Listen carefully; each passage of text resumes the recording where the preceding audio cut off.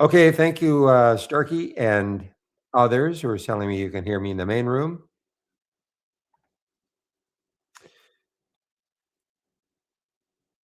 Okay, I'm pretty sure YouTube is live right now.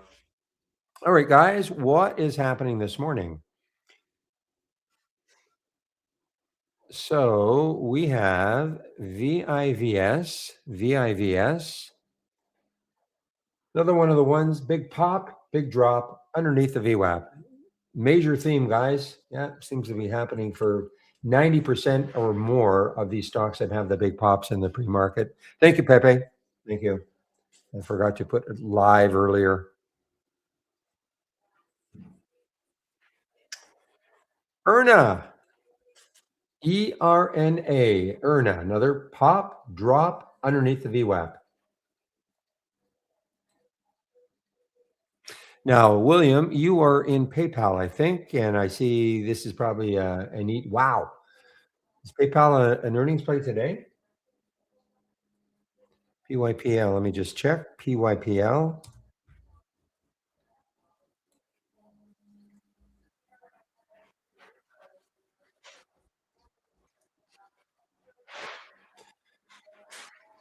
So it's not an earnings play today. I'm sure you guys have already.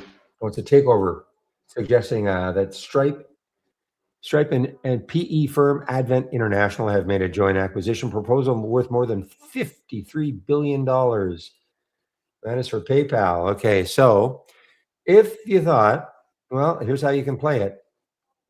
PYPG is up double that, way cheaper, enough volume, good spread. Okay, only a 2-cent spread. Short? No, it's not shortable. So there you go. It is not shortable for me at Interactive Brokers. Just in case I thought it would run out of steam, but it is over the VWAP. I wish it were shortable though.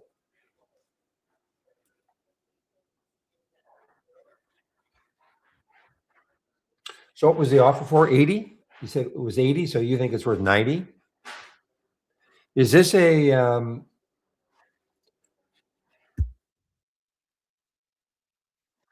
this some kind of a hostile bid? Oh, the 60/50s. Ooh.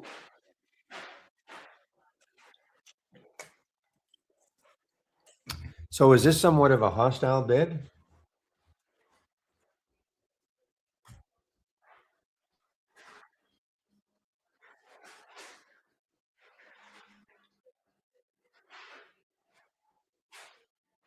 I'm just looking. I mean, this was not agreed upon by both companies. Well, the other one, but not PayPal.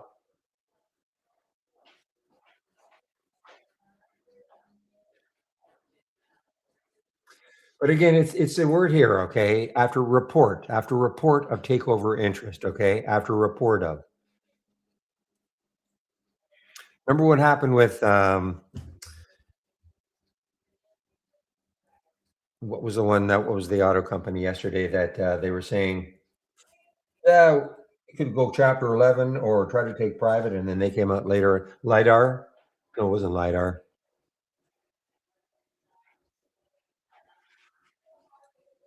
Lucid, thank you, Chase. So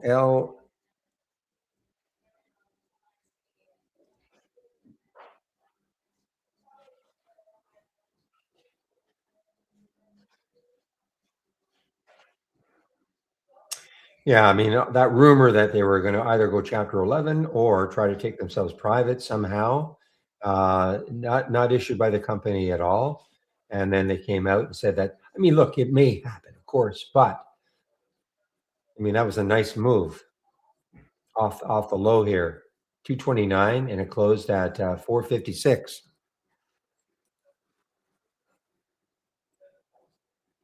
Aha, PNR, okay. So a miss, lower, and the CFO replaced unceremoniously. That's my word.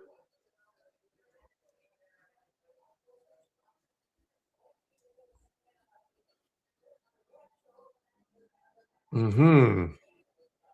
Not a lot of volume yet. Big float, 160 million in the float after the company cut its FY26 EPS guidance below estimates. So EPS and also the guidance. So EPS guidance and the guidance. I don't see the CFO being replaced, but I am sure you're right.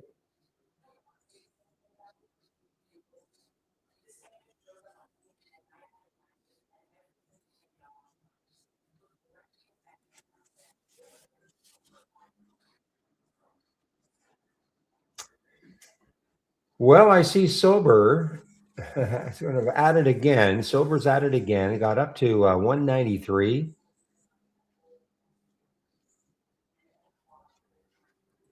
Again, these guys are basically abandoning what they do, this device they do, and they're merging with another company completely separate from what they're doing now.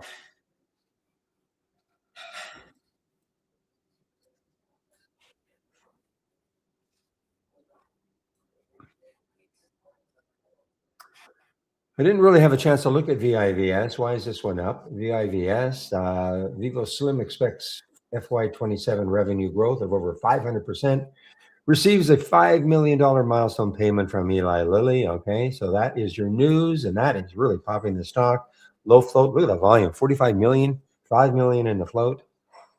But I did talk about this again. 366 and then right back down to 145, still up 89%.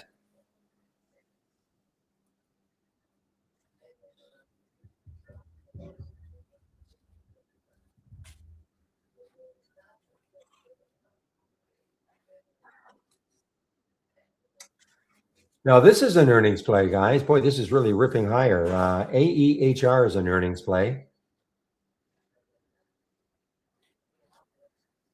Low float, 28 million in the float for now a $97 stock. AEHR is an earnings play.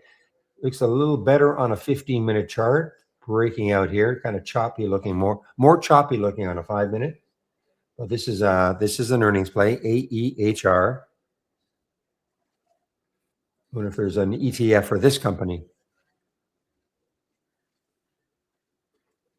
Price target raised to 110 from 56 at Lake Street.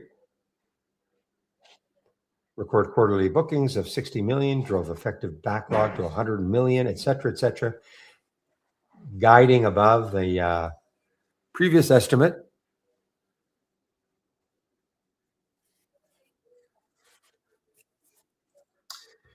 All right, let's take a look at some of the design. Now, this is just a cheap one, NXTC.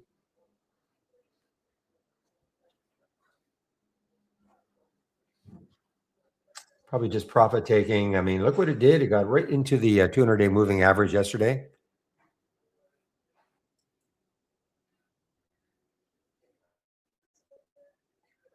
Market ahead of the 9:30 open.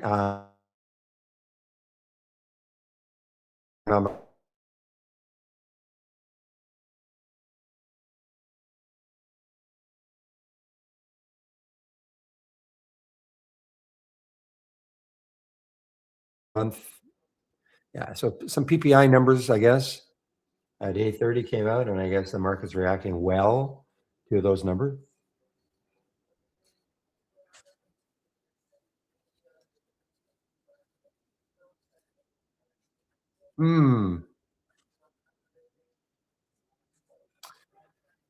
I think we are fine. Yeah. Okay, guys, in the main room, can you still hear me? Because this is what happened. Reconnecting to the media, so we may have lost. You'd have to bam. You'd have to take out the relative volume filter. But the other thing too is that the stock has to be. Yeah, I'm having some problems here, guys. Losing my brokerage connection also.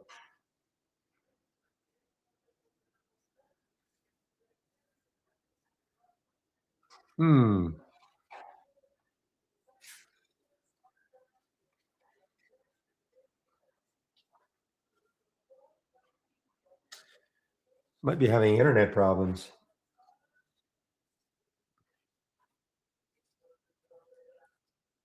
So you guys can't let me put the mic on. No.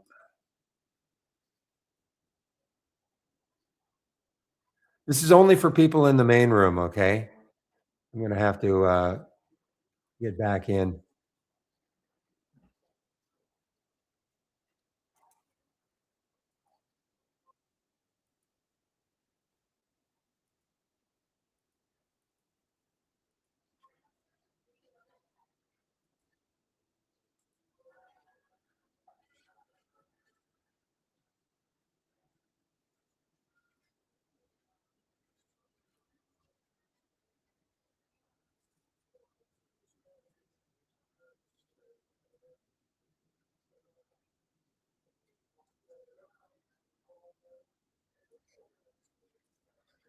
Okay, guys, I had some internet connection problems, so I think we're okay in YouTube, but I think the main room got booted out. I'm just gonna get the screen sharing going again. Hopefully, you guys can hear me now. I was losing my anybody with, Interactive Brokers, were you experiencing the same thing? Though I doubt it. The reason being is that I was losing my connection in the main room too, so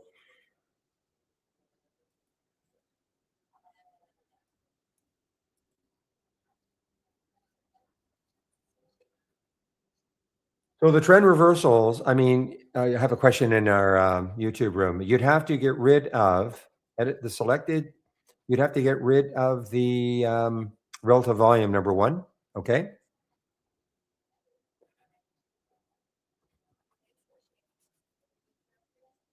But also,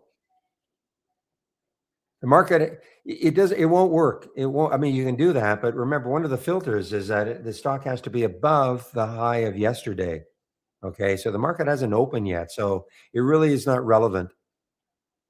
I mean, you could try getting rid of the relative volume. Talking about Bamba in our YouTube room, because the relative volume filter that prevents any data from coming in the pre-market. You can try and get rid of that and see what happens. Okay.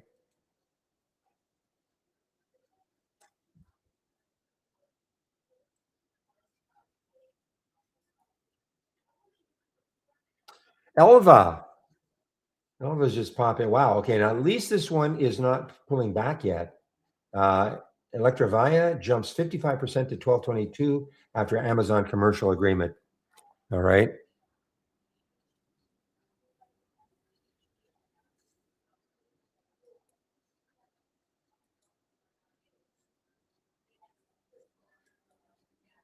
What that agreement is.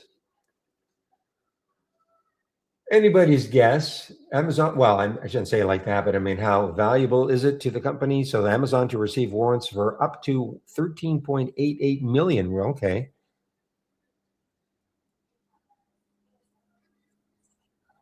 It's a low, not a low float. I mean, it's low, but it's not super low. 37 million, not high.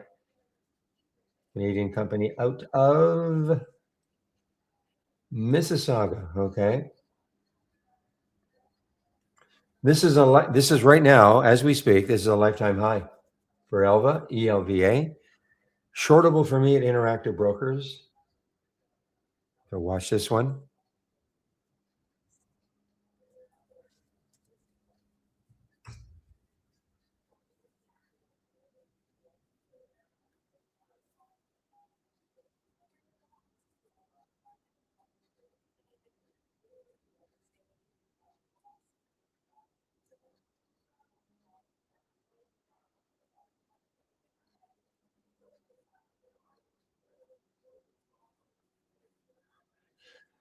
All right, this cust also was a popper, but another one that went up to 223, drops down below the VWAP, giving up most of its, well, not most of its gains. I mean, from yesterday, 48%, but most of the gains from the pre-market.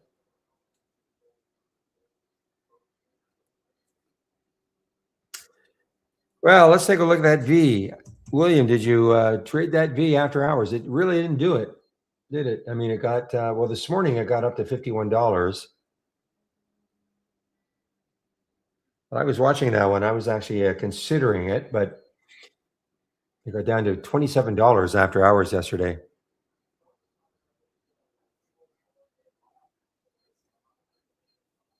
that right? Yeah. $27 after hours. And then this morning, basically almost doubled before it pulled back.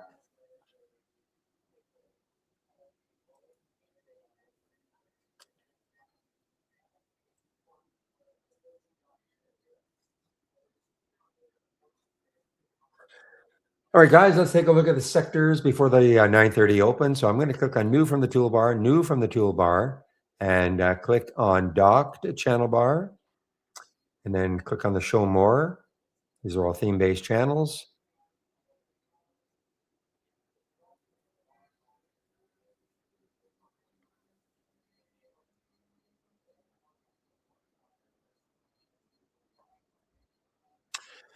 So ahead of the 9:30 open, the top sector right now is NLR, uranium and nukes. Well, there's actually some volume. Or was that yesterday?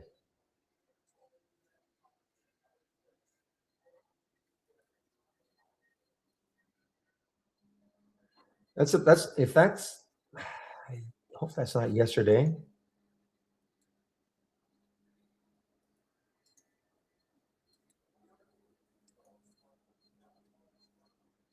Yeah,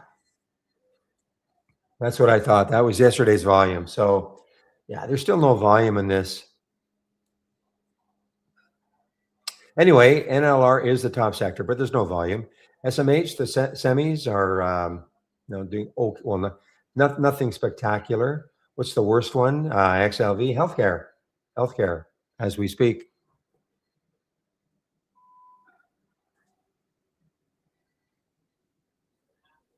Just trying to see if there's any wild one in any one of these sectors. GWW, yeah, volume of 16, 16 shares.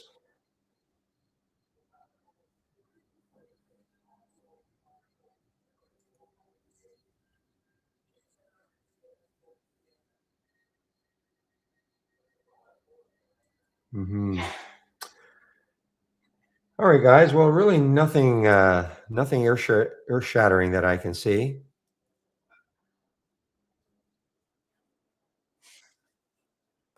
We have Merck. What's the worst one here? Okay. Well, here's ELV. Okay. ELV is down. Yeah, this is an earnings play, actually. Yeah. So ELV is an earnings play. It's an expensive stock, but it is down 7%. Float is 216 million. So it's pretty big float, but ELV is down.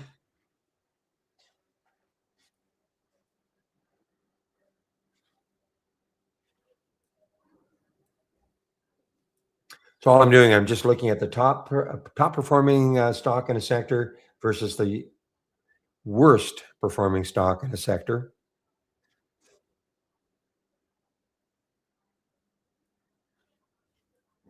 There's Pool. No volume yet, but this is down 7%. Anyway, it's an exercise that some of you might want to do.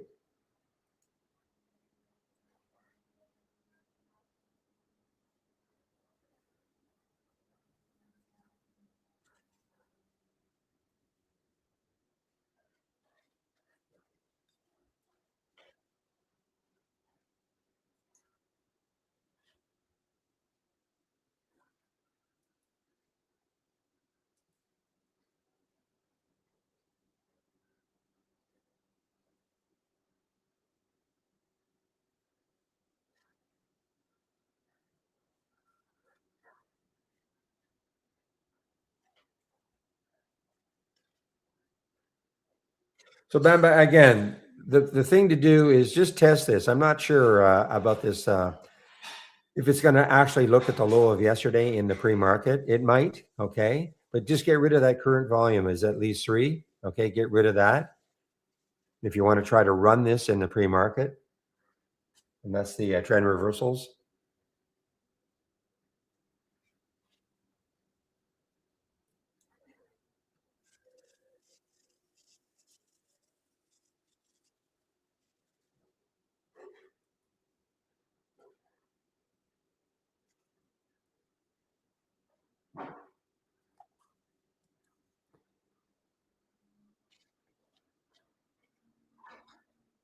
All right, this is starting to fade now, guys. The AEHR is starting to fade now.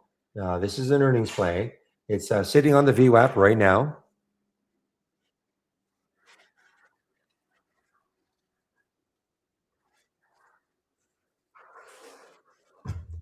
Anybody find a company ETF for AEHR?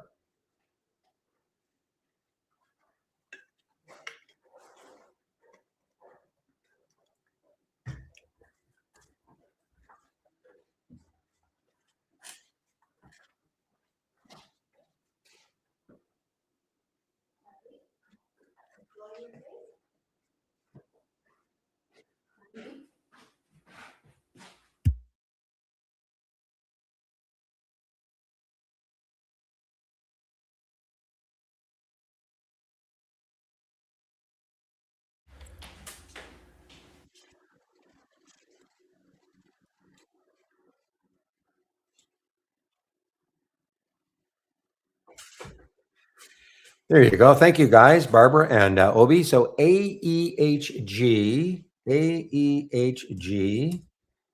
what's the volume like? It'll probably pick up. Certainly cheaper. Only 93,000 shares right now. Red is not great right now, but it might get better. It might get better once the the 9:30 open. So that is a way to play it. Also, if you don't want to look at a $90 stock, you can look at an $11 stock. You get double the move.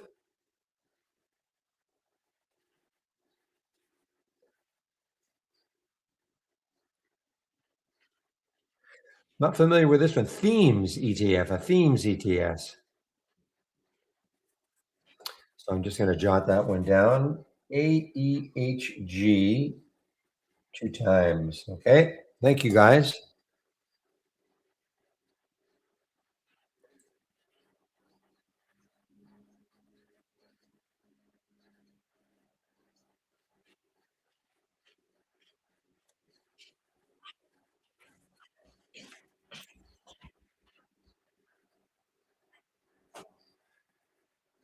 First wave of leverage SK Hynix ETFs hits Wall Street. Okay, so this is another one. I guess this is so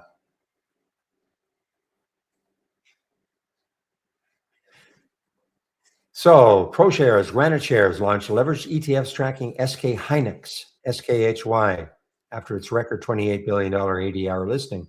So let's take a look at the actual stock. Tell you guys, this is well, it's not a new phenomenon anymore, but it's a great way to trade these things. Especially if you've got some volume. Look at the volume. Okay, well, this is the volume right now for SK, down 7%. It was an IPO, I guess, a couple of days ago.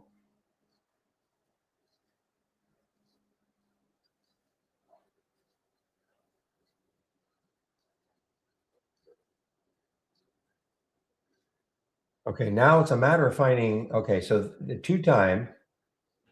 So the SK. Okay, so the SKDD. You buy this if you think the stock is going to go down.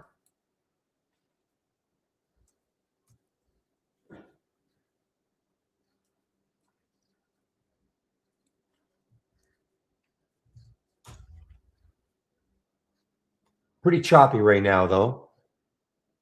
But if you thought it was going to go up, there are some. So let's take a look at S. So that has a lot of volume, 4 million shares.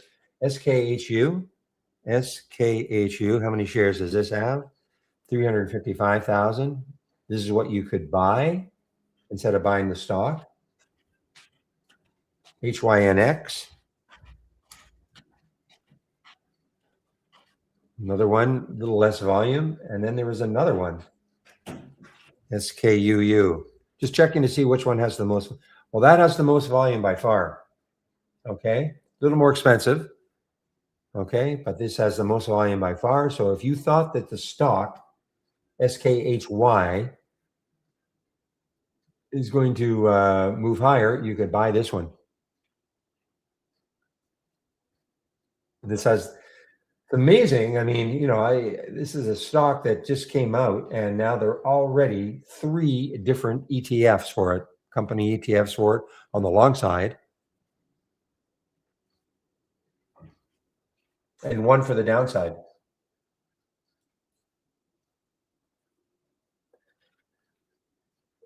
We had several beat raises, William is saying, okay. What are the company ETFs?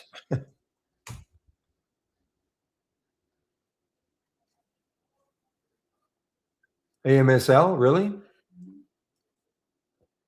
Must be, or is it a well, I know Johnson& and Johnson, okay, so J&J. Man, type.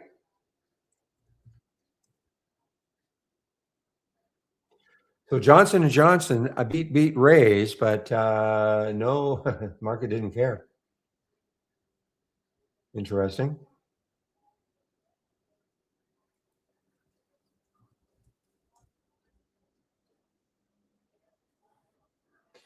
Well, the market's kinda carrying, it's still up, but it's now getting down below the, VWAP.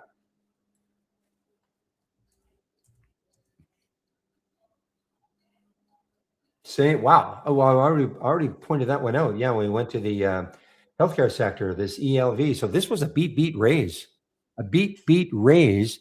And look at it getting just thumped. Didn't get beat raised enough, I guess.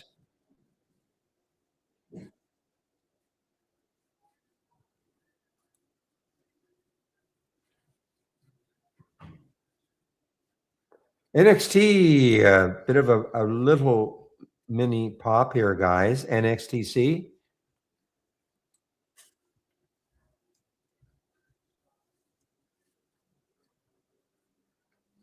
some volume coming in over the VWAP now.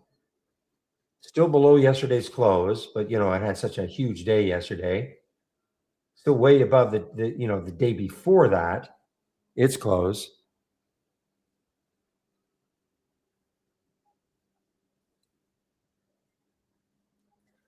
Conagra is another earnings play. I don't know if you saw that one now, William. I don't know what the situation was for this one. CAG, another earnings play.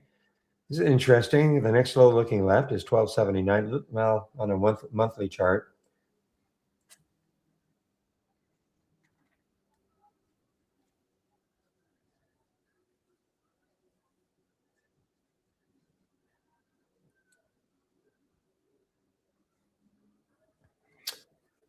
So a little bit of a pullback for the AEHR, got down to 94 through the VWAP, but now a little nice pop actually. The high right there on a weekly chart is 100.70.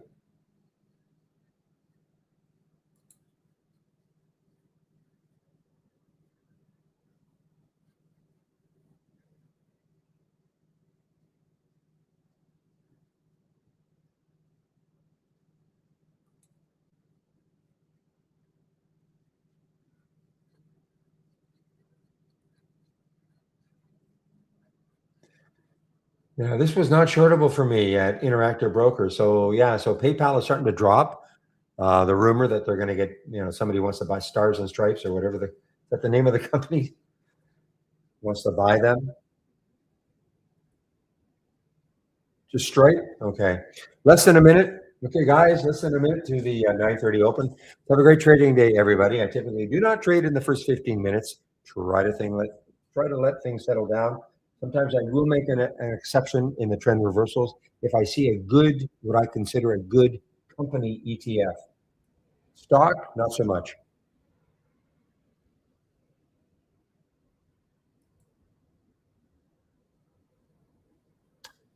All right, let me get rid of this and start this race.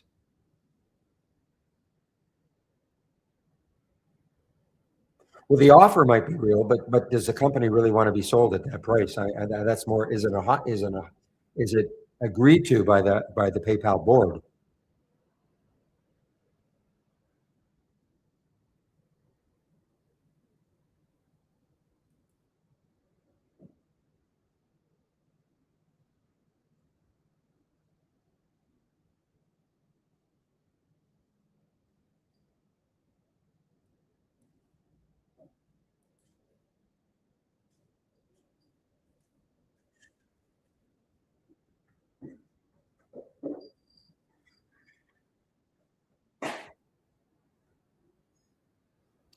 All right, we've got a couple of halts already. Boy, this one got halted a lot yesterday. This LESL.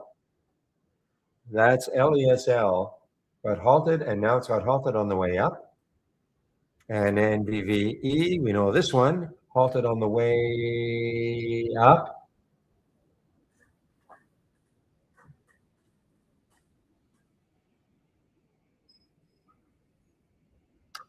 Well, I mean, the high last week was 2076. So let's take a look at where it could open. Okay. So first time I'm displaying this screen today. This is this blue window that I'm displaying. Nothing to do with trade ideas. Okay. Nothing to do with trade ideas. Time and sales from Interactive Brokers. Here's your halt price, 1966, 1989, the potential open. This is what that column is trying to tell you. Doesn't have to open there. This number can fluctuate over the course of the 5-minute halt. Typically, they are 5-minute halts. So the one halted on the way down, I guess. JTAI.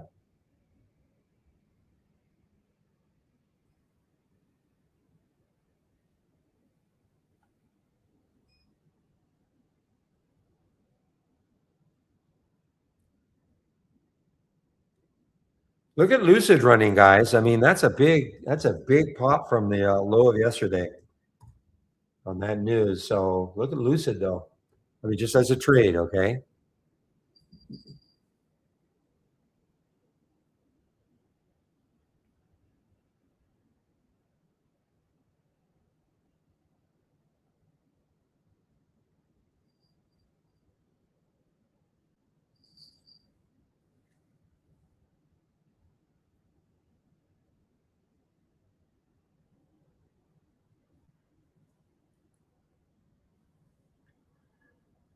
Fuel cell doing its thing again, guys. This is a very active stock. FCEL, the high last week was 31.36, so it's got a lot of room there. The high yesterday was 22.89, so it's got that to contend with. So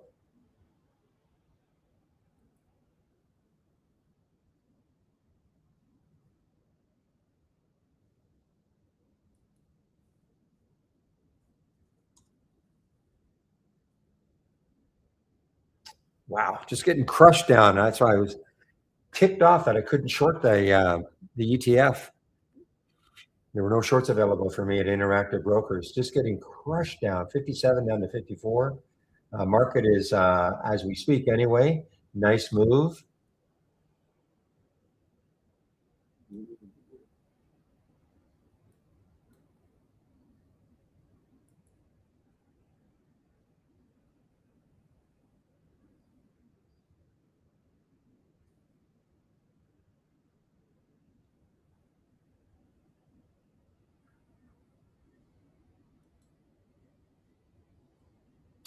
Look at Conagra. It actually went positive, guys. CAG just went positive.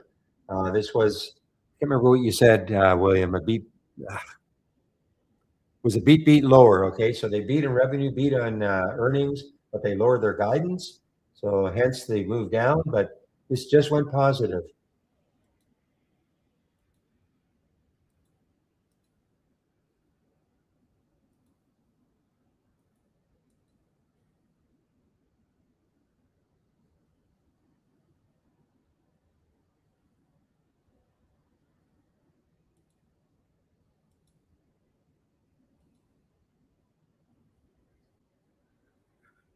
Yeah, just went positive. Look at the volume that came into Conagra, CAG.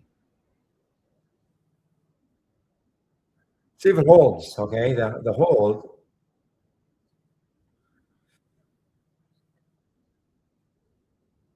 Well, the close yesterday was right here at 14.15. Okay, that was the close. So let's see if it gets back down there. I'm going to put a price alert in that area. See if it holds that the close of yesterday.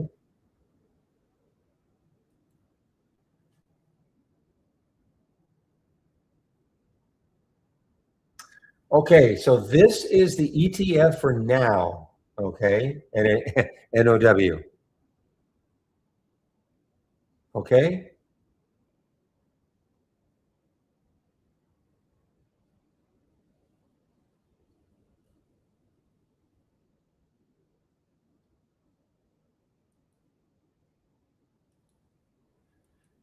Let me see if now the stock has any news.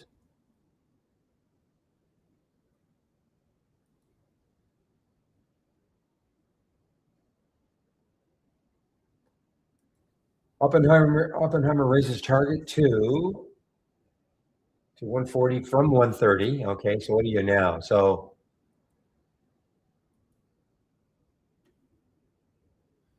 all right, I'm definitely interested in this now. I don't mean the stock. I'm talking about Nowl, Nowl.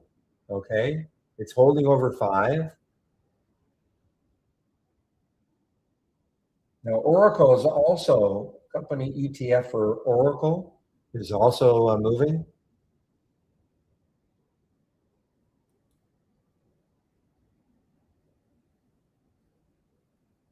It says more volume. ORCU has more volume, a little cheaper also. So if you thought Oracle was going to keep moving higher, you could buy this one. Let's say Conagra went okay. Conagra now just went mildly negative, basically sitting on its close of yesterday.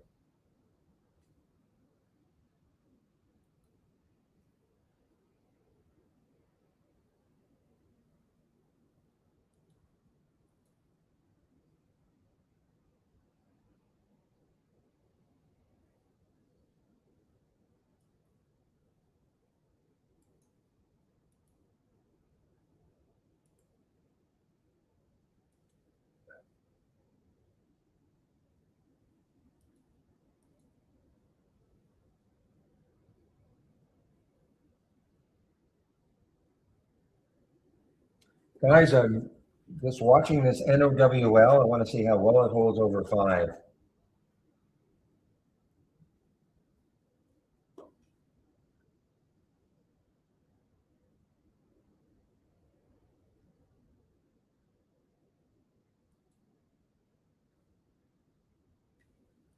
Remember Hodo from yesterday? This is now showing up on the trend reversals, but on the way down. I don't think this is shortable. Well, there are shares available, but I'm not going to short a $1 stock.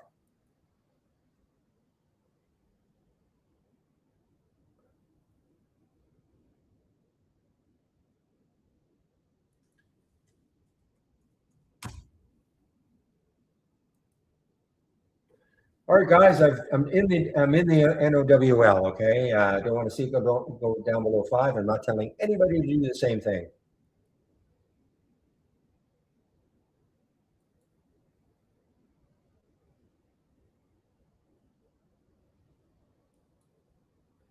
And I may get booted out.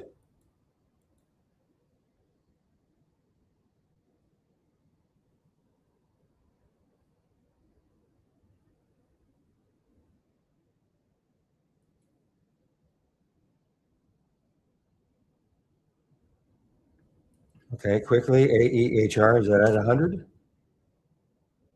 Yeah. Okay. Nice call, PJ. Nothing more for me to do. I mean, it's parabolic. It's gone through 100 in a very parabolic way.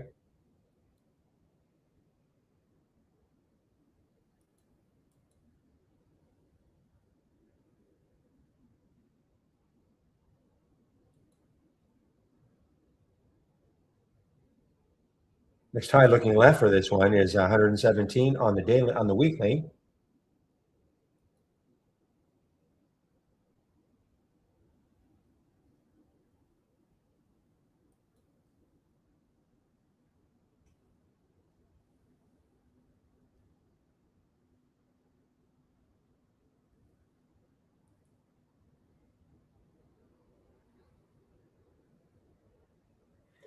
Guys, I'm just waiting on this. I just don't want to see this NOWL go down below 5. That's all. Well, I mean, I can't help. If it does, I'm out. But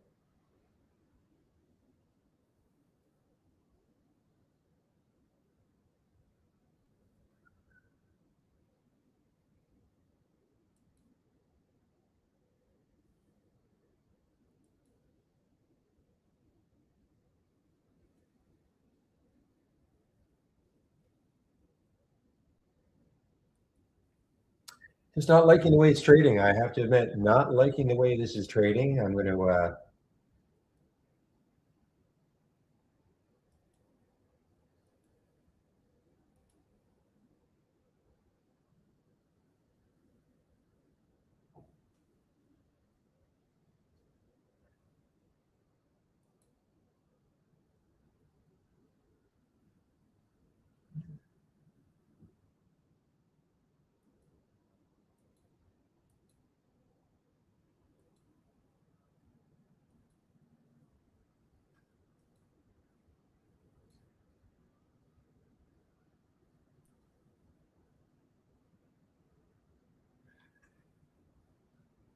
All right, guys. Well, I don't know. I'm getting a little tired of this one. It's not. I thought maybe with that upgrade, it might have a bigger move, but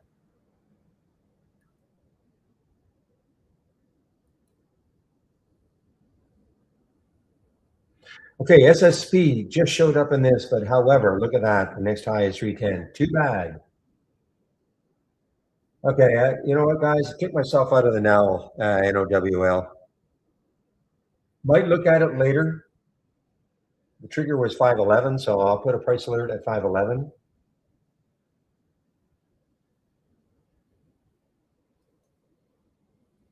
Let's see if it gets back there later on.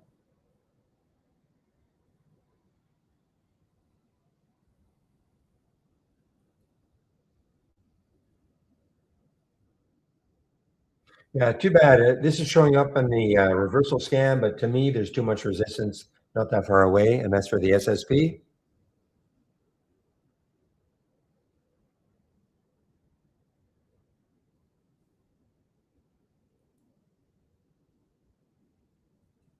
Wow, sober halted on the way up. Well, it's high looking left on the weekly chart, 235.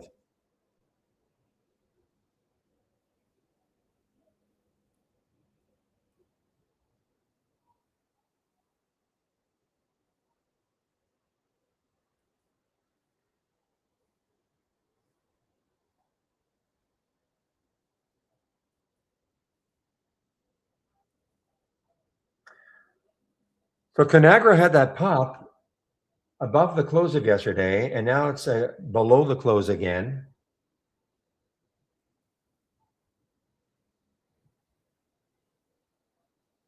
And this was a beat lower. So, I mean,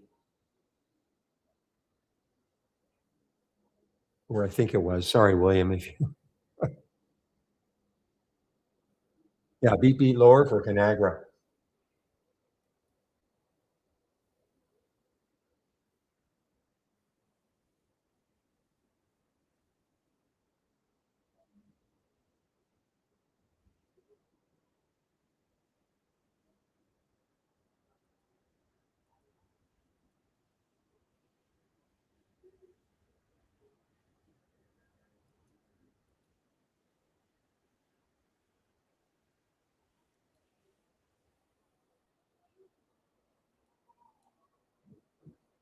Well, this SSP is moving. I didn't like it because I thought maybe this is going to stop it.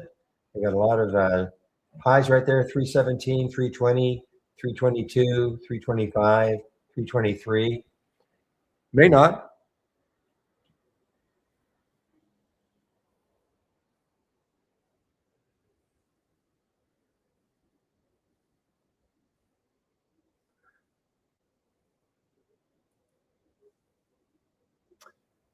Well, this one is still doing its thing. UBXG is still active today, up 8%, halted.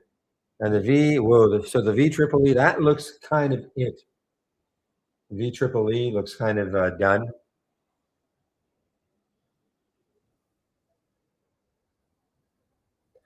Guys, this Lucid is really interesting. I mean, it is now holding five.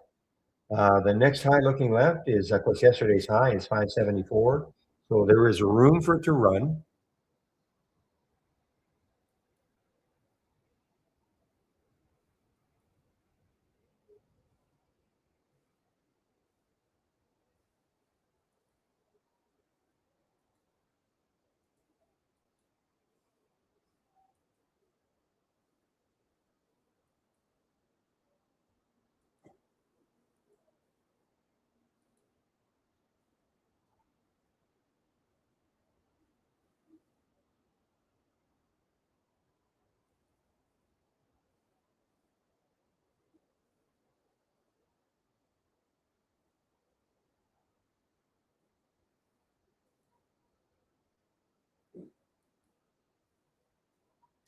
Okay, so silver came out of its halt and popped, and it is still,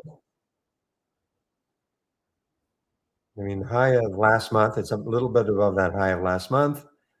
But it's a new company, basically. Okay, so I mean that's the reason for this resurgent or surge of interest from a couple of days ago.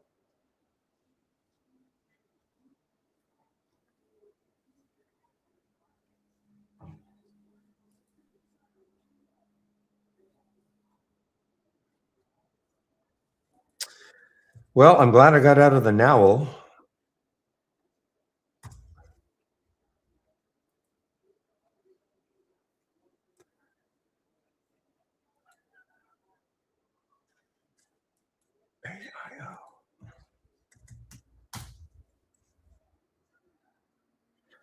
Yeah, thank you, Obi. Yeah, so AIIO is also popping. The next high looking left is 612 on the weekly chart. However, on a daily chart, 424, so it's above that. 558, 558. So there's a little bit of room.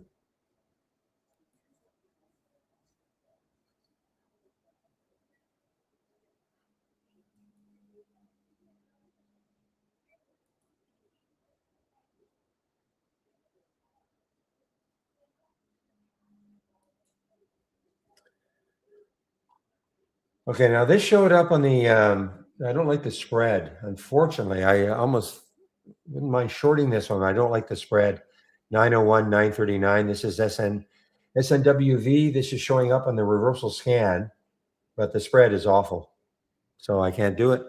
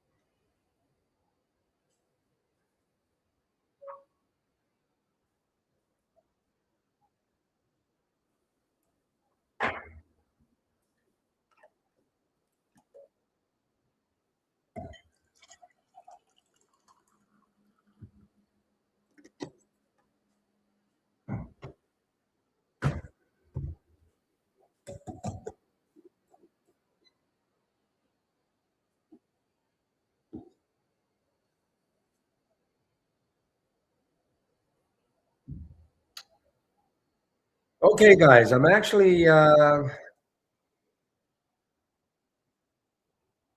resurrected my gap continuation or reversal scan. It's on my other monitor, and I'm just taking a look at some of the things that are showing up. Like the BKE was a gap and go. Now, is it going to keep going?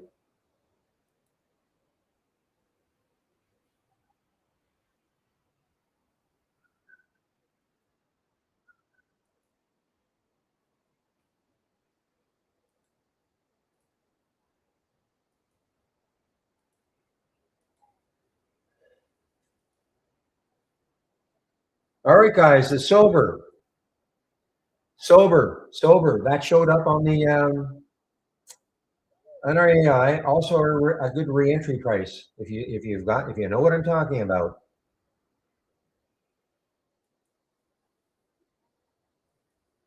That's SOBR.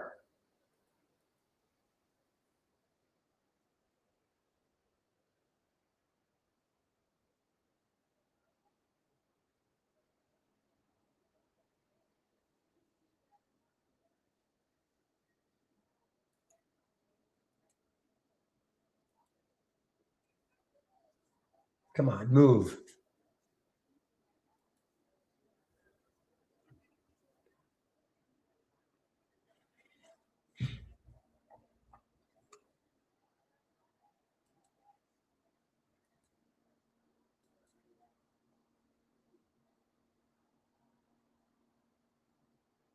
So, guys, this is what I'm talking about. Okay, so it's right at the reentry price, 226, right now. Okay, I'm not telling you to take the trade.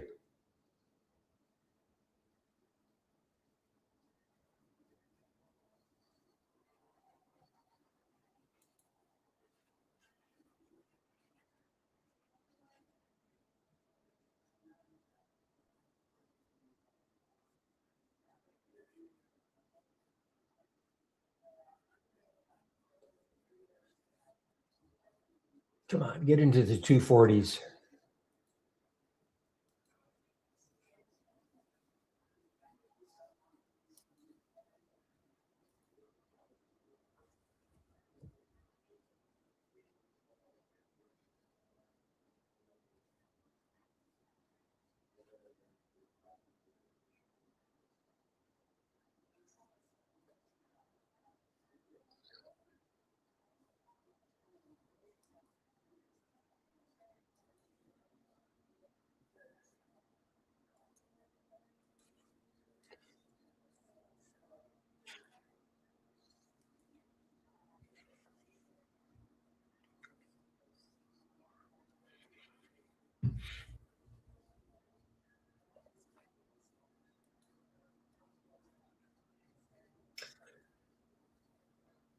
All right, guys. Well, the Lucid had a pullback to 5. Okay. LCID had a pullback to 5.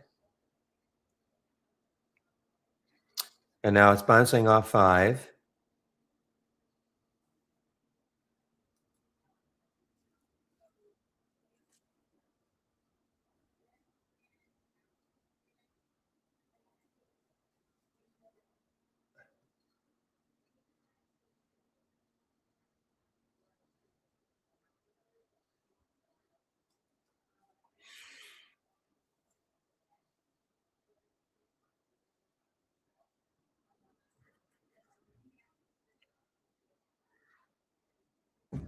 Okay. NVVE just, wow, it exploded up. Well, like, okay. I guess it got halted on the way down. But boy, what a move all the way up to 24. Halted on the way down now.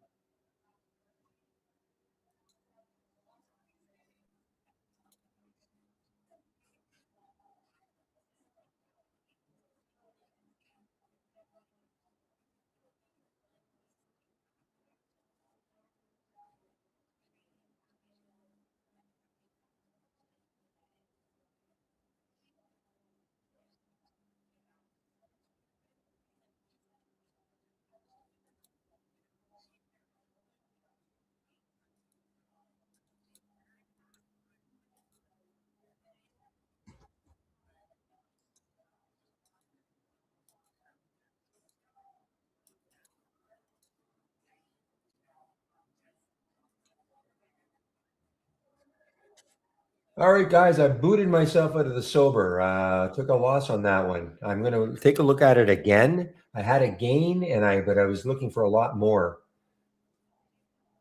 So I'm going to reset my alert for sober.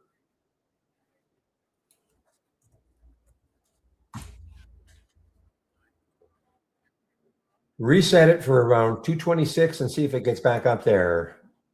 Again, I had a okay profit. No, I didn't have it when it got up to 265. When I got into the 240s, I had, it was okay, but I was looking for a lot more. Got a little greedy.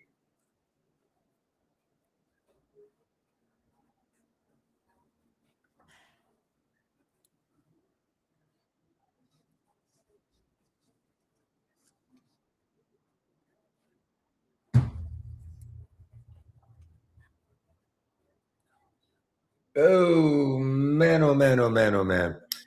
So, I didn't take this short of this SNWV because the spread was, and now the spread is not great still. It's 20 cents. Before it was about 40. What a beautiful short though. I'm talking about this, guys, my daily trend reversals. The alert was at 925, but the spread wasn't good, so I didn't take it. Plenty of shares available. There are a million shares, but I just couldn't do it because of the spread.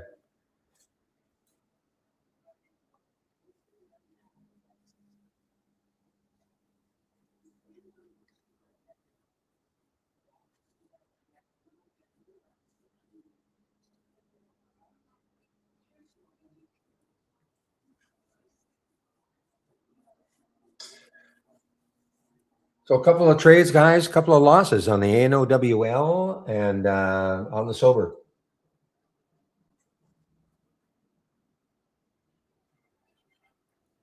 NOWL was basically kind of flat.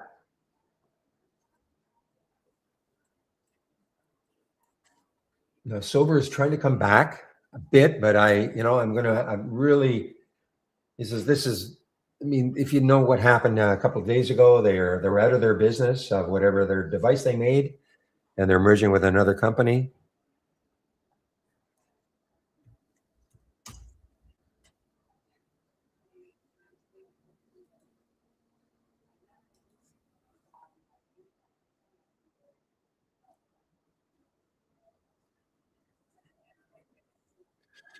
Okay, guys, there goes Lucid LCID. It held 5, and it's now at the high of the day. Still has a little bit of room to yesterday's high. Wow, a lot of room actually on a percentage basis.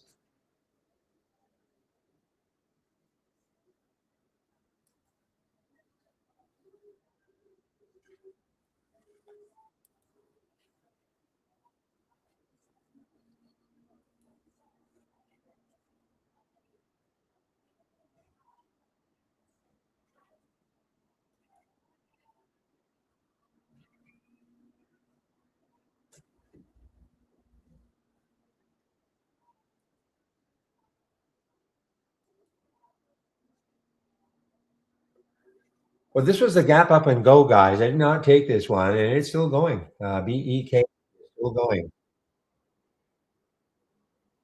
China stock.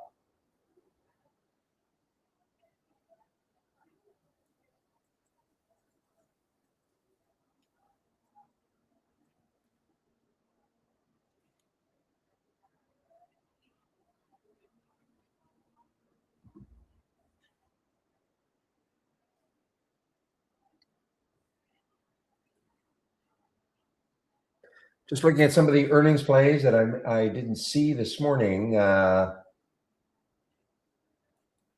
the Conagra is still hanging around the 14 mark. CAG.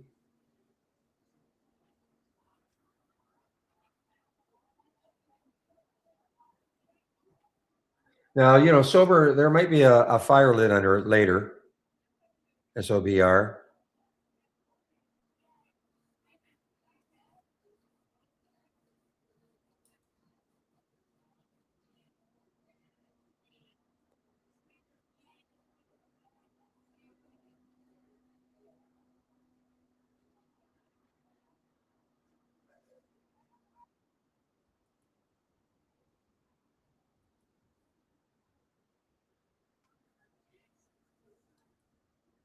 Okay, guys, maybe round 2 for the sober, maybe. Pull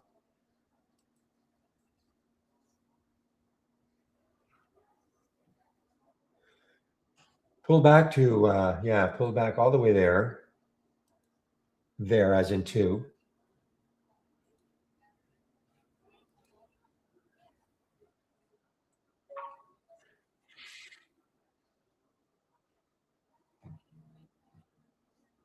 Got a price alert set around 229.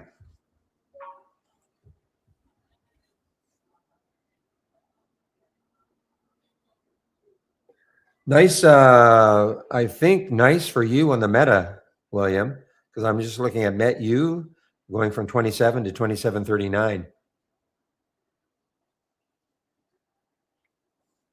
Oh boy.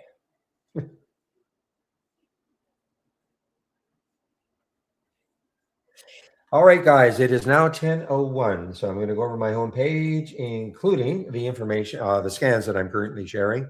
And I do have the gap scanner up on my other monitor. Not a lot of alerts today. I think we're going to get a lot more in the next few weeks, just when we get well into earnings season.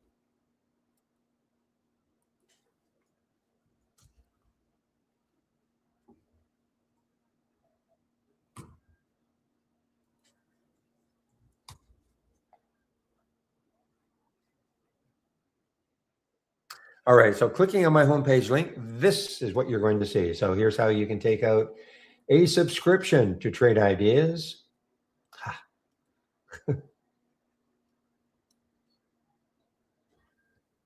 So you can get 15% off, 15% off the first month only or the entire year. First month only or the entire year of a Trade Idea subscription using my code.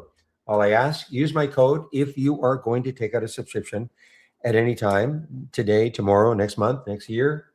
Helps to keep these rooms free, okay? We moderate a YouTube room and also the trading room, the main room. So if you're sitting in YouTube, wondering what this is a free room also. Some perks, though. It's open at 6:45 a.m. Eastern time. So if you want to come into a room, interact with other traders during the pre-market, you can come into this room. Obi opens it up. I don't. Thank you, Obi, as always. I do not. I live in Vancouver, so too early for me. That would be 3:45 my time. So anyway, Obi opens up the room at 6:45 a.m. Eastern time. I get on the mic, both rooms, around 9 o'clock, sometime between 9 and 9:15. Okay, so, and this is way more active. More traders are in this room than are in YouTube. Okay. Lucid on the move, guys. Lucid on the move. LCID on the move. And if you keep scrolling down, you can get the trade of the week. This is free. Keep it simple. Get the trade of the week. It is free. You'll get it before the market opens every Monday morning. Education section. So a couple of reasons to look at this. First of all, if you're just taking it on a subscription, mandatory. So click on the education section and the getting started with trade ideas. 12 short videos to get you started. Don't have trade ideas, but wondering about the product, start off with the second video. Go to the end. Should give you an idea about what the capabilities are, okay? And that should, you can always try this for a month. If you don't like it, just unsubscribe. Back to basics. This is for you if you are new to trading. 15 free videos if you are new to trading. And last, if you're looking for my scans, and you've clicked on my homepage link, middle section, here they are. So this is a large cap race that you see here. This is a more volatile race over here. This is what I use in the pre-market. The pre-market act is up and down. Pulse resumes is down here. A lot of them already today. I do have this one open, the daily trend reversals, and I also have the gap continuation or reversal scan open. I don't have these other ones open, but I decided to open this one today just to see what sort of alerts I'm getting. So if you have any questions about the scans or anything trade ideas related, definitely ask questions, okay? Don't feel like you're interrupting me. Both rooms are trading rooms, but they're also support rooms. Now, today is Wednesday, and typically in Wednesday, the CEO of Trade Ideas starts his own YouTube stream between 12 and 1, but he is not around, so he won't be doing it. So between 12 and 1, there'll be dead air. Lucid on the move, guys. Lucid on the move.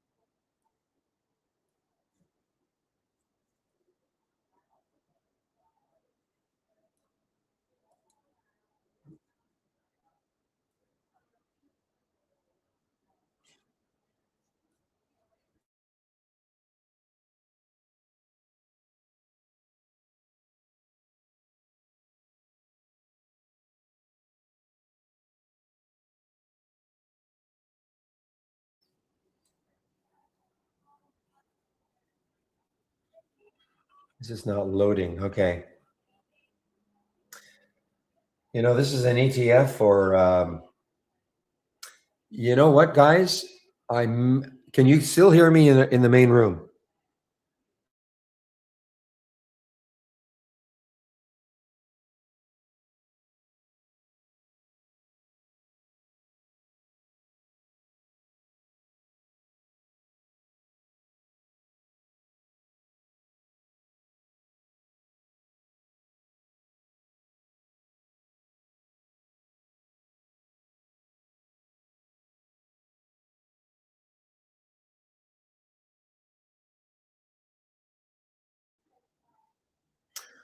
All right. So before I exit the room and come back, can you guys hear me in the main room? I think I lost connection in YouTube.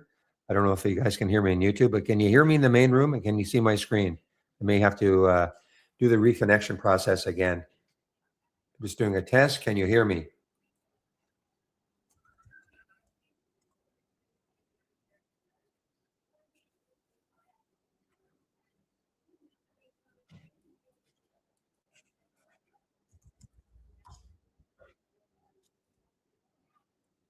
Okay, good. I'm glad in YouTube, so I don't have to restart YouTube. Thank you, Julio. Thank you very much.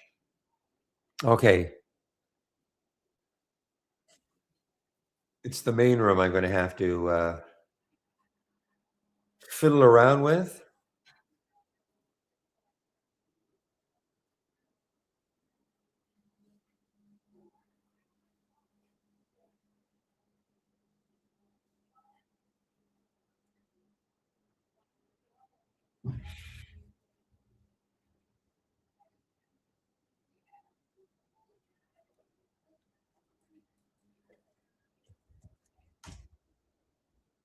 Okay, guys, do I have to reboot in the main room? Can you guys hear me? I was able to post. Can you guys hear me in the main room?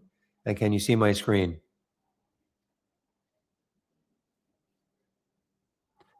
Doesn't look like it.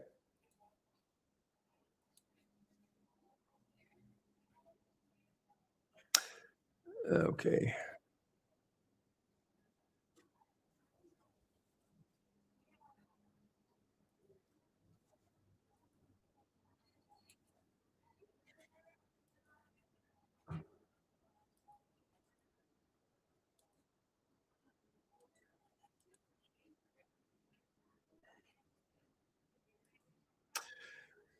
All right, guys, I'm having an internet problem today. I can tell. So I got booted out of the room again, the main room. I'll start the screen sharing. Hopefully, you guys can hear me. YouTube was fine. For some reason, YouTube connection remained.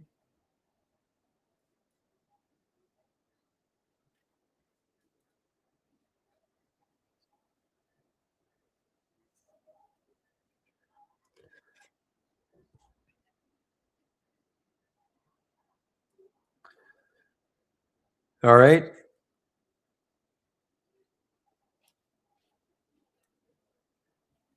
So it should be good now. Again, in our YouTube, sorry, in our main room, should be good again.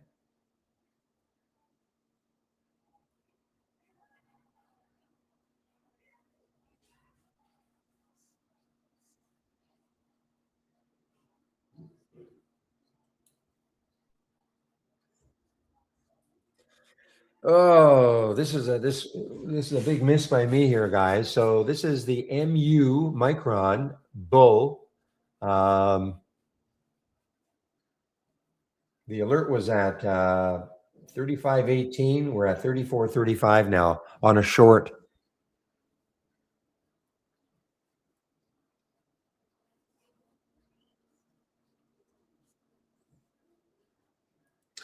So I think I was interrupted. Okay, I know I was interrupted. So I'm not sure at what point I was interrupted. I think I was talking about, I think I basically said, both rooms are trading rooms, but they're also support rooms. So if you do have questions about the scans I've got or anything else, trade ideas related, if you have an accounting issue, I cannot help you, but I can direct you to the people who can. Okay.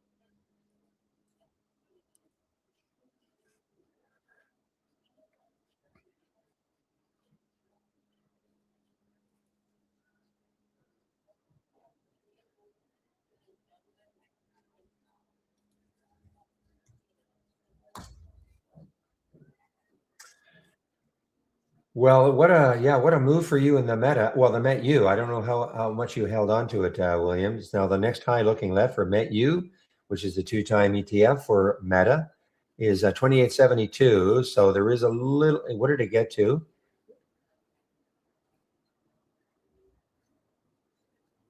So today got up to 28.20. So there is still room, 28.65. You're out? Okay.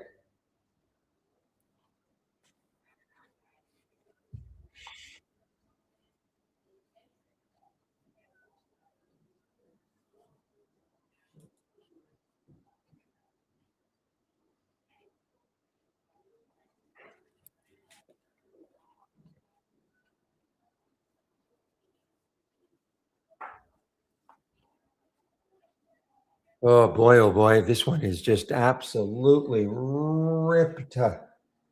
NVVE. So it did have a halt on the way down, but it then just resurrected itself again. NVVE.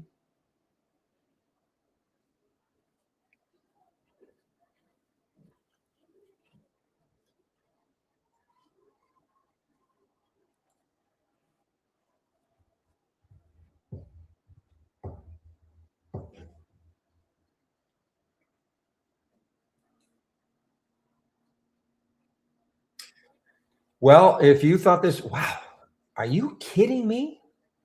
So Micron is down 46%, 47% between 40s. Okay, so I'm wrong. What's going on here?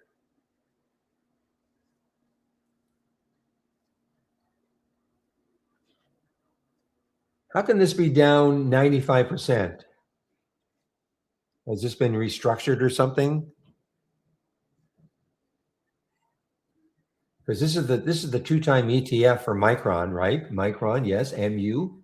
And normally that it's tied to what the stock is doing, but the stock is not down half of that.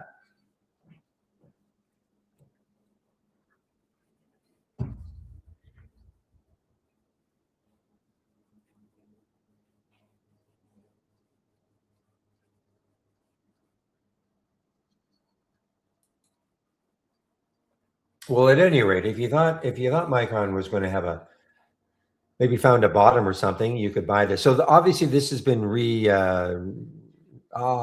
that's right. This was way up here, so this has been reset or something. They did a reverse split, yeah, and it's not okay. They did a reverse split, so it's not really down 95%.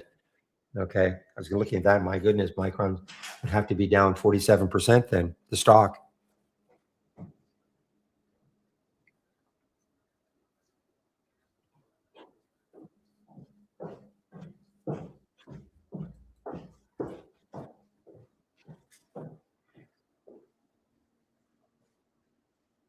Oh boy, NVVE. I cannot allow myself to to FOMO this.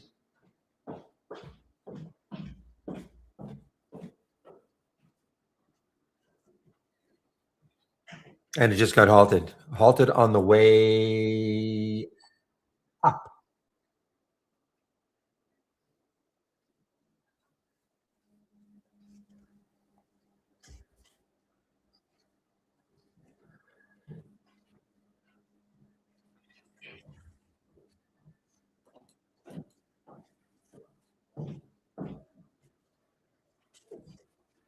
Just one moment, please.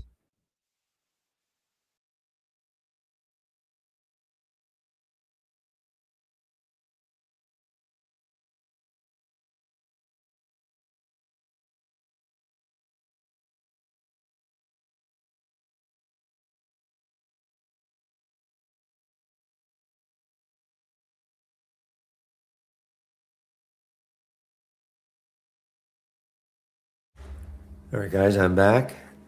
Now, MD just showed up. MD, not here. MD just showed up in the reversal scan, and this has got some room. Yeah, 2677. So MD just showed up in that reverse in the daily reversal scan. Not a company ETF, of course, but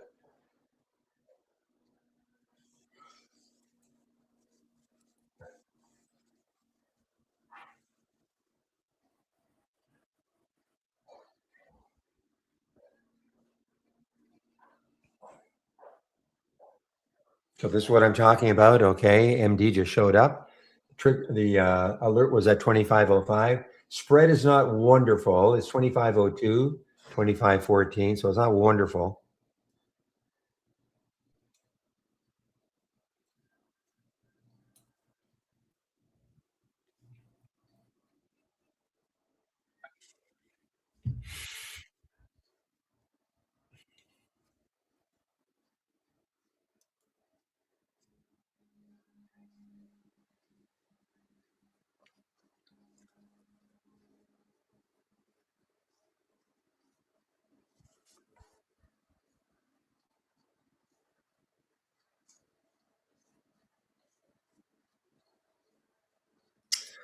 I'd love to take this. I would love to take this. It's right. It's exactly this type of stuff that I like, just over the whole number. But I just don't like that spread.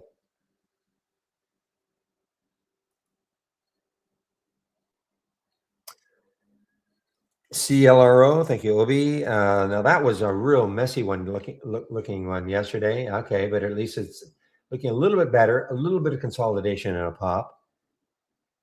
High looking left, 1646 on the weekly, 940 on the daily. So it has some room.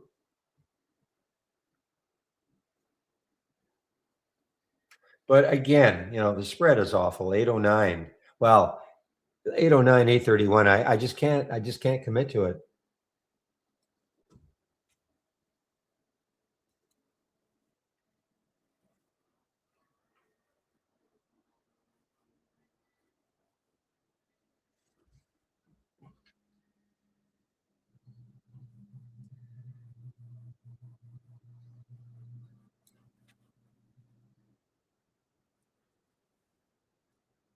Okay, guys. I haven't lost my still okay with trade ideas, but I have to get rid of this epic pen just for a moment.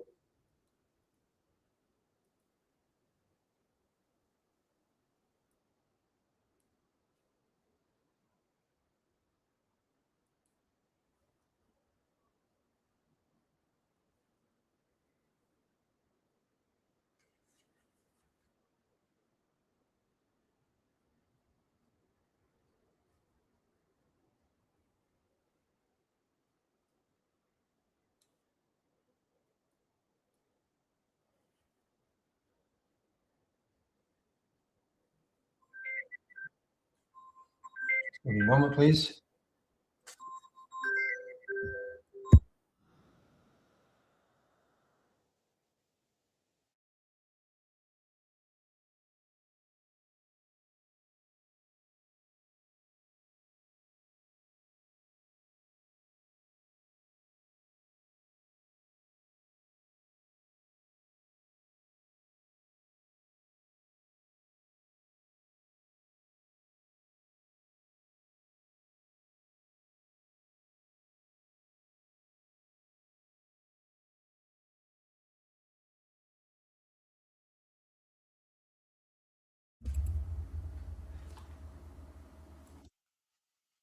Well, just MUU. That was it, guys. That was the one that I completely and utterly missed on the short side. What I'm talking about right there. An alert 3518 to short it. Well, to short it, yes. 3518. Oh my gosh, $32.33. I know it's in a reverse split and all that, but what a short. What a short.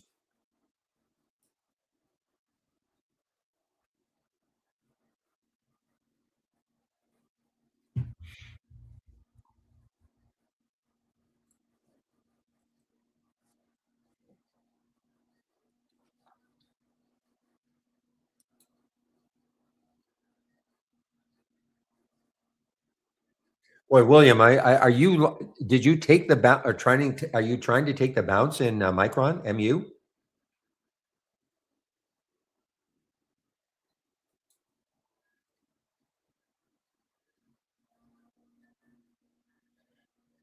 Well, guys, I closed my eyes and I tried to get some of the MD and I couldn't get it. I was trying to get it at 2514 and I could not get it.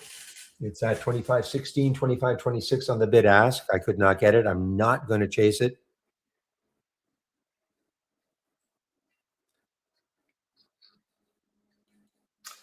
All right. Now Nowell is back.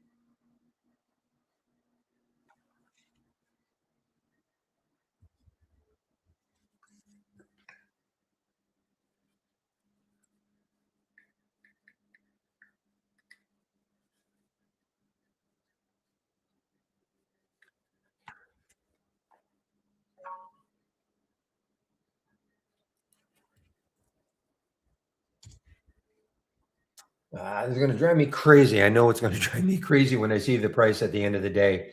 Look at the MD going. It's just that the stupid spread is still not great, but it looks like it won't matter. It's going to inch its way up and up and up.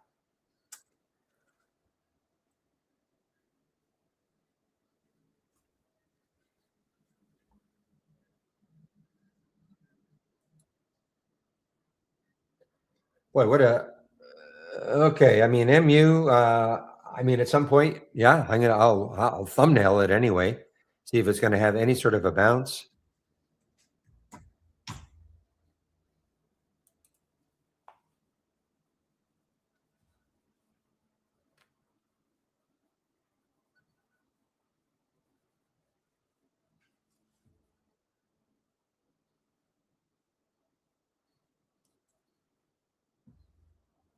So this is what I was talking about. Okay, we had a gap up and go for NVVE at 2390. Okay, 2390. Now I think it wasn't straight up. It did not go straight up to 36, but so that's what this is looking for. Okay, the gap up there. There are four scans in here. Two reversal scans, and two gap and go scans in the direction of the alert. So if anybody wants to know a little bit more about the gap scanner, just let me know. It's on my homepage.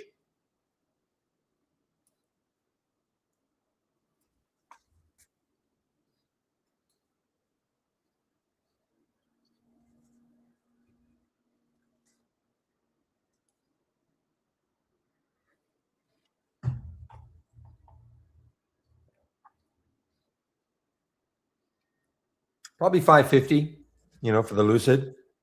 But you're getting close to the high of yesterday, getting closer and closer, of course. But you can see what happened. It got stalled at 550. I mean, but you're getting closer and closer. You see, that's the problem. I mean, 574 is the next high. So you're getting closer and closer to that.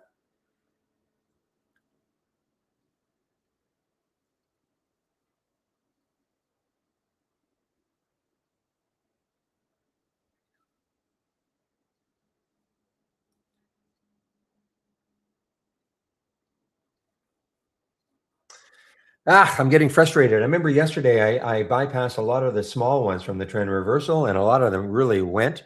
So I am now focused on those, but I'm looking left on the LABT, and the 293 is, I mean, well, right there, 269 is the next high looking left. So, ah,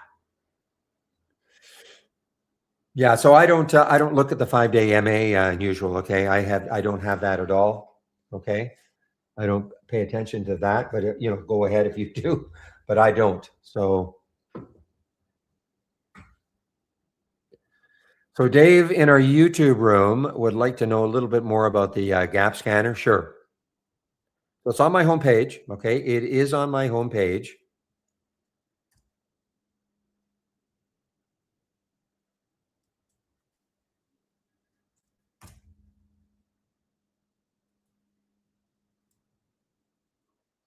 So if you scroll down the middle section, the scan. So here it is. Okay, gap continuation or reversal scanner. So what? Now this is the don't repeat version of it. Okay, I should have put DR there. I'm only going to see the stock once. If you load it from my homepage, now you won't see all the. If you load this right now, you're not going to see all the original, all the ones from 9:45 on. Okay, yours will start 10:27 right now. You'll probably see the last one, but this is the theory behind it. Okay, there are four scans: a gap up and go, gap down and reverse, gap up and reverse, and gap down and go. So the gap up and go, and they're all color coordinated. That's why, well, they're all color coordinated. So what is a gap up and go? So remember what the gap is. It's the first print of the day, first trade of the day. That's the gap. It has to be a certain amount, certain percentage amount, certain dollar amount. I'll just show you what it looks like. So now you can always make adjustments. If you don't like this price range, I'm looking between 50 cents and $30. The open is at least 50 cents above the previous close, which also has to be at least 4% above yesterday's close. This is a hack. The EPS is a hack to keep out ETFs. And then what I've done is I've delayed it for 15 minutes. Okay. I don't want to see I don't want to see any alerts in the first 15 minutes because things can be so whippy. You don't have to do the same thing, but that's what it's looking for. So what is a gap up and go? Gap up, then it gapped up, and at the time of the alert, it was moving higher. Okay, doesn't mean it's going to continue to move higher for the rest of the day, but that's what happened at the time of the alert. Gap down in reverse, stock gap down, and then started to reverse. Again, doesn't mean it's going to keep reversing, but at the time of the alert, that's what was happening. And then the gap up in reverse, stock gapped up, and then started to come down. And then the gap down and go, stock gap down and kept going down. Again, doesn't mean it's going to continue in the direction. It may stop. You may get an alert and it may stop right there. Okay, but that's the idea of it.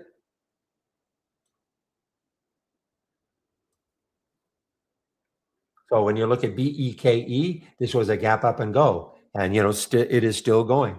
It doesn't, it'd be wonderful if it, 100%, even 80% of the time, it kept going in the direction once you got the alert.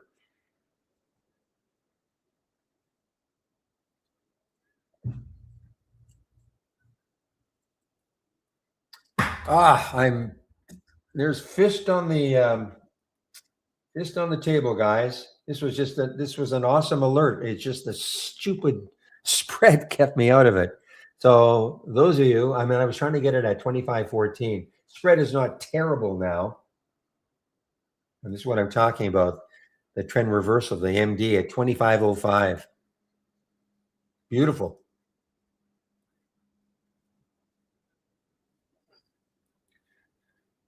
Well, that got ugly. Holy smokes, did that get ugly? AEHR, I don't know if anybody shorted it, but that got super ugly.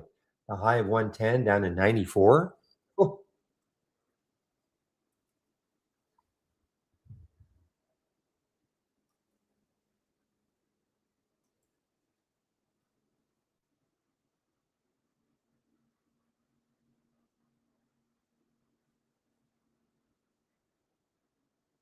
So yeah, unusual. It's not, when you mention the 5, I just don't have it. I don't pay attention to that. So I have no experience with it whatsoever. So it's not that, you shouldn't do that, but I have no idea if that will stall the 5-day MA. I have no idea. Lowest moving average I use is the 200-day moving average on my daily chart. So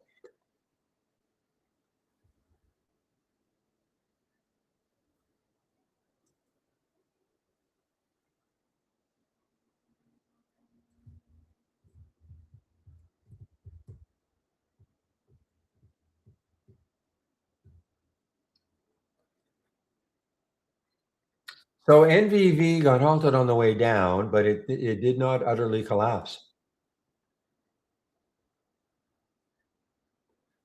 Now, before I beat myself up on this one, Monica, can we buy this one at Interactive Brokers?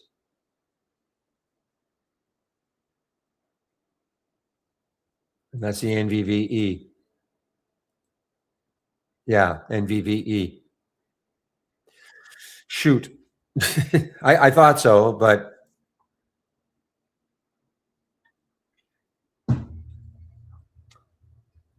good grief. MUU just I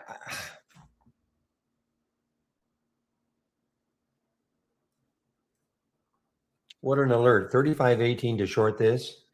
31.89 now. Almost straight down. Only one minor little pop here.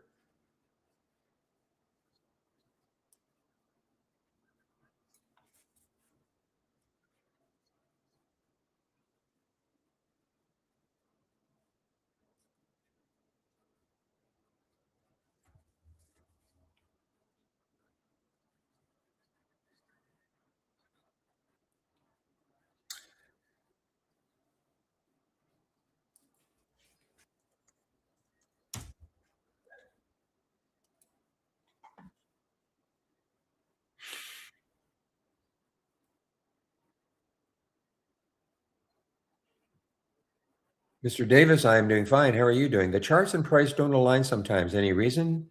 Um, should be. I mean, within a penny or so sometimes. But like, give me an example of one, Dave. I'm talking to Dave in our YouTube room. Just give me an example of one.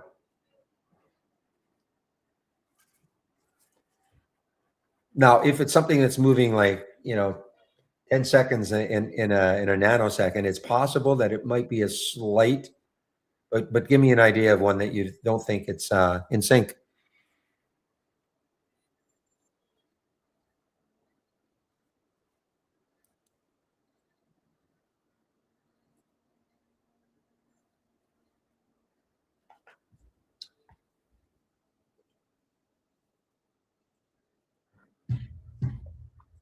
Well, yeah, but give me a symbol. I mean, the one. I mean, the price is the that price is going to be the same regardless of what chart I'm using.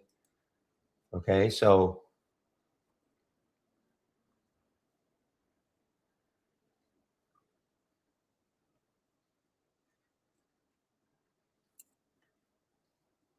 what I thought you meant was that okay, here's our price right there, and it seems to be off. Here's my time in sales through 317, 317. I mean, I'm looking at VSA, but I just wanted to see. Sometimes our servers act up, but I don't see any. I don't see a problem right now, anyway.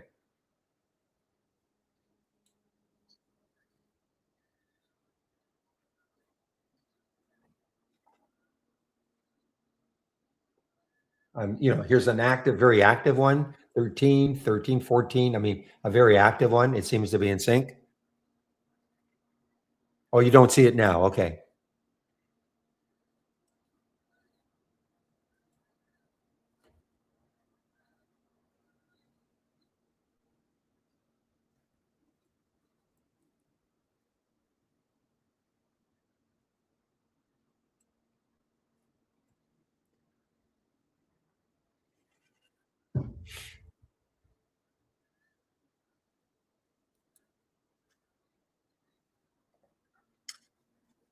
Boy, oh boy. I mean, if you guys, anybody who took this one, a couple of things, I'd probably be looking at, I mean, look at the wave, how beautiful it is right now, but it's gone a little parabolic.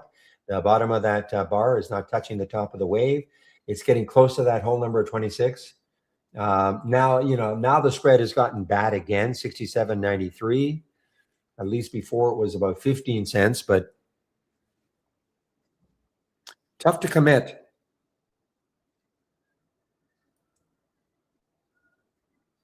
Boy, I mean, William, are you still adding to your micron or did you turf it?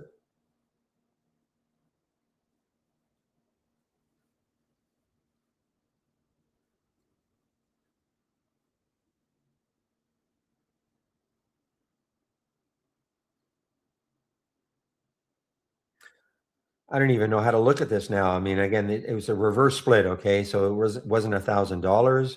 It's not down 95%, but,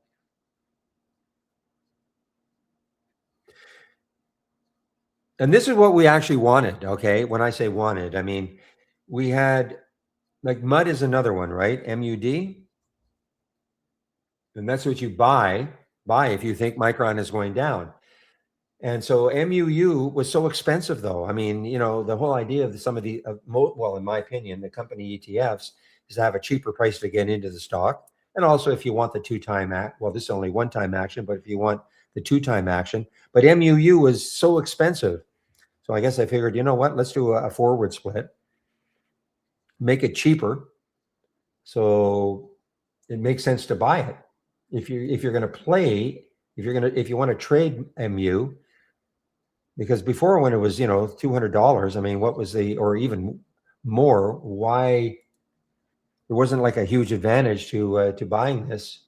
But look at MU.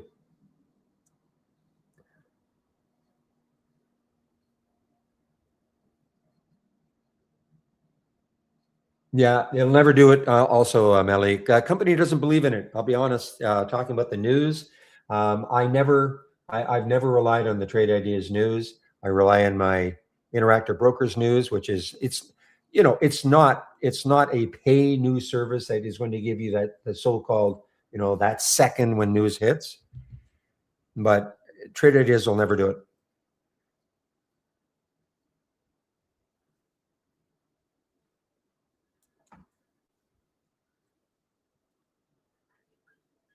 And even a filter on news. I mean, there's so much news on stocks. Like, what are you going to do? I mean, you're going to say, well, yeah, but only show me the good news. It's pretty subjective, though. You know what I mean? I mean, if I look at some stock, I could probably see, the news headlines right here, for MU, and there's so many of them. So what is going to be the good one?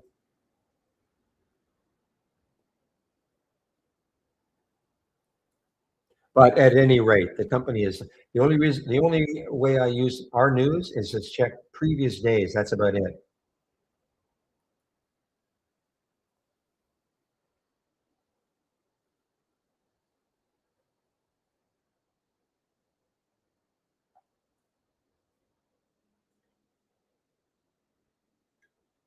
But I understand. I understand. It's been an often asked question over the years.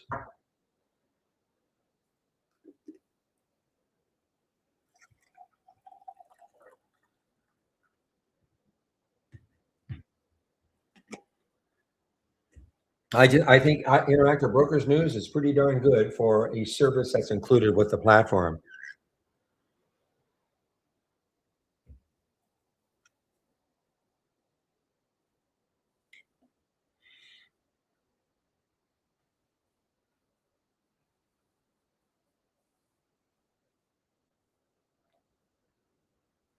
So Douglas asked a question about can I explain the running up alert? 1 is the most and 10 is the fewest. So what I'm going to do is this.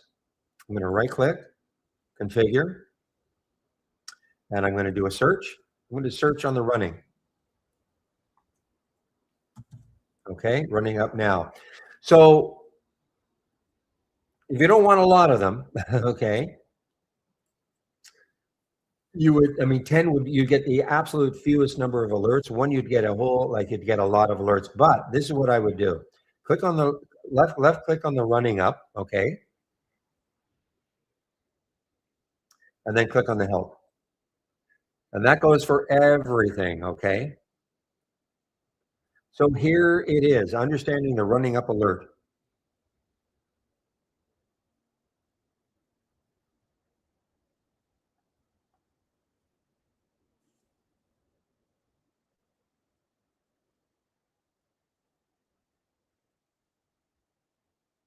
Okay, and here is an example. Okay, the description, it's all in here, okay? Just to tell you though, if you put 1 in, you're going to get probably a ton of alerts. If you put 10 in, you'll probably get hardly any. So it's a matter of experimenting. How many do you want? Try 5 to see how many you're getting. But this will give you the whole, okay, all the information about it, and that's good for anything that we've got. Okay, so I just want to, if you're looking at like running down intermediate, what does it mean? Well, click on it, help, and that's for everything that we've got here. Okay. Everything, all the, like the new high, like all these different real-time alerts that we've got and all these different filters that we've got. If you're wanting to know, like, what does this mean, average true range? What does it mean? So you left click on it, highlight it, and then click on the help. And it's going to give you a whole lot of information about what it's all about and how we're looking at it. Okay.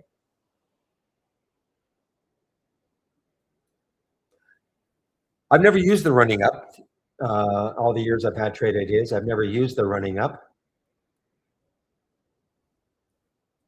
That's, one, you get a lot of alerts, 10, you'd hardly get any.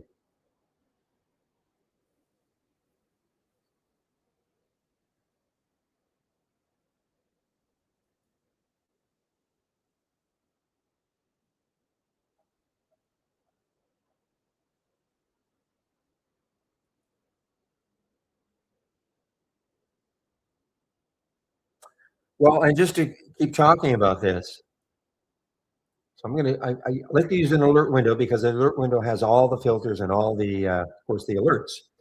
So if you're wondering what we have for something, okay, so you go into an alert, well, I'll do it again. You go into an alert window, it doesn't matter which one you choose.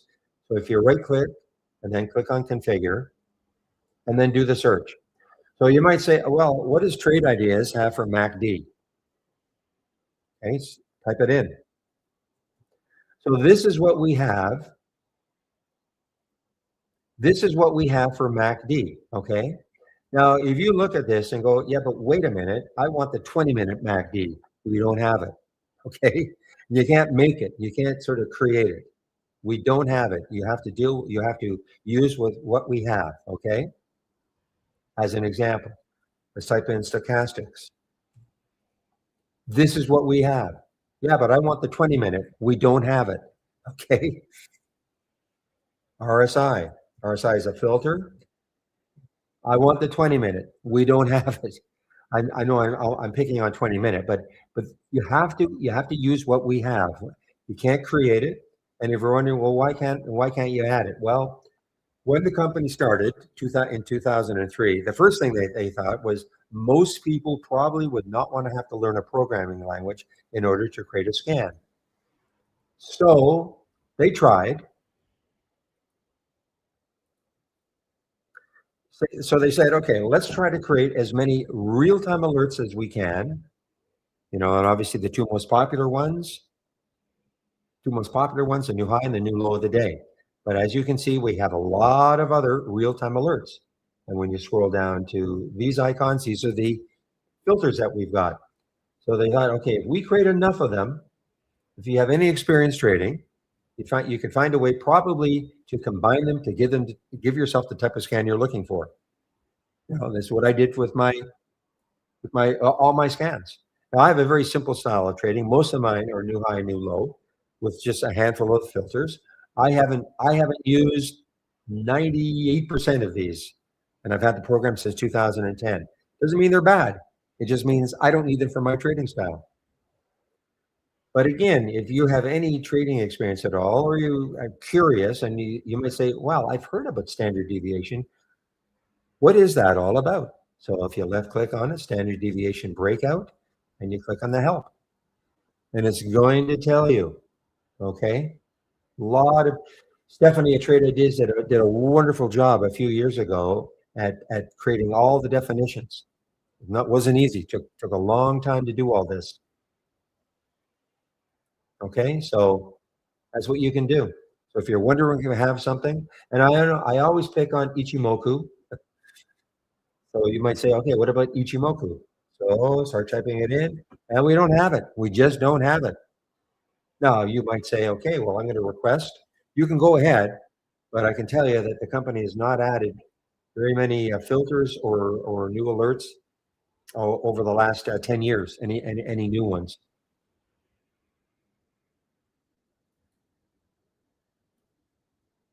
So that's what you can do. So and I only say that because sometimes, it can get frustrating, and maybe I'm on a break or there's nobody around and you say, gee, what does Trade Ideas have on this? I'd love to know. Well, that's how that, so you don't have to rely on anybody.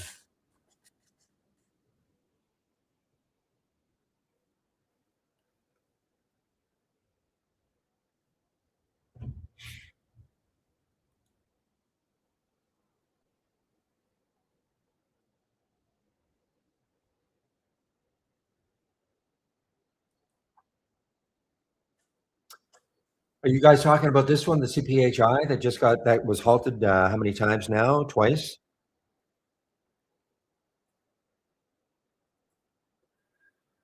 Well, let's see where it could open. 123 is the halt. Again, this screen you see here, nothing to do with trade ideas. Okay, this is time and sales from Interactive Brokers. Here's your halt price. This column trying to show you where it could open. No big clue.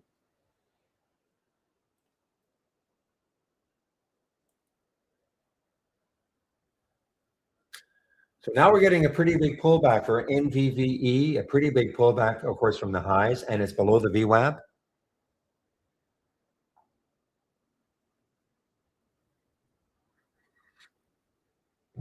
Okay, well, I'm glad I did not try to retake the NOWL, NOWL, nor the SOBR, SOBR.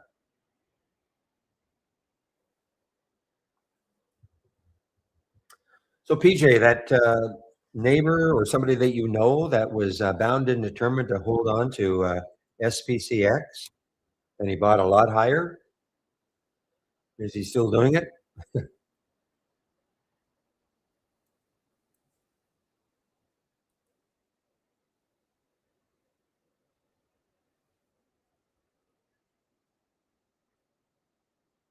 Critical area right here, guys. 135 is the IPO price. Goes down below that. Hmm. And all the big guys who were involved in this are not supporting this stock right now. Supporting as in not getting in and buying. I don't mean just today. I mean it's been in a tailspin ever since that high. Well, that high, that is not the high. There's the high. 225.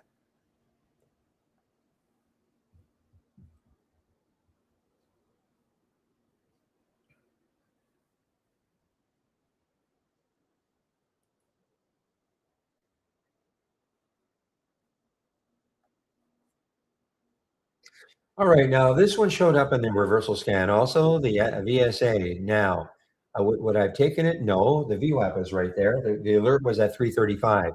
So the VWAP is right there. So I would not have taken it, but let's put a price alert around the VWAP area and see if it takes it out later.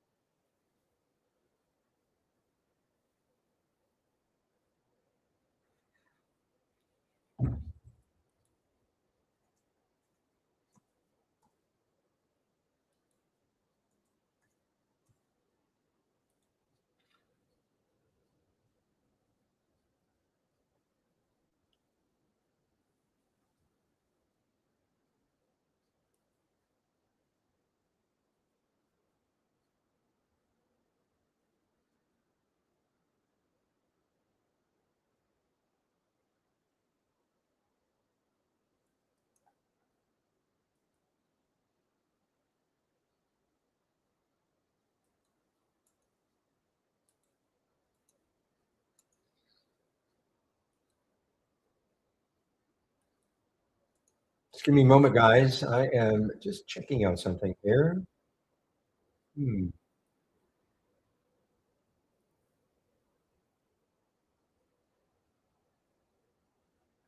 Well, unusual. Hopefully, the end is not near.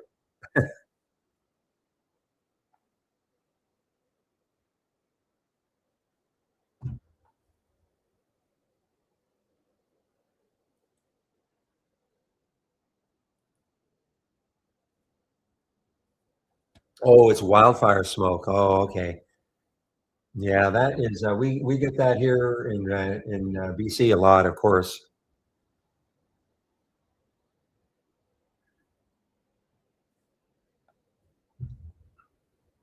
And even, we don't get wildfires in Vancouver itself, but yeah, even hundreds of miles away or kilometers away. Sometimes, yeah, it's amazing how the air quality just goes way down.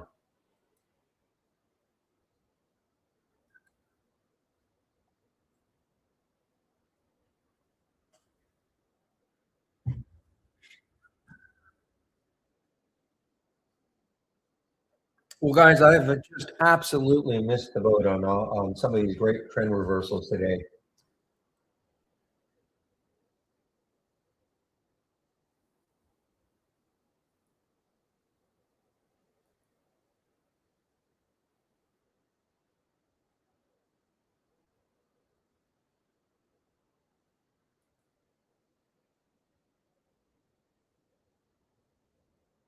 Good for you, Ozzy. But you could probably baffle if somebody asks you for directions. You say, "Well, it's just 10 kilometers down there." You don't do that. You personally use it, yes, but your American friends would look at you like you're nuts.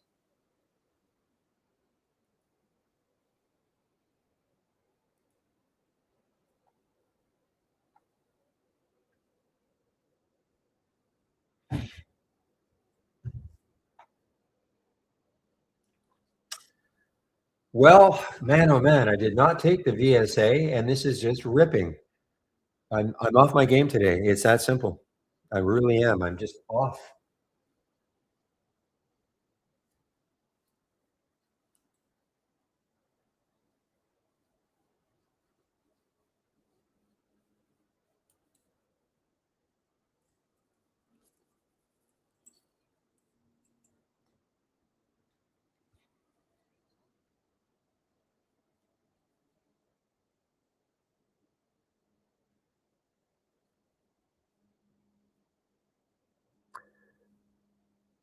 Oh, I see. That's interesting. 162. So SpaceX has to close 5 out of 10 days over $175 prior to earnings report. Then the shares can unlock shortly after. So it's sort of an if then. Well, they have some work to do to get it back to 175. That's for sure. And is August their first report?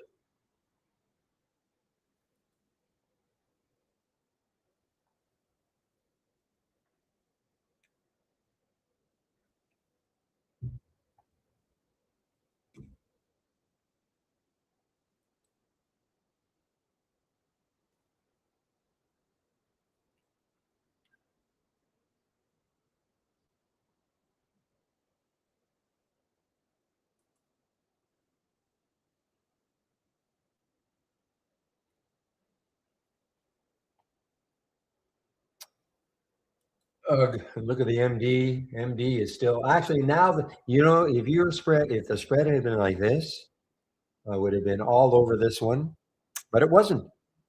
Now, it doesn't mean it's going to hold there at 7 cents either. It could widen just like that, but had it been like that when we first saw it, would have been all over it. I mean, it's a classic reversal, guys, a classic reversal.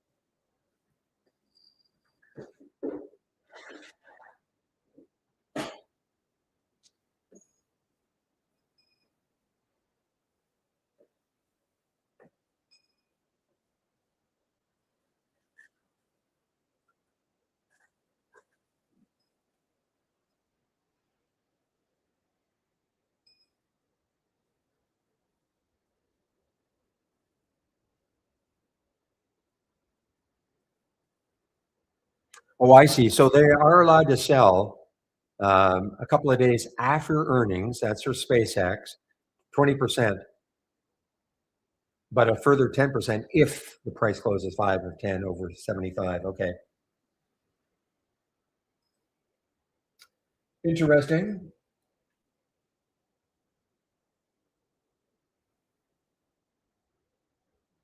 So we're talking about SpaceX and all the shares are going to get unlocked for sale.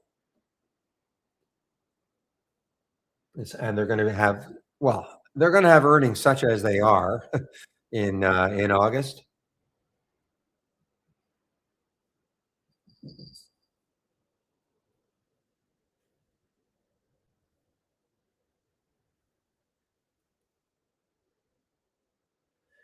Boy, oh boy, is this gonna go negative. I mean, AEHR, I mean, yeah, beautiful pop, but look at this drop here now, guys. And well, William, I don't know if you called it. I don't know if you took this short. I hope you did, because you called it a well, your word. You use that word for it. It's right at the low of the day, and looking left, and I mean, looking left, $68. It's an earnings play, yes. $68 is the next low. Looking left. I mean, it's still up 28%.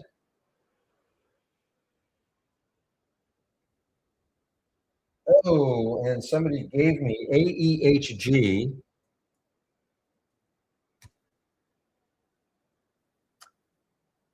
You know what? Well, there are shares available now. I don't think there were shares available earlier, but I mean, there's very few shares available. Interactive brokers for only 4,800 to short.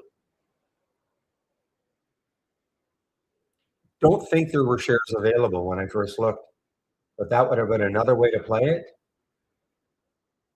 Short the two-time ETF.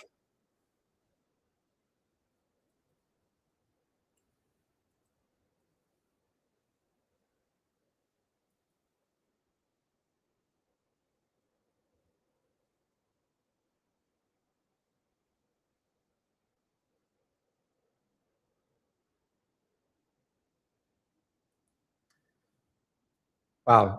Look how many times JTAI has been halted, guys. 14 times today. 14 times. Some on the way down, some on the way up.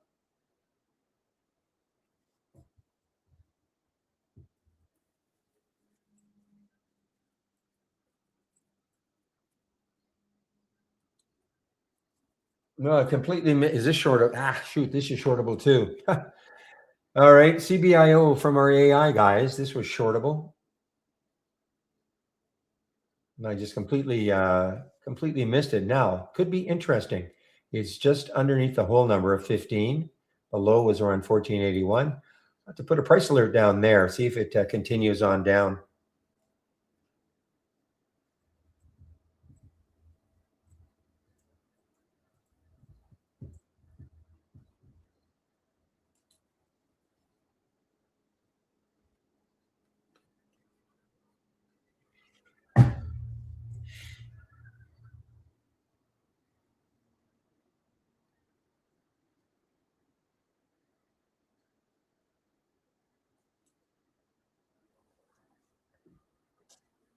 Another interesting short one from our AI guys.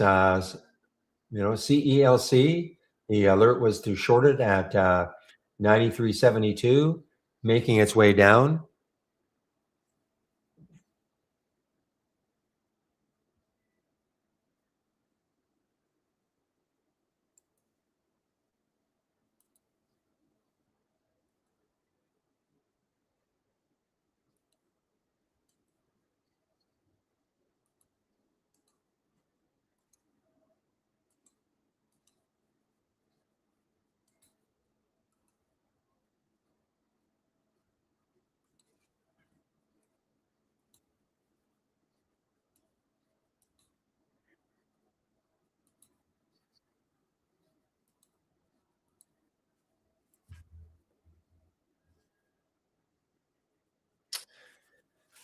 All right. Well, time to look at some of these races, I guess. I haven't looked at the really the races that much today. I haven't described what the races are all about. I may not do that today unless somebody wants me to.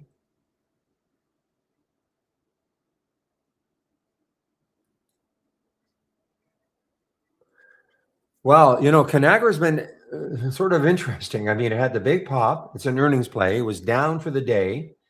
Big pop, big drop, and now back up to basically the close of yesterday.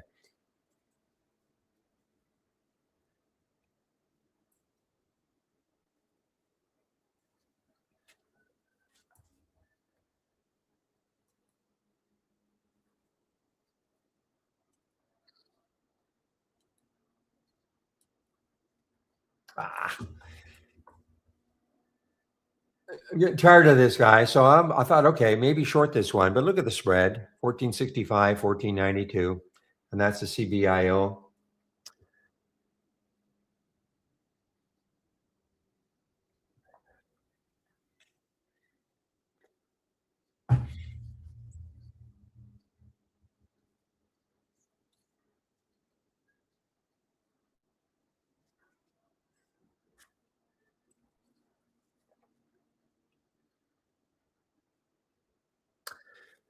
Well, it is 11 o'clock. So we're going to have some dead air between 12 and 1. Okay. Nobody's going to take over for me in our YouTube room. I'll take my break. I may not take as long a break. Dan Merkin, the CEO of Trade Ideas, is not going to be doing a stream between 12 and 1.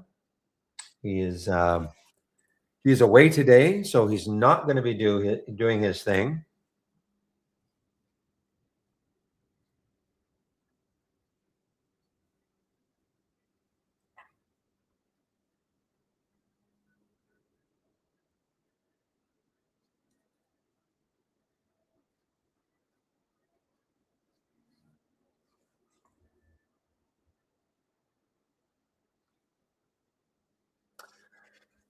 Okay, let me take a look at maybe some of the larger cap stocks, see what they're doing. HIMS, ugly, very ugly, in my opinion. Ugly in that up, down, up, down, up, down.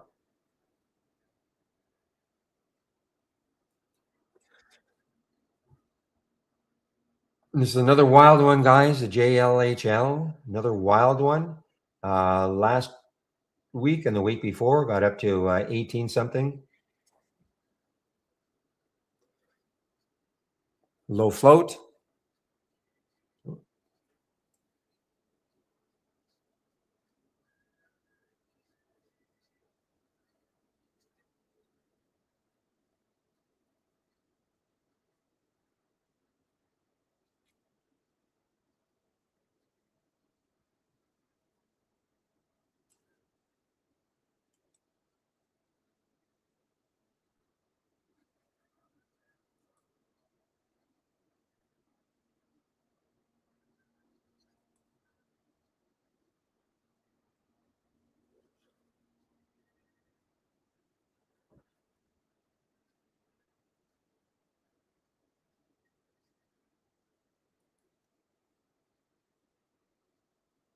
I don't think I've ever shorted a stock this cheap. This is showing up on the reversal scan. This had a big, well, sort of a big day yesterday. Got up to 188, but look where it closed, 131.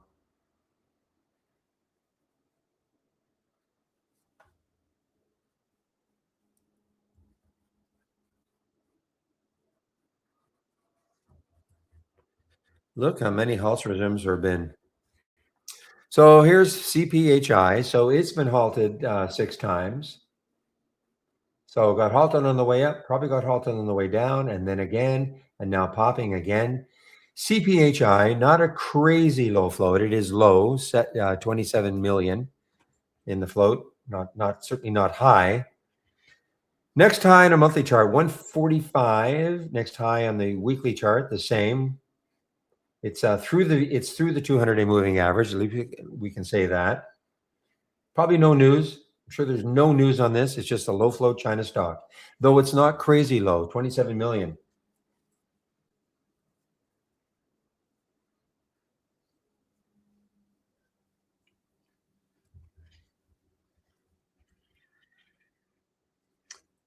Okay, guys, cul-de-sac. I said I was going to do it yesterday, but I talk about the float a lot, and so some of you might be new and not quite understanding. Well, why do we talk about the float a lot?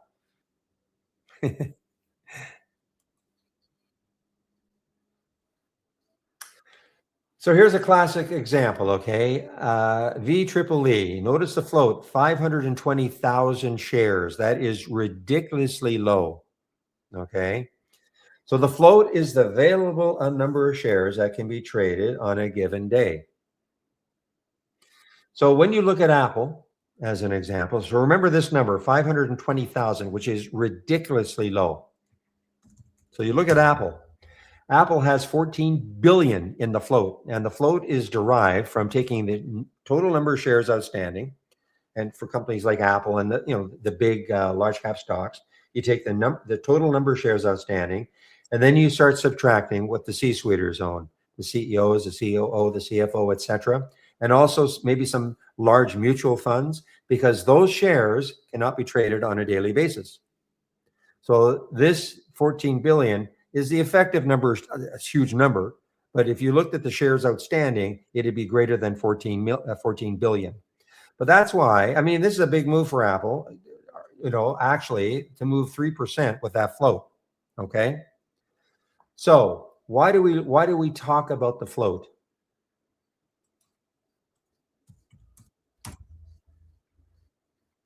So the only way a stock like this, I mean, remember at one point this was up at $36, from $17.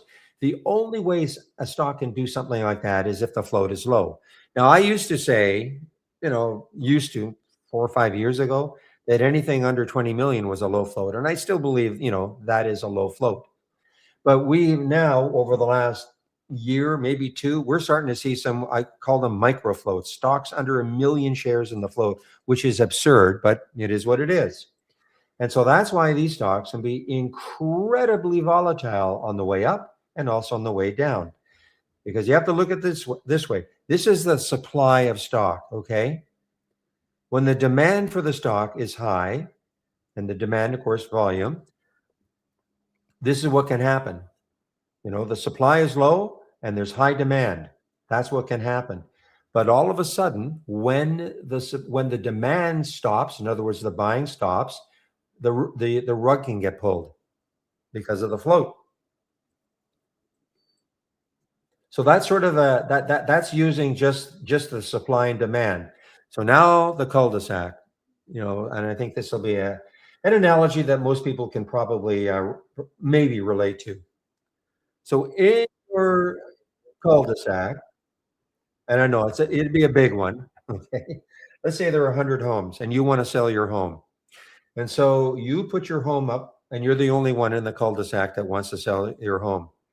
So you put your home up and you list it for $500,000. But all of a sudden, for some reason, there's a whole flurry of activity for your home. You got a bidding war. People are bidding 600, 700, 800, 900,000. Well, of course, you just sit back and wait because there's low supply in your cul-de-sac. You're the only one. And for whatever reason, there's high demand. Maybe there's a rumor that the cul-de-sac is going to be bulldozed into a bunch of high rises and a developer is going to, pay billions for it. I'm, making that up. But it's the same idea here, I mean, there might be a rumor or some group somewhere has decided to pile in and create the demand for the stock. So the same thing with you. So if you're the only one selling, you're loving it. But here's the reverse. You sell your home, you list it for 500,000, but all of a sudden your neighbor decides, you know what, I got to sell too, but I really want to sell. So I'm going to list mine for 475. And then another guy says, I really got to sell also. So I'm going to list it for 450. Well, what are you going to do?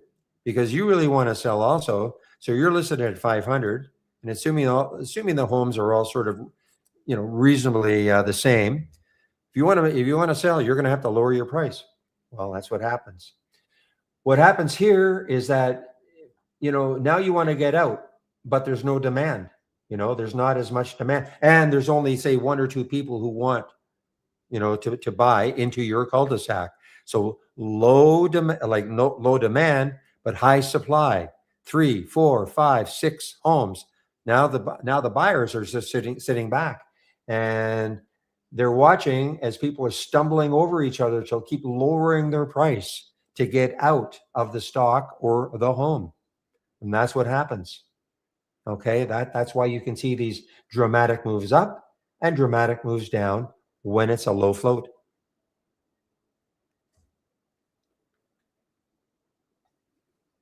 You're just not going to see that. I mean, Apple's had a pretty big move for Apple today at 2%, but generally speaking, you're not going to see that for, the Apples and the Amazons and the Microsoft. You're just not going to see that because the float is so big. And if I look at Apple right now, my guess is though, you see, Apple is actually trade. I mean, it's trading 1.5 times normal. I mean that's significant for Apple. And you can see the move. I mean, that is a significant move for Apple. 3% with that sort of a float. So while the low float situations are wonderful to be in, here's another crazy low float, 890,000. How can it be up 30%? Apple will never, unless something unbelievable happens, you're not going to see Apple up 30%. But again, these are extremely volatile.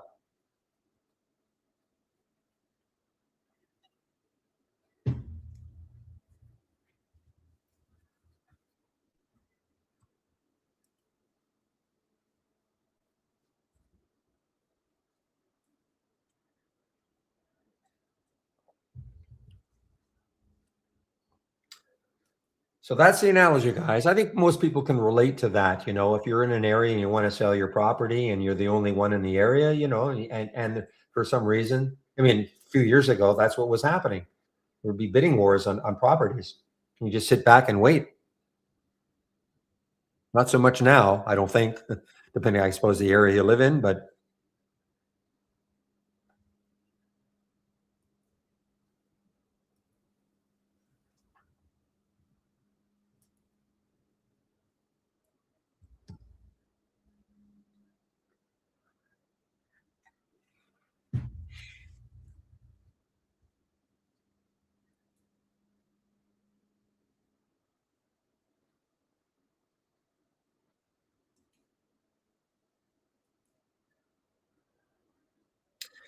all right, guys, 11:14. So again, I'll be taking a break in about 45 minutes, and nobody is taking over for me in our YouTube room. Okay, Dan is not going to do his thing. He's away today, so he will not be doing his thing. Dan Merkin, the CEO of Trade Ideas.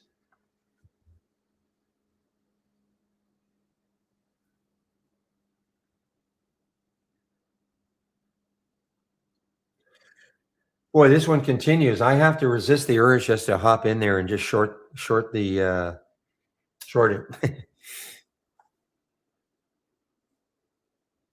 I mean, it had a nice little pull up.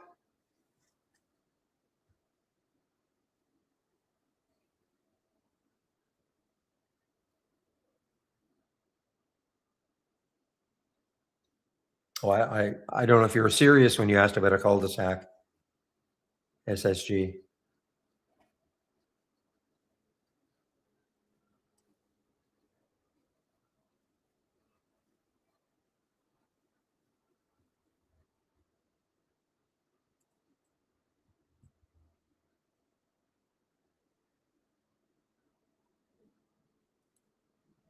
Okay. Well, you never know.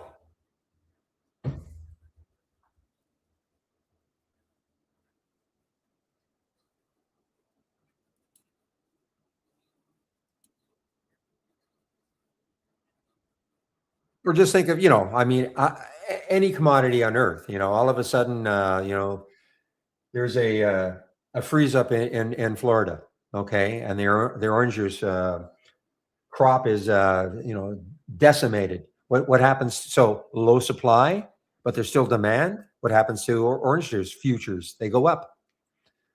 But if there's a bumper crop of something and there's an oversupply and the same demand is there, price, or even if the demand goes down a bit, what's going to happen? Price is going to go down. Like any other commodity. I use houses because I think most people can kind of relate.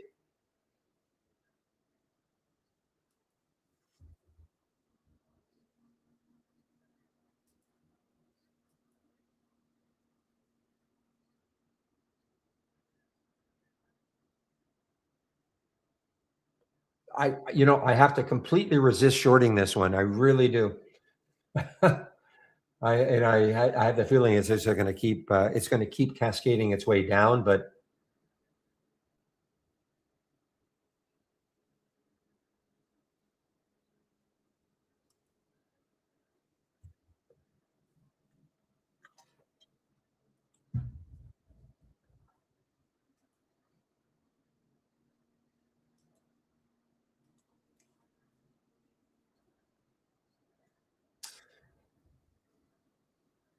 This JLHL, I believe I see. Well, yeah, there's a high right there at 52. I think a couple of days ago, maybe even here, I think in the pre-market, it got up to like 33 or after hours the day before.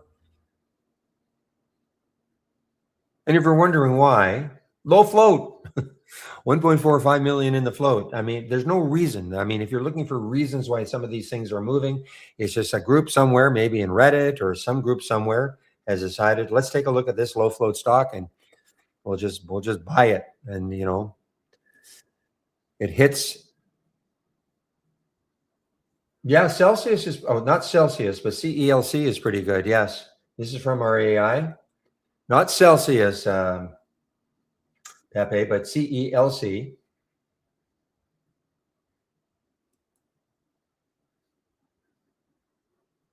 And, and a very nice one in that, look how beautiful, there's not some wild gyrations to maybe knock you out of the trade.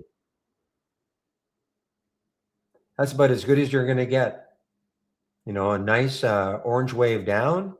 The bars are keeping in contact at the top of the bars, keeping in contact with the bottom of the wave.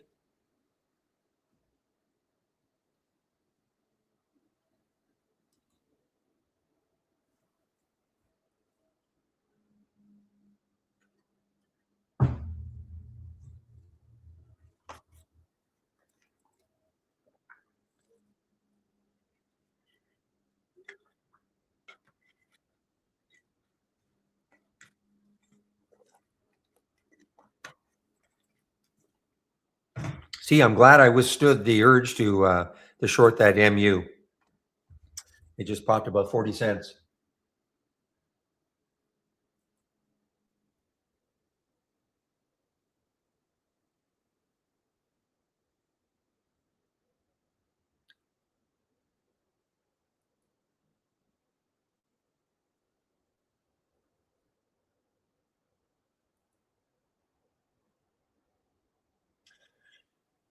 Well, this has been a pretty strong one all day long, guys. And it's a big float. I mean, that's a big move. Like 1 billion in the float for BEKE to be up 7%. That is a big move. I don't know if there was any specific news on it. I'm just looking. I don't see any specific news on it. China stock. Let's see what KWeb is doing. Just the overall China market. Maybe it's got something to do with it. Yeah, I mean the overall China market is doing well. Okay, so I mean this is up 4%.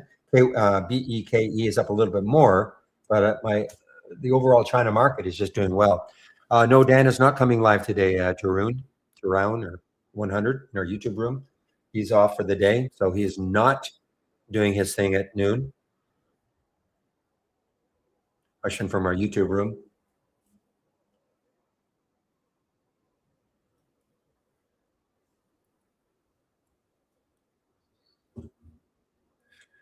Wow.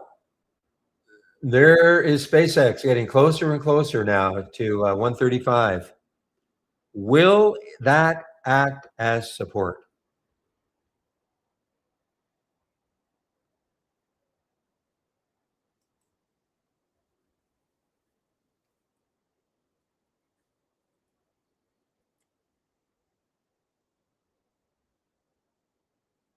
Also, which I didn't realize, so if you have our AI, you should be asking this question. Okay, first of all, if you have our AI and you don't have this window up, let me know. I'll show you how you can have it.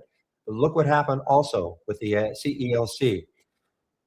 The original alert price was at 93.72, but guess what? It hit the stop. Hit the stop. But after that, though, it came halfway between the original alert price and the stop, which is 95.13. So as I've said many, many, many times, some people don't even care about the first alert. What they do is they wait to see if there's a reentry. Now, do they all work like this? Of course not. But look at that, 95.13. So you had a better entry than the 90. Remember, this is a short. Same thing with the link, LINC. Better reentry, 51. It's now 48. This one, yeah, We don't know. I mean, maybe later on in the day, maybe. But if you don't know what I'm talking about, please let me know. The other thing is make sure profitable trades is unchecked. Okay. The reason why is that you will not see that re-entry price when it happens because the system looks at that and goes, well, it's only profitable if it gets underneath 93.72. Well, that is of course above it. So you won't see it. So make sure you uncheck it if it's checked. Okay. Uncheck it. Also, is this you will not get an alert until at least 9:40. There was one at 9:40. It's by design. Doesn't mean you'll get one at 9:40, but that's the earliest you will get an alert from our AI.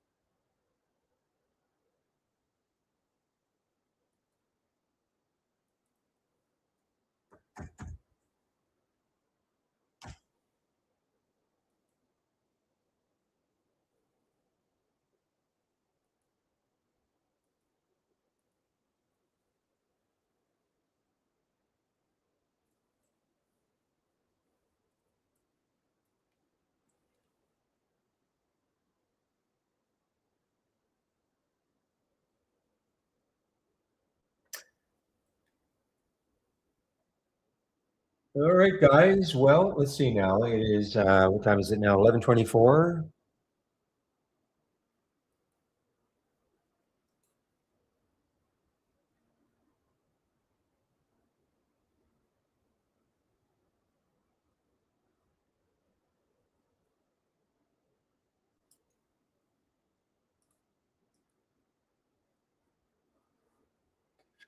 All right, I am actually going to look at this MUU if it takes out 30 again or 31 again. It's just so darn weak.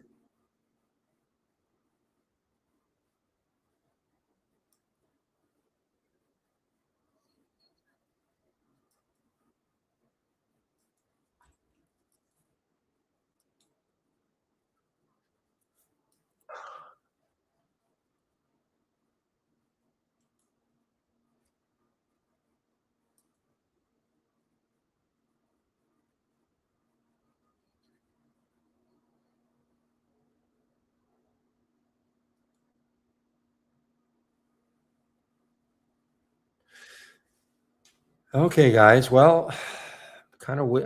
I may take that short if it gets to maybe to 31.88 or so. Clears that 31. I know I'd be chasing it a bit, but I'm talking about the NW. And if it goes back up to 35, 31, I'll get out. But it's not there yet. Just so darn weak.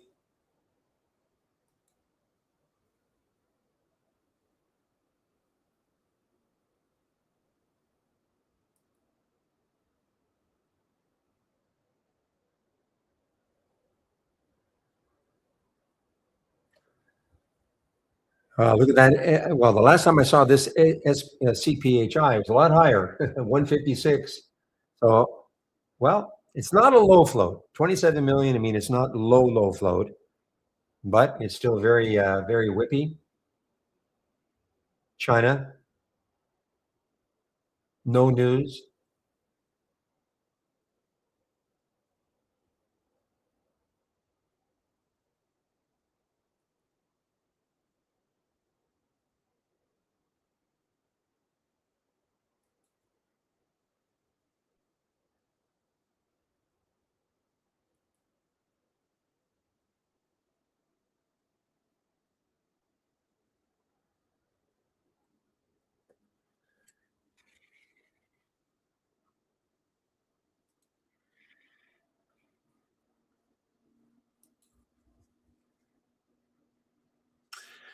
Okay, guys, let's take a look at some of these ones that have run races before. The sober, well, I still have holding out maybe later on in the day. Again, get the volume coming back in. I mean, it's a lot of volume, 111 million, only 2.4 in the float. So there's a lot of volume. It's still hanging around the VWAP. So maybe later on in the day, if it gets maybe up to this, the two into the 230s again, it may have a late day run. Or may start running now. I mean, I don't know, of course, but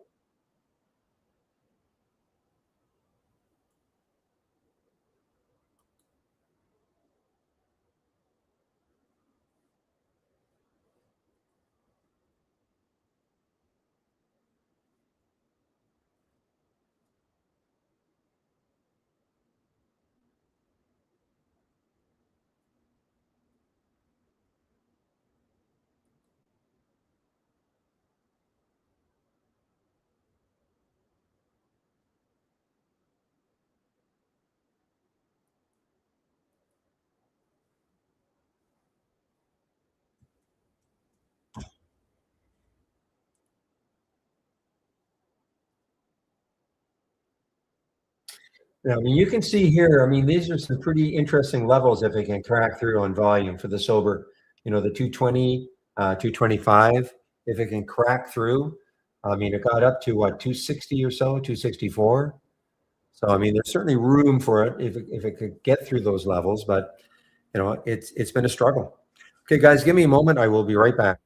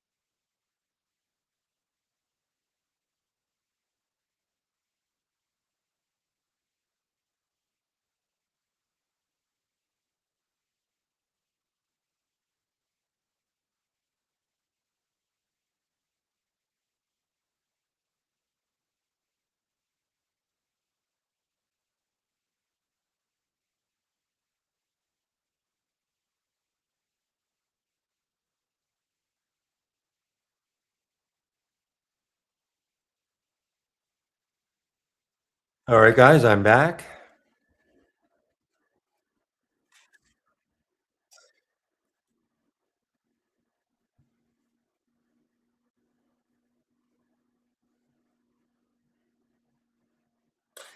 Well, this Wave, I don't think I've ever seen this one before. SNWV. This is basically a lifetime low now.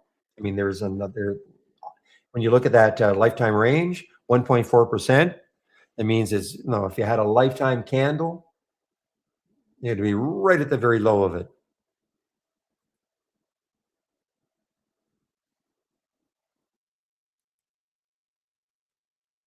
Wow, it is. It is. It is making a goofy run. Well, it still has some room. 445.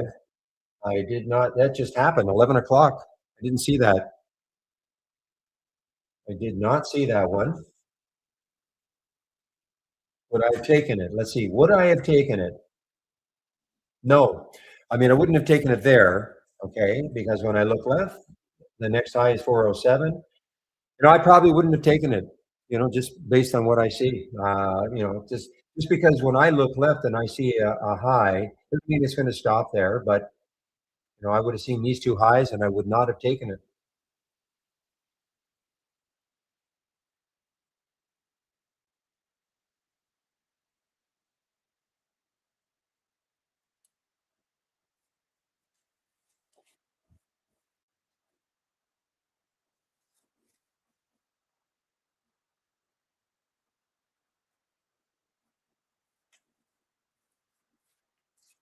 So you actually meant a good run, right? Not a goofy run.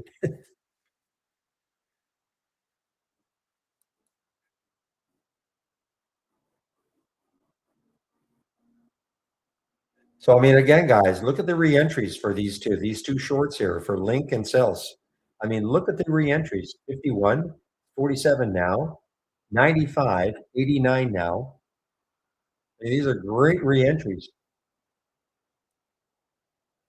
The only one that did not work, and the jury's out. Maybe I doesn't look good, but I mean, there is a re-entry for Sober. But it's got to really hold that VWAP.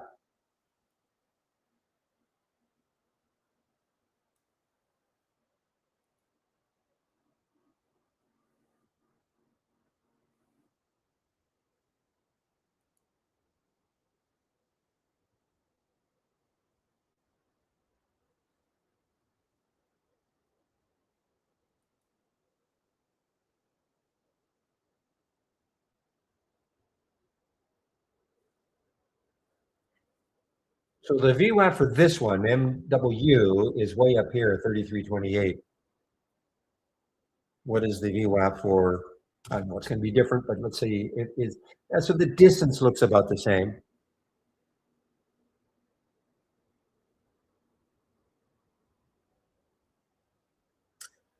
All right. How about this, guys? Prediction.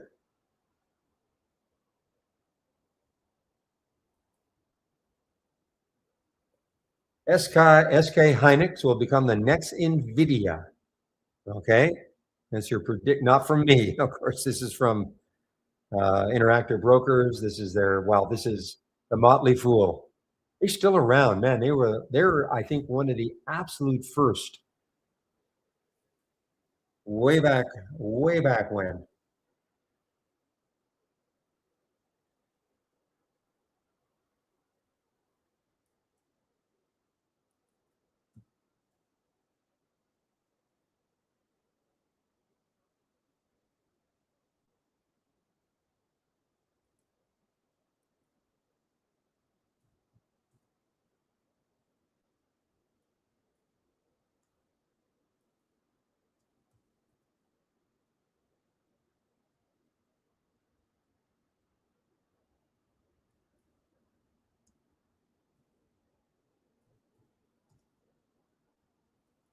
What's the symbol again? I'm trying to, it showed me the pink sheet version of it, but that's not what I want, of course.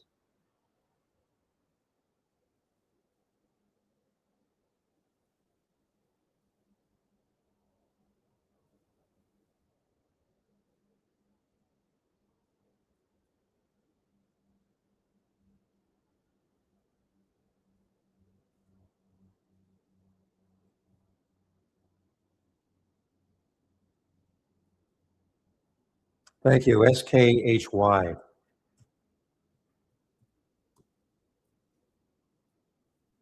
Oh, it's expensive. Oh, okay. I thought it was, for some reason, I thought it was in the 30 or 40s, but okay. It's a very expensive stock.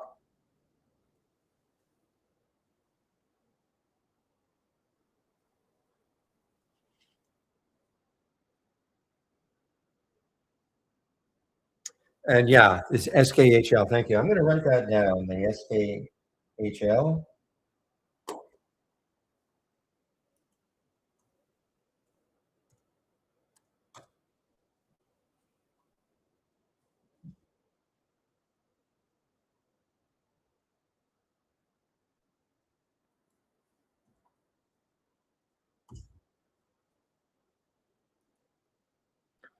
Now, do they actually make money? That's the thing. Do they actually make money? They IPO'd. Do they actually make money?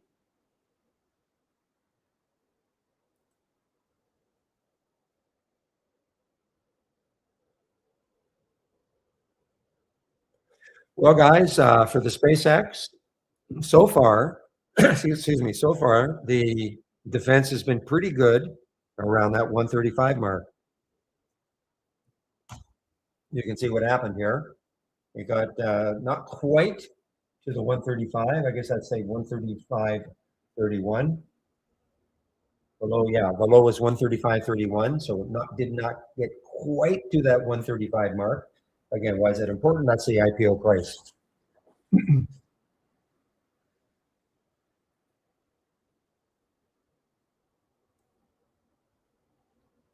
Oh, really?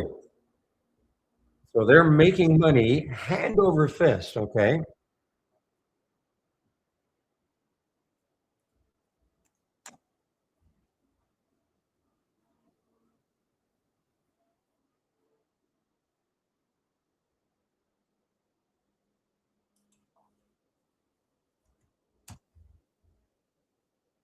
So there's a disconnect here between what's happening with the share price and I guess is this is new. Oh, well, okay, I guess it's new today, SKHL, and that's the reason, right? Yeah, okay, it's new today, so it doesn't have. That's why it's saying 0%.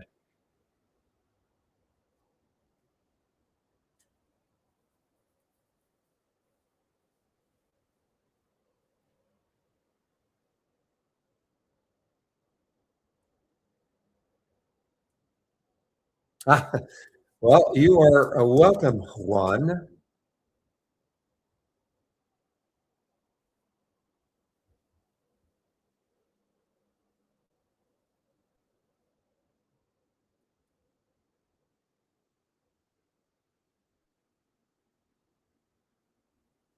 Okay, guys, it's 11:39 now, so in about 20 minutes, I'll take a break. Again, I just have to reiterate: Dan Merkin, the CEO of Trade Ideas, is not doing a live stream today between 12 and 1. He's off for the day, so he's not around. So he's not going to be doing a live stream today. So between 12 and 1, I probably won't take as long a break. Maybe I'll get back about 12:30, 12:40.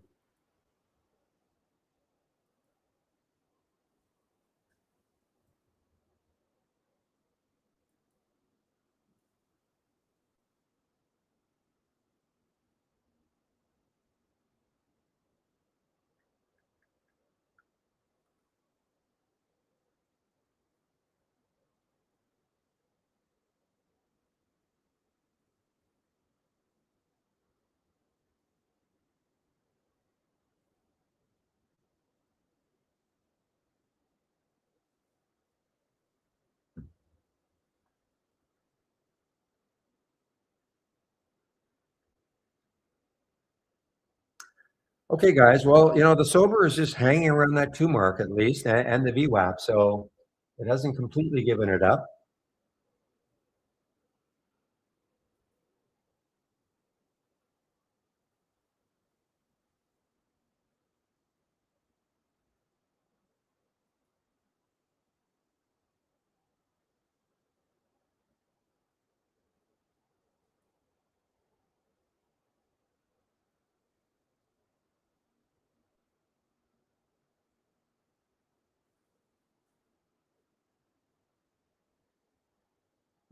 Do I dare? This is a gap down and reversal play. Okay, held the VWAP just over the whole number. I'm talking about the NXTC. What about Lucid? I've forgotten about it. I know it. Well, it's getting it. It's getting close to the high yesterday. So that's about that could easily stall it.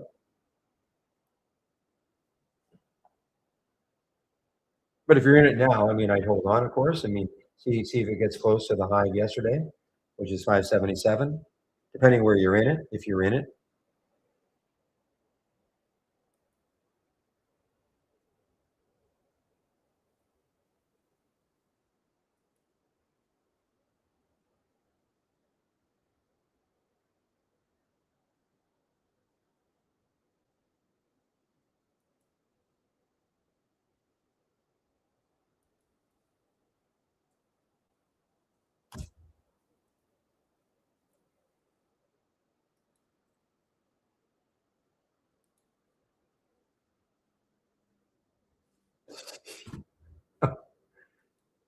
Did you take advantage of it, William? That was a catastrophic drop. Well, huge move.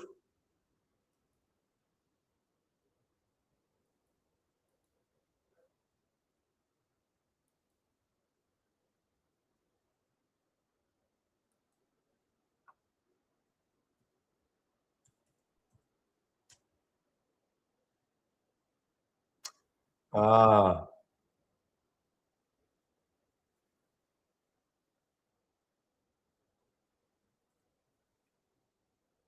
I don't have that as a low, 2025 in our YouTube room. I don't have that as a low.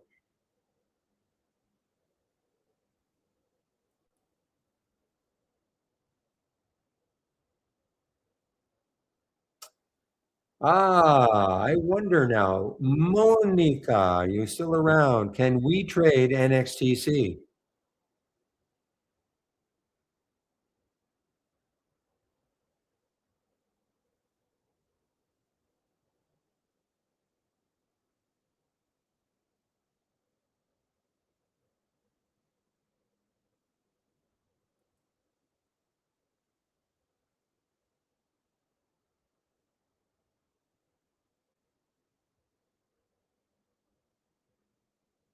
No, there's a reason I ask. There's a reason I ask because now I'm thinking that there's a quick way to see it. Anybody with IB, Interactive Brokers, can you trade um, NXTC? I'm not talking about shorting it. I'm talking about buying it. You know how some of them are being blocked, and that's the NXTC.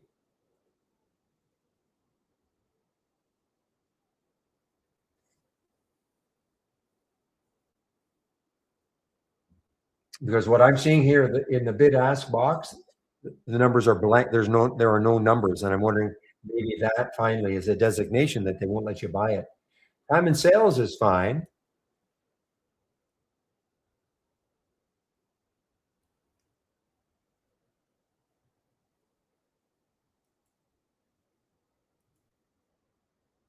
Well, it's interesting that there's nothing in my bid ask.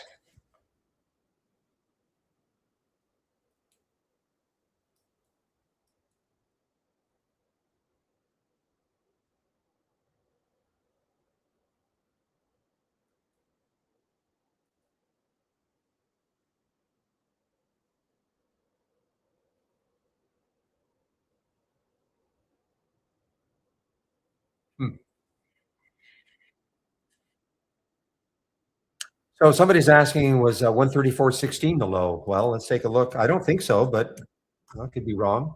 According to our charts, the low of the day for SPCX was 135.31. Talking to 2025 in our YouTube room. Okay. So I don't see a low of 134.16. And it certainly don't think it did not happen in the pre-market either. So I don't see a low of that.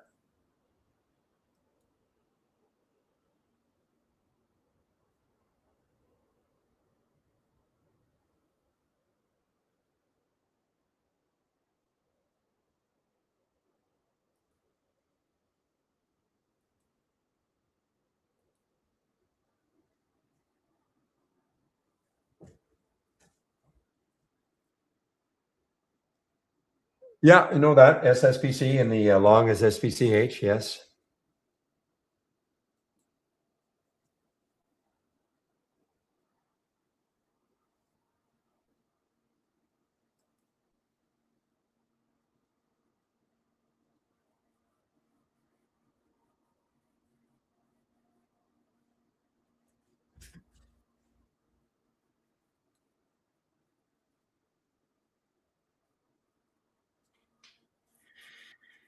William, you talked about this one in the pre-market, the ASML. I don't have this as a earnings play though. How did that happen? ASML. I don't have this as an earnings play. Now I do. Okay, I'm sorry. I do have this as an earnings play, ASML. So it is starting to move down again, pretty choppy. The reason I'm saying this is that ASMU ASMU is a way in which you can short this. Not many shares available, only 6,800 at Interactive Brokers. So if you didn't want to short ASML because of the share price, a little higher, you can short this one. Spread it's not terrible, but it's 7-cent spread.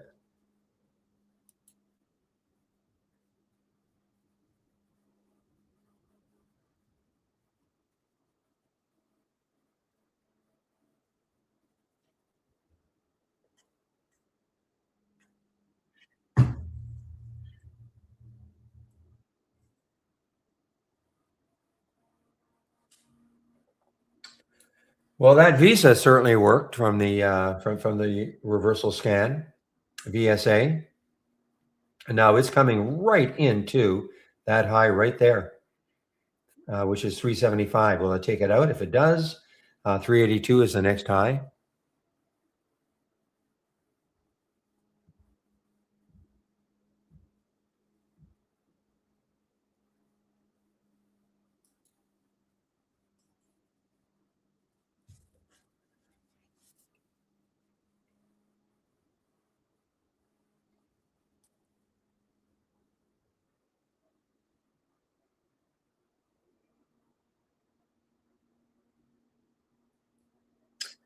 Well, I mean, this has got some room. I mean, it had a pullback. The IOVA, the alert was at 403.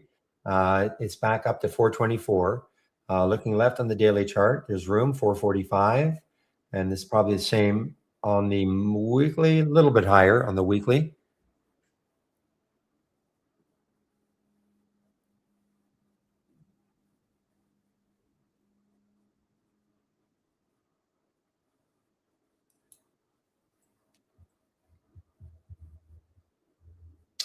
Very choppy action on the SPY, and a nice little move here, little pullback, big pop here. That was the market open 930, 935. Underneath the VWAP now, the SPY anyway. And looked at the overall market. So there's a little disconnect going on. The Dow's up, Qs are down, and the SPY is basically flat. So a little disconnect in the growth stocks versus the value stocks. How's SMH doing? SMH must be negative.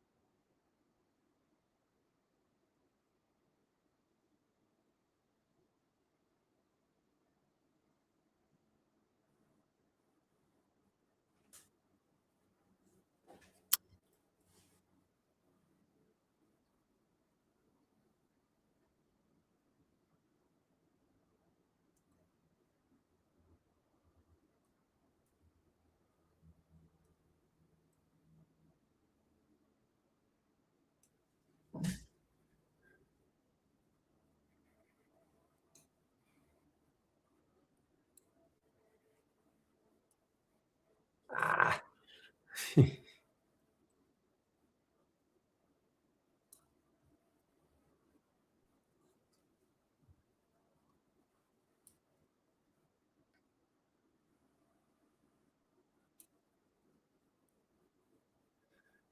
I might keep this up and running for a bit, okay, guys. Yeah, I know it says pre-market actives, but I mean it's still active in during the regular session. So these are showing the stocks that are down the most. Some of them are company ETFs. However, I'd better up the volume. That's terrible volume.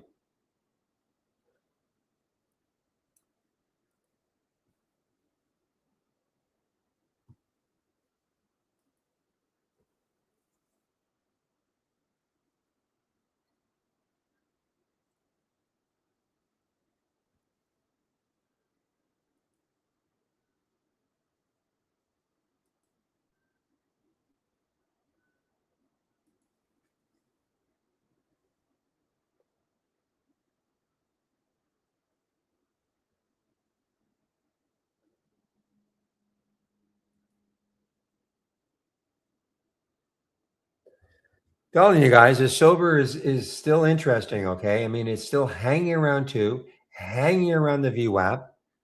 If we ever get some volume coming in, later on in the day, it's got that interesting news, we'll call it, that happened a couple of days ago, and it's a low float, a lot of volume. You never know. Later on in the day, it may have that. It might be one of those low float late day surgers.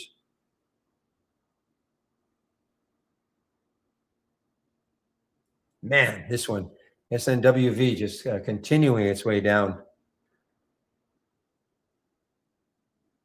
There's the all-time low. That's got to be the all-time low right there. Probably this low is 753 right there.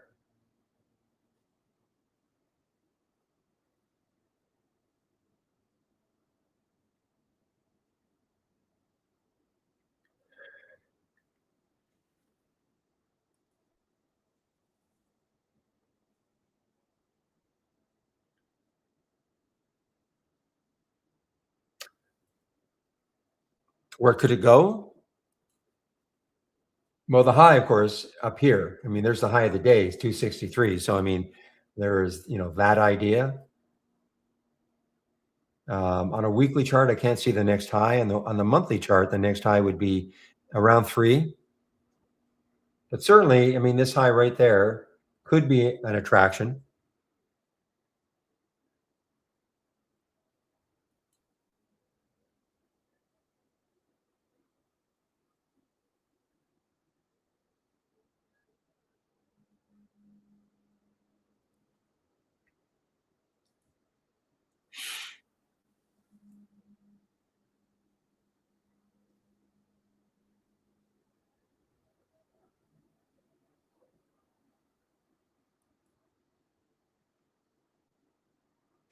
Boy, this wave here formation is just fantastic. Fairly narrow. The bars are hugging, the top of the bars hugging the bottom of the wave, basically.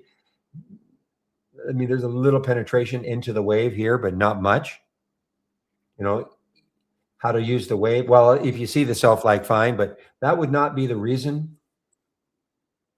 If you took this short right here, and if somehow in one of your scans you were alerted to it right around here, well, and you shorted it, you're still in it. You just keep in it until you get some a transition to blue.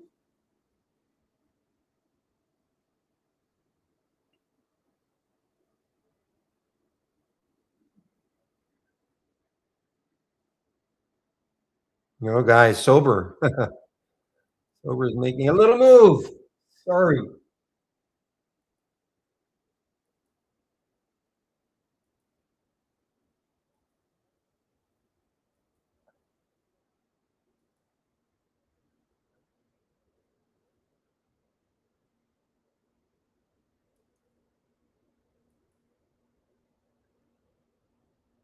Give me a moment, guys.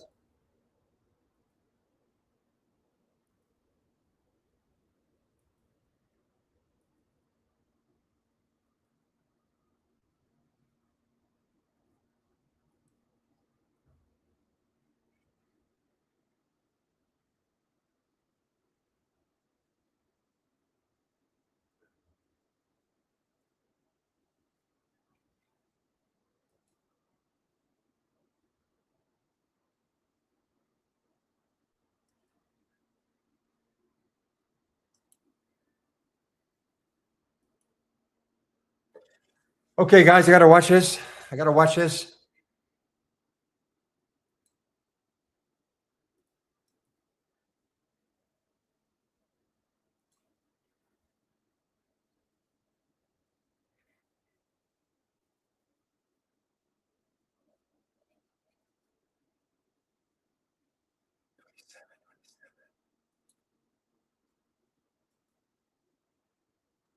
I'm talking about the sober.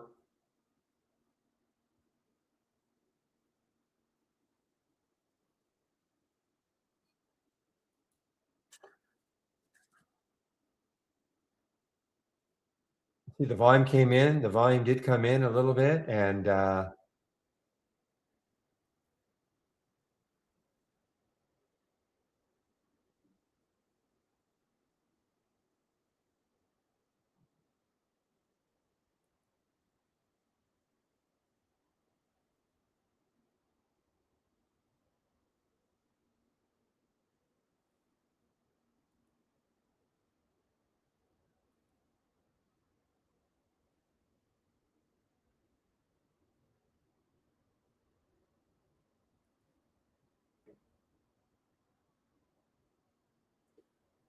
something's going. It's pretty scary. With well, let's see if it's over. If it's for every stock.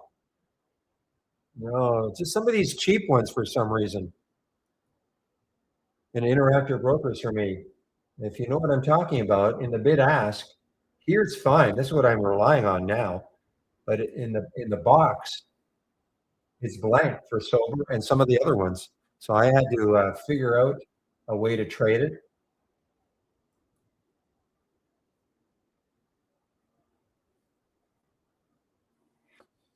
All right, 11:59. Not in it now, guys. I'm taking a break. No way I could hold on to that. So yeah, made a little bit. Maybe kind of covered my initial loss on it. Okay, guys, it is now noon. So excuse me. I'm going to take a break. And again, Dan Merkin is not doing a YouTube session today.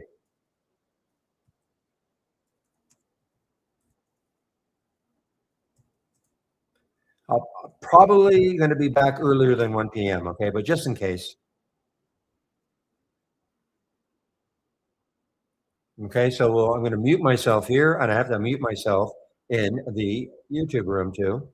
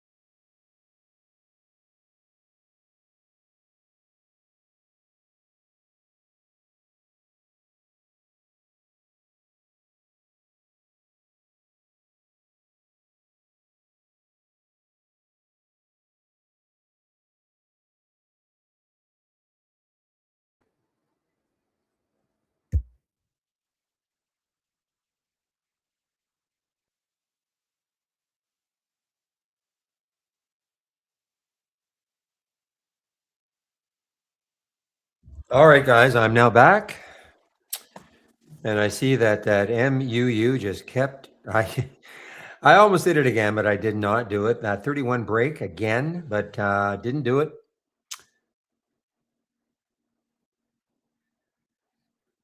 And that sober was wow. That was a.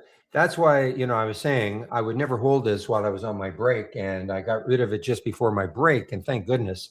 I mean, I actually thought that when it got back up to that 225 mark, that it might have another run, at least maybe to the high of the day, but not even close. And that's the SOBR, not even close.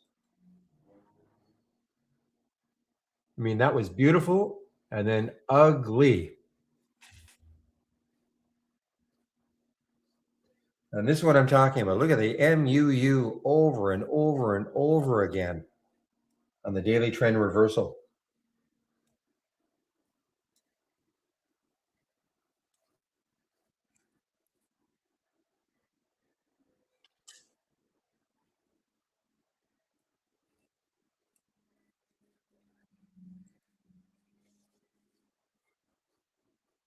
Well, the market doing this, I mean, the market was pretty positive most of the day, but now the Dow is down, SPY's down, and the Qs are picking up steam on the way down. Not sure. Let's take a look at the sectors, guys, now. So click on click on new, dock channel bar, click on the show more. These are all theme-based channels.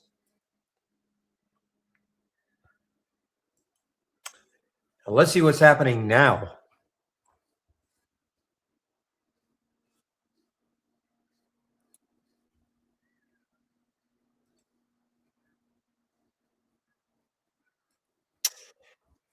So, excuse me, XLC, XRT, retail, XLC, communications, XLF, financials, they're positive. But what's the worst one right now in terms of negativity? The semis. Remember, the semis were actually positive in the pre-market. So they just turned around. Silver's down. NLR was positive in the pre-market. Now, look at that. Every single energy stock is down. Not one is up.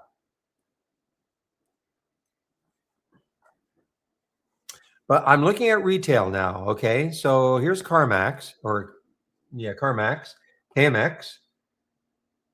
Nice day, really nice day. I don't see any reason for it. Don't see any reason for it. It is not an earnings play today. But let's take a look at what's the worst one. 22% of the ones that make up XRT are down. What's the worst one? And this WINA, WINA, not much volume though. Never heard of this one before? Never. 32,000 shares have traded. But Casey's what, general stores, something like that? Yeah, Casey's is down. In healthcare, IDXX is the top one. What's the worst one? Wow. That's an earnings play. ELV is an earnings play. It has popped up from the lows from 376 up to 389, but it is still down 8%.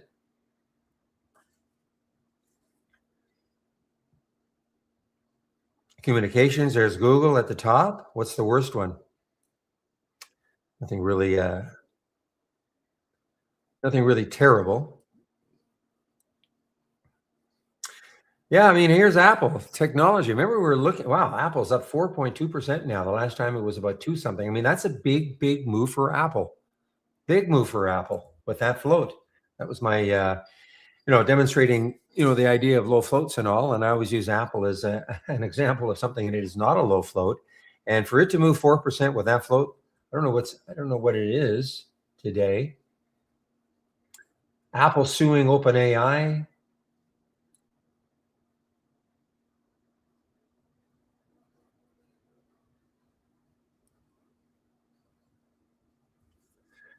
They don't have earnings until, let's see, the July 30th. So a couple of weeks from now is when Apple has earnings. That's a big move for Apple. What's the worst one? Western Digital. I mean, WDC and Micron. There's Micron right there. But look at WDC down 11 points. It's a big float. I mean, 341 million. These are big moves.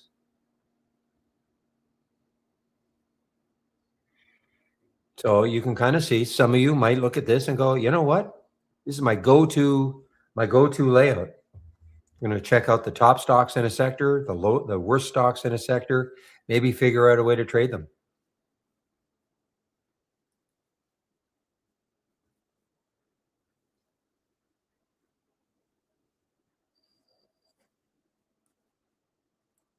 Meanwhile, while I was on my break, yeah, I saw that SpaceX actually did take out 135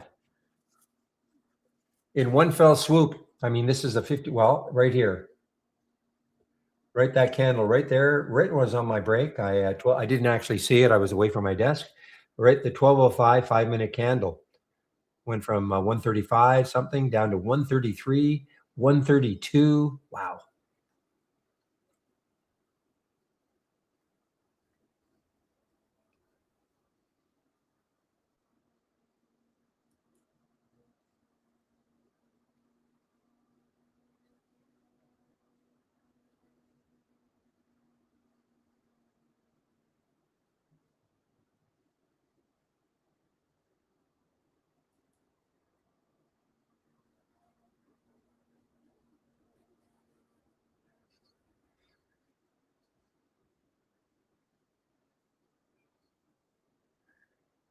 All right, guys. Well, I know I'm a little early. It's only 10 to 1, but I'll go over my homepage right now and show you the information you can have on it, especially the scans.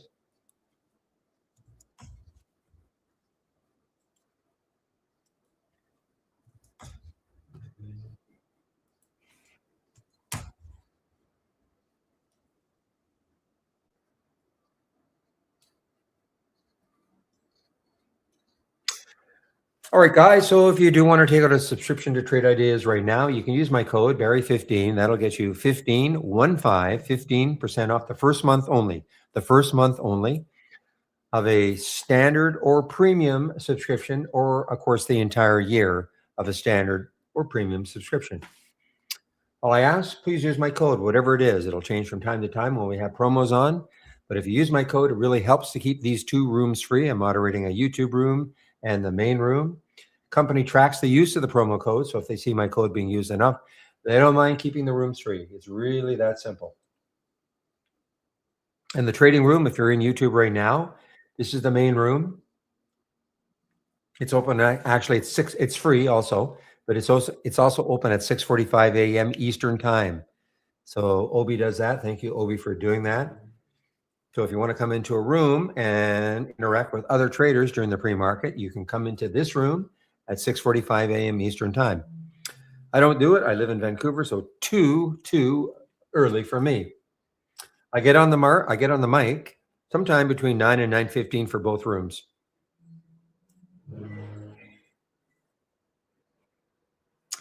Yeah, actually, I was late yesterday. I think I didn't exit the room till about 3:20 or so.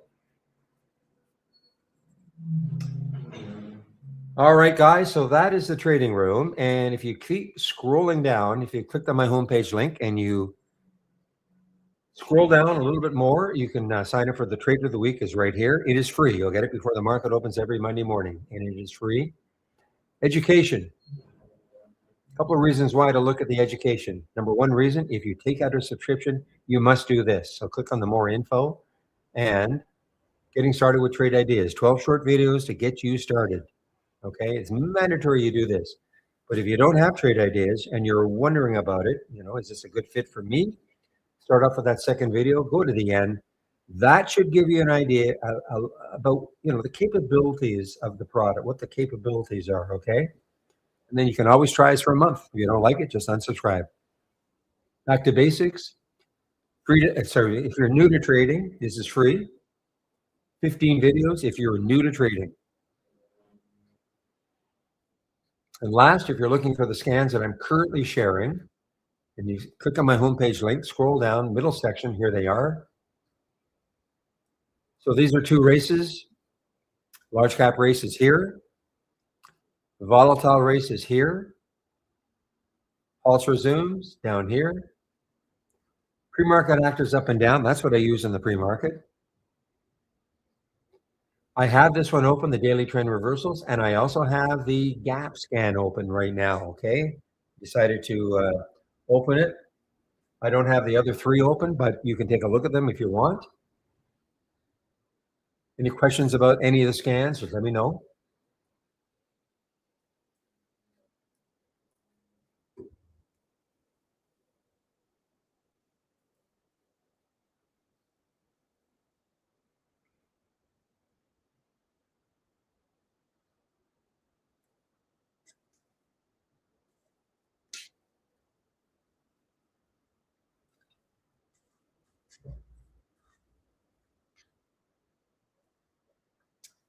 Well, guys, I mean, I may take off even earlier. I don't see any questions coming. I don't mean right now, but if I don't see any questions coming in the next half hour, 45 minutes, I may take off even earlier. William says he'll keep the room open 5 minutes after I leave, and if there are no postings at all, he'll shut down.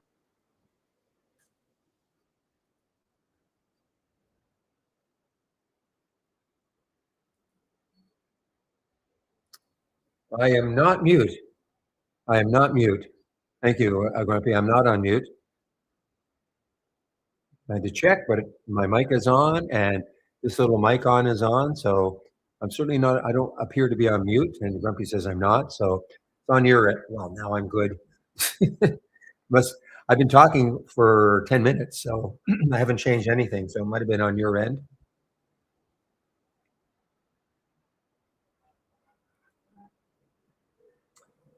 Well, let's see.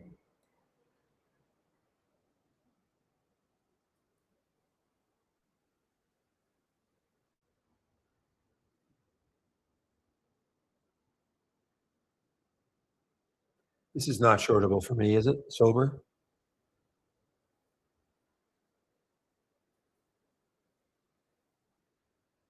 No.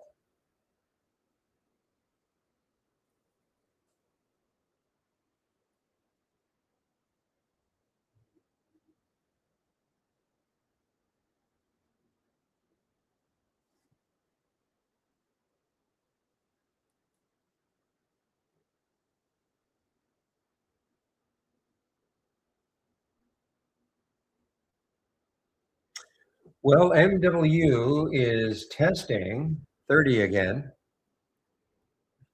Tested 30 again, got a little bit above it, but that was the extent of it, I guess, and maybe another leg down.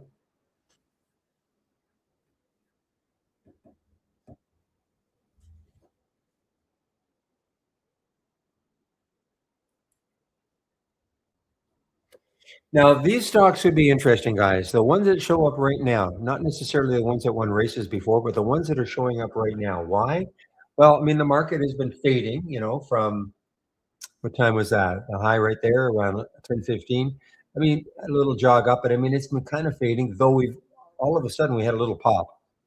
We did have a little pop. So it's probably helping some of the larger cap stocks right there. But now we're getting a red bar.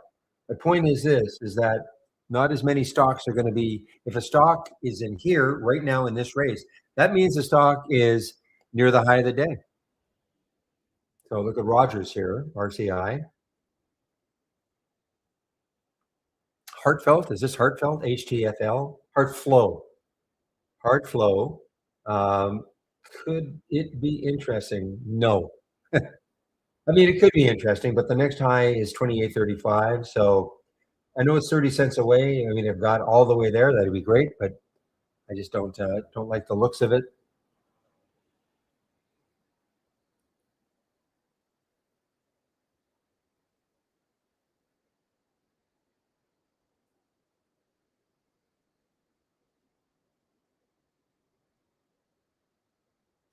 So there's a high in a weekly chart right there. 22.73 is right here. If it can take that weekly high out, then the next high is 24.75. So a little bit of room if it took out that weekly high. Got through the VWAP, sorry, but the 200-day moving average yesterday, closed above it, and that is the CHYM.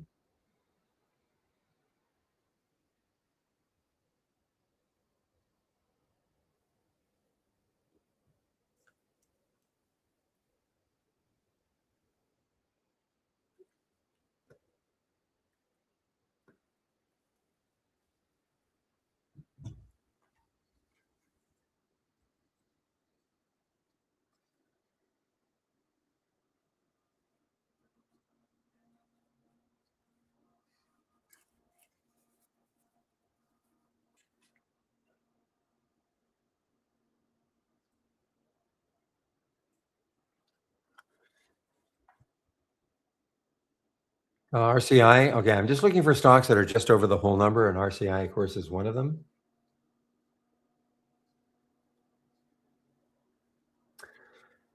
But the next high is too close. I mean, the next high in the daily chart is 34.24. So for me, that's just too close. Looking for something, if the next high had been up here at 35, over 35, that might have got me very interested in taking this trade, RCI.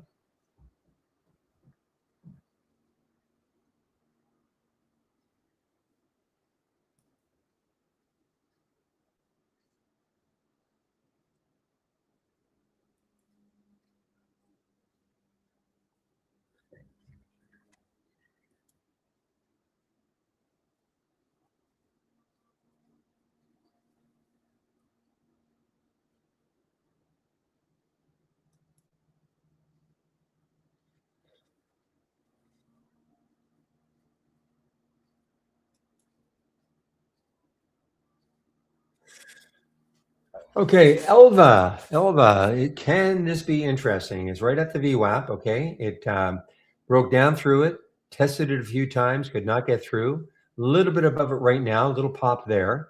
So it's a little bit above the VWAP right now, Elva.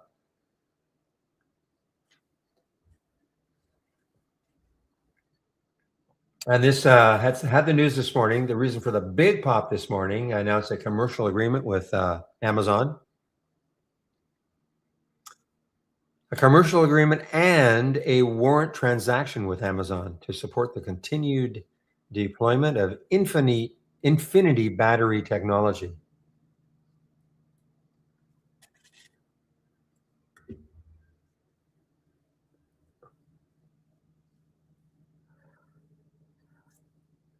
What's that company that starts with Q that did the deal with Volkswagen and another company? I think recently another automotive company. I think that they are doing the same, trying to do the same thing, sort of an infinite battery. I can't remember what the name of it is. It starts with a Q though. Somebody will know. It was actually fairly active, maybe 2 or 3 weeks ago.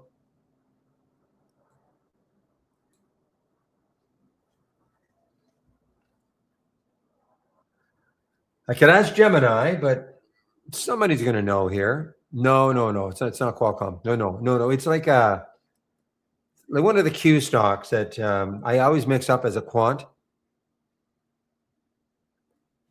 It's not a big one. Like it's not a huge named one.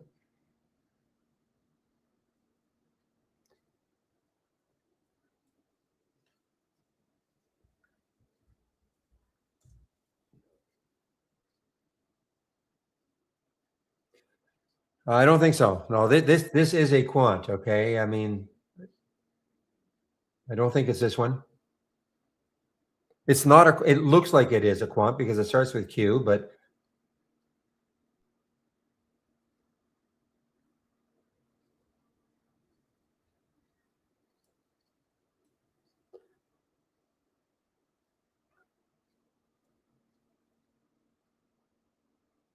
I know. I don't know. 3 years ago, they came out with a big deal with Volkswagen, saying they had developed or trying to develop like a million-hour battery, something like that,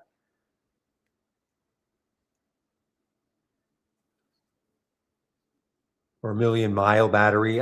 Something like that. Some huge number.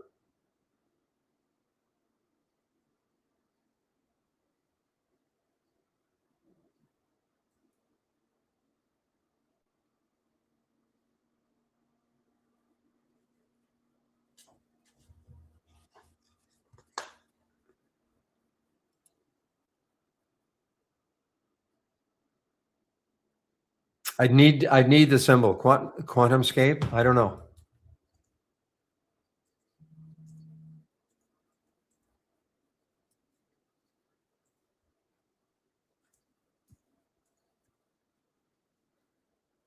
QS. Let's see.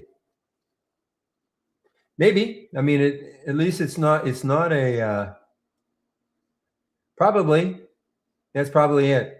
Developing next generation solid state lithium metal battery. That's probably it. You're right. That makes sense. He's not a quant. even though it has quantum in its name, but it's not technically a quant. Good one.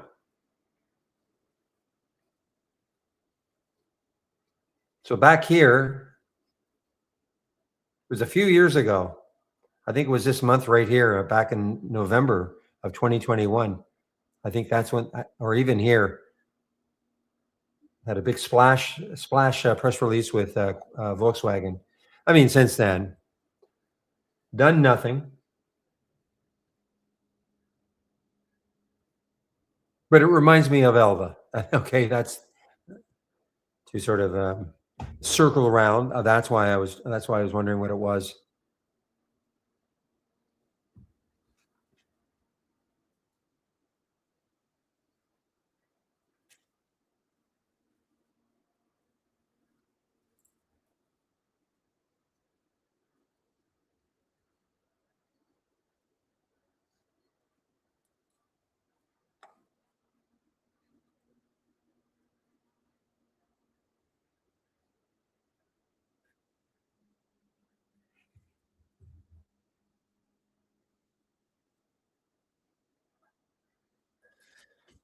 Hard to believe my best trade of the day was the second time in sober, and it was so quick. Was but a 10-second trade.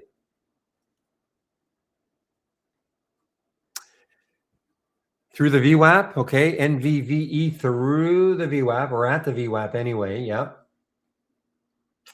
Something is going on with my order entry though on some of these low float stocks.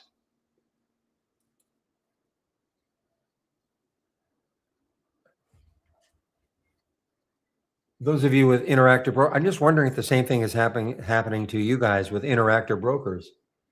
So for instance, when I load ARR, I see that I'm not talking about here. I always see this, but in the bid ask, where the buy and the sell is and the quantity and the bid ask, it says 1755, 1756, just like this. But when I click on some other stocks, it's blank. But it seems to be the low float stocks. It's been this one. Let me see if sober is again like that. Yeah. I mean, I just scrambled to try to sell it or to buy it. I had to rely on this. Okay, I had to rely on this and then get that limit price to a level I wanted. I had to really scramble to sell it or to buy it and then sell it because it's blank. Looks like it's some of the just low float stocks.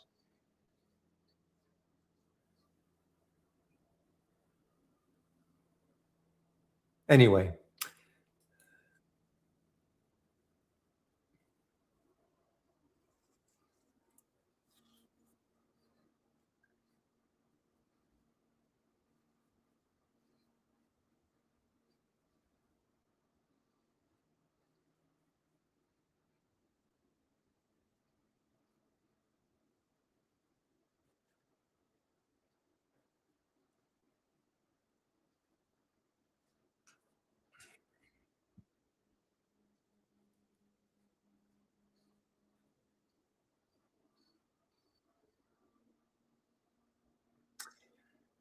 Well, now below the VWAP again. So NVVE below the VWAP again. I suppose this could be a late dayer. I'm going to I'll put a price alert in this area and see if it takes that out. And maybe it'll be a late day run. It did get up to 35.80.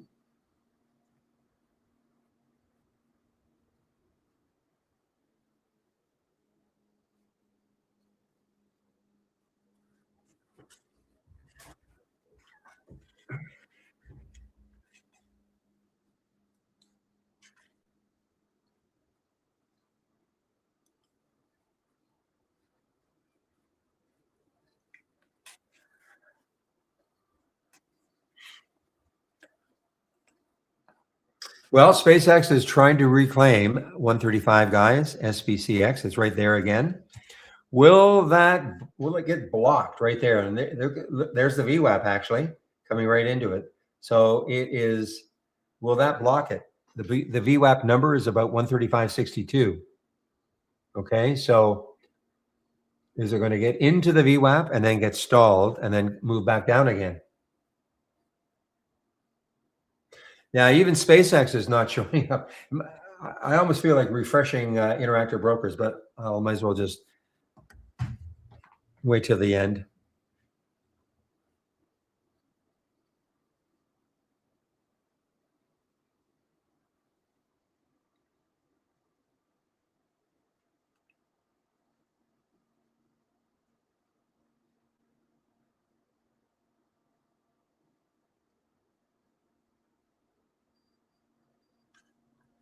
Well, right at the VWAP now, guys. SpaceX, SPCX, right at the VWAP. See how the VWAP has moved down as more volume came in down here. That's what happened.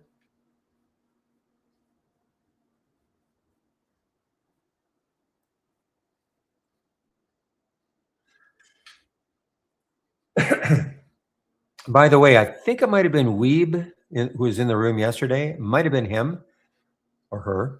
Somebody said, "Does the AI only look at sort of penny type stocks?" And I wish you were in the room today because no. Look, we've got here's a $50 stock, here's a $98 stock, both shorts, both excellent.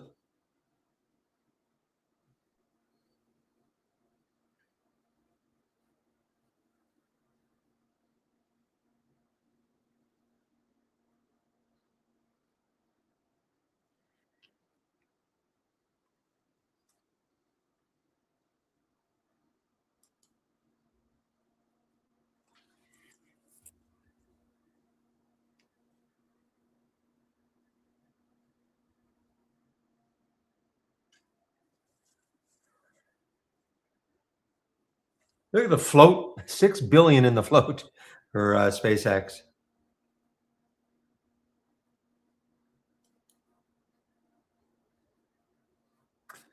Well, okay, not here's another one right at the VWAP, JLHL.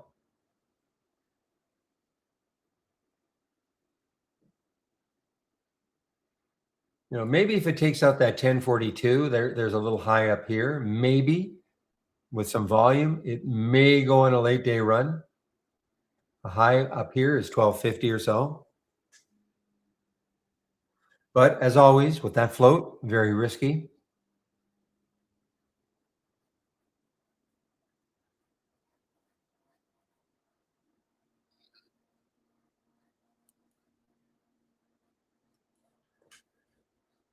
Oh man, and look at the spread.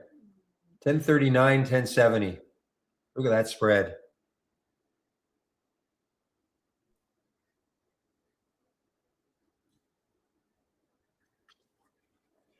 Well, some of the stocks in here could be less than one relative volume. Some of them in here could be. I don't have the relative volume. Almost impossible in here because they're pretty active stocks. But here they could be. I'm just looking. ERAs, and that's because I do not have the relative volume filter in here as a metric. But I have seen some less than one. Would I do it? Yes, if it's one of these ones.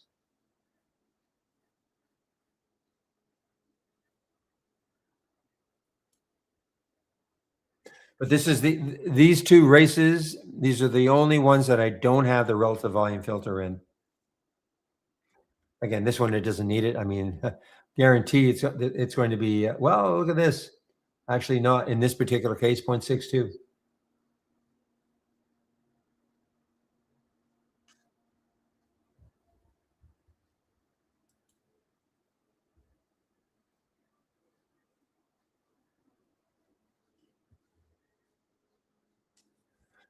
Little breakout here for MNSO guys. Little break.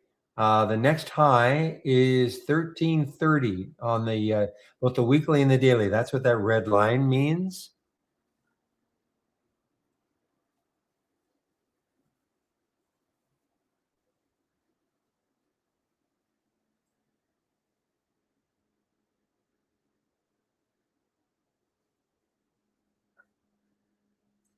I have no thoughts.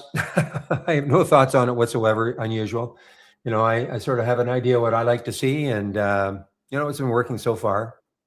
So am I going to get influenced by what you just said? And I don't know, you're not saying it. It's a book that says it, but no, I really have no thoughts.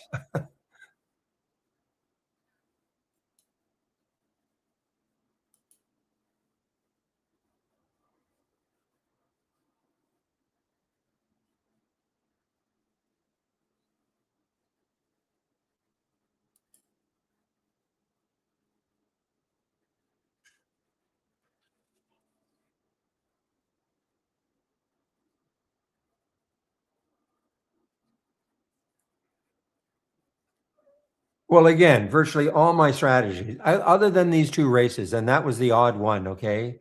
Virtually the only reason I don't put the relative volume in these two races because they may just be getting started. Everything, but these are not what I call scans. These are races, so it's a little bit different. Every other scan I've got has got, you know, a high relative volume. So that's, for me, if I'm going to intraday trade, it's got to be trading abnormally, and so that's where the relative volume filter comes in. This is just a little bit different because I do want to see because a stock could just be starting out. It could be one of these stocks near the low of that list, of the top list, and it could just be starting out. So that's why I don't put the relative volume in either of these two. But everything else has a high degree of relative volume because that's one great way to find stocks that are trading abnormally.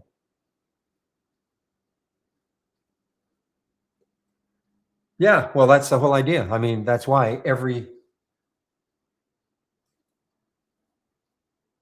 my minimum in here is 3. I think my minimum in here is 3 relative volume, but but sometimes you get, well, that's the minimum.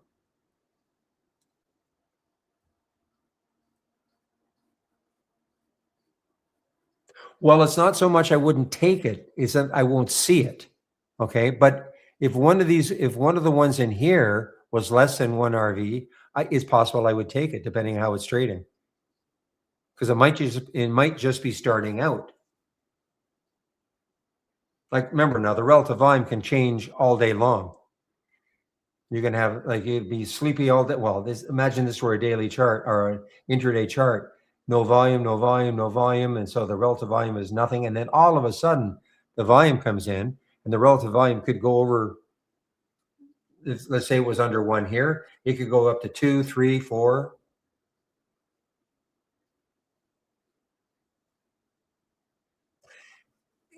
Yes and no. I mean, most of the time, I mean, the stocks that are at the high here, these active stocks, they're going to have, pretty high relative volume. 10 CPHI, was that one going to be 438? The active stocks.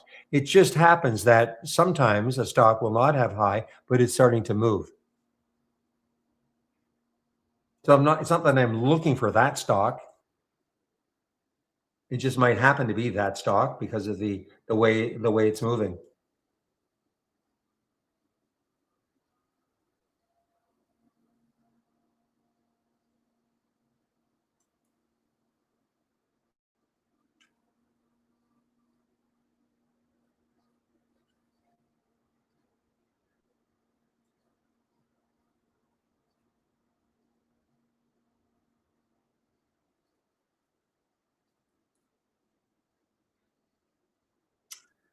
I should have been paying attention. So finally, the CELC finally curled, and then you get a little buy flag there. Okay, and now it's curling, and now what is it going to do at that VWAP?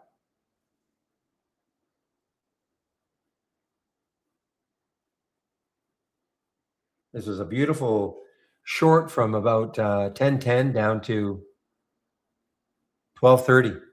So well over a 2 hour, almost a 3 hour short, 2.5.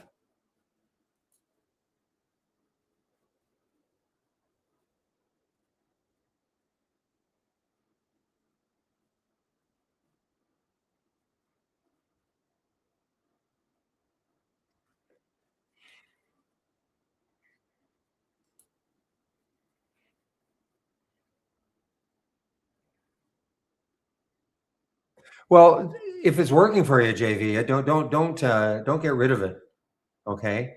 The question is, why do I use a 5 minute chart as my low time frame? I used to when I first started out trying this, not well before trade ideas.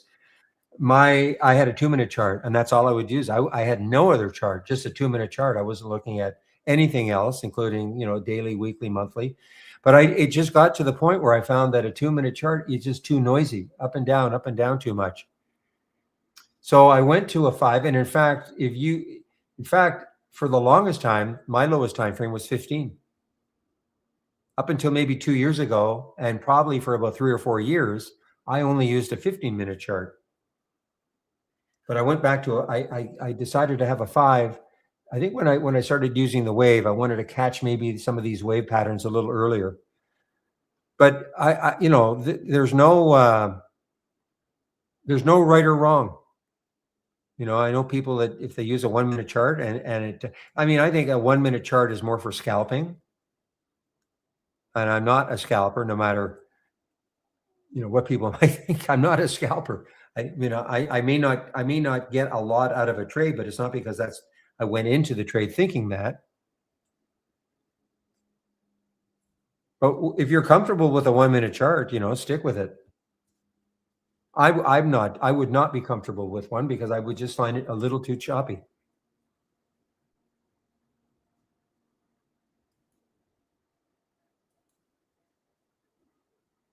I mean, do you like a 1 minute chart? I mean, are you finding a good use for it? Does it make sense for you?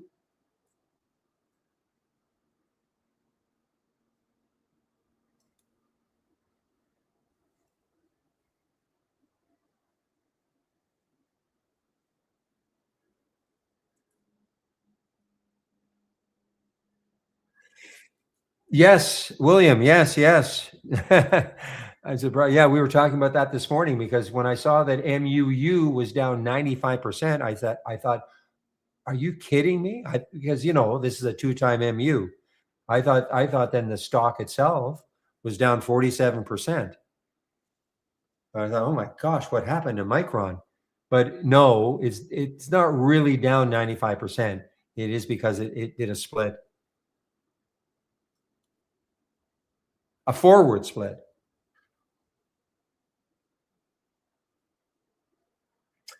Well, you're sort of answering your excuse me, you're sort of answering your own question.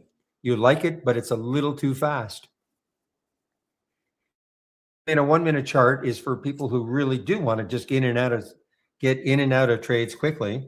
They're more like scalping.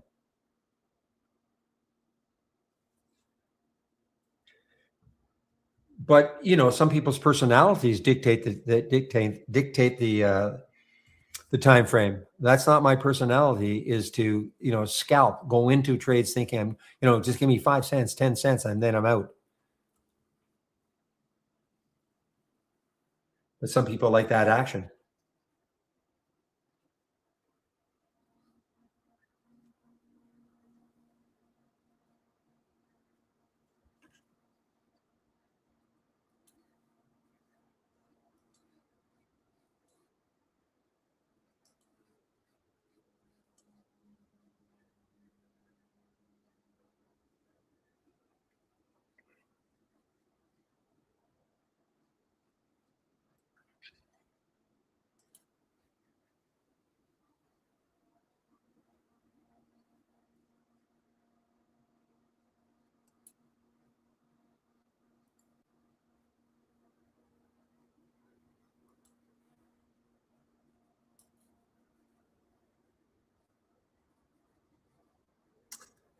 Well, guys, and look at MetU now. MetU is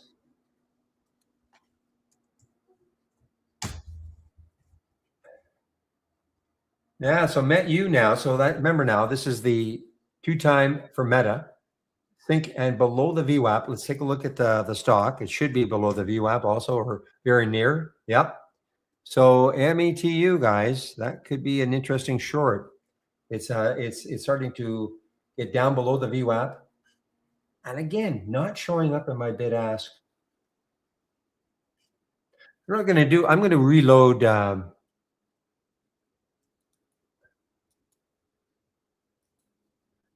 I'm going to load my interactive brokers just to see if that cures it.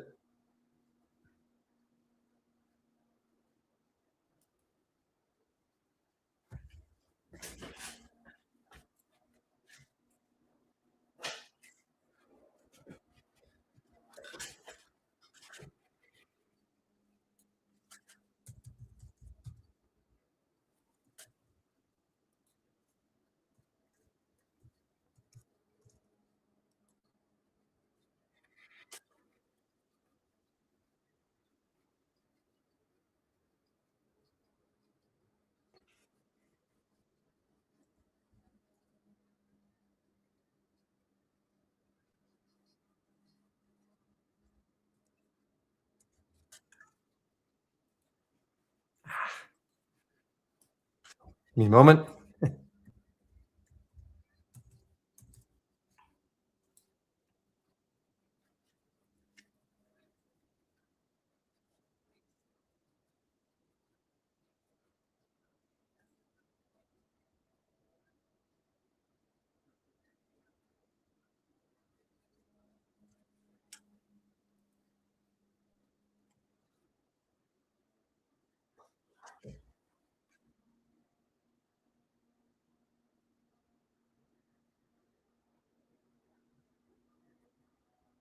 Give me a moment, guys, as my platform is loading.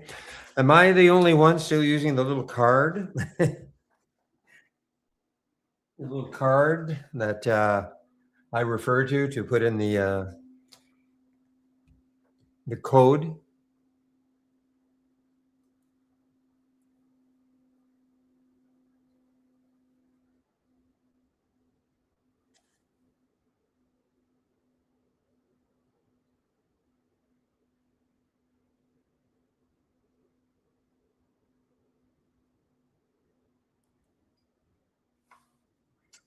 All right, let's see. Yeah, that cured it, I think.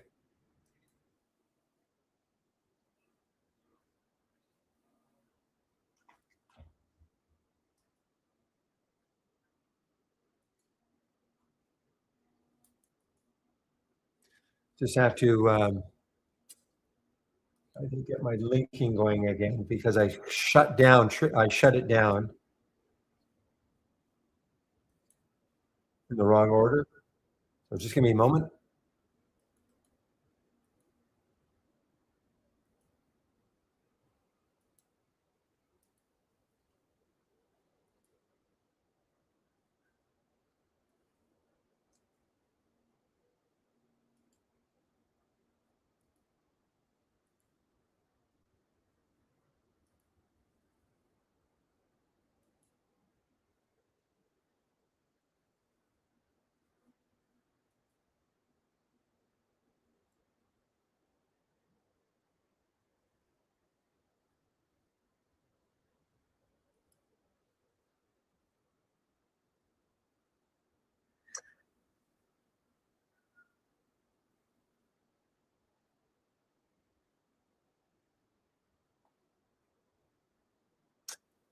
Yep, that cured it. Now I'm seeing my bid ask like I'm supposed to.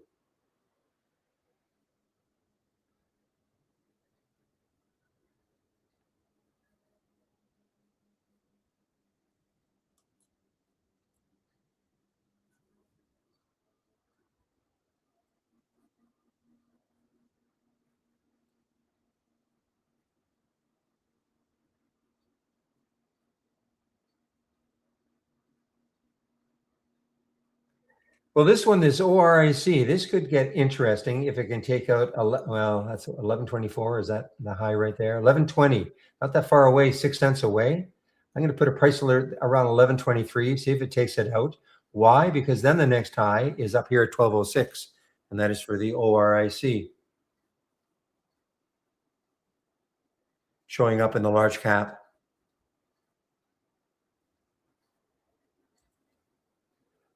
Now, remember, my large cap, I mean, it has to be a million, excuse me, a minimum of 500 million. Not, it's not, these are not super large caps, but at least 500 million.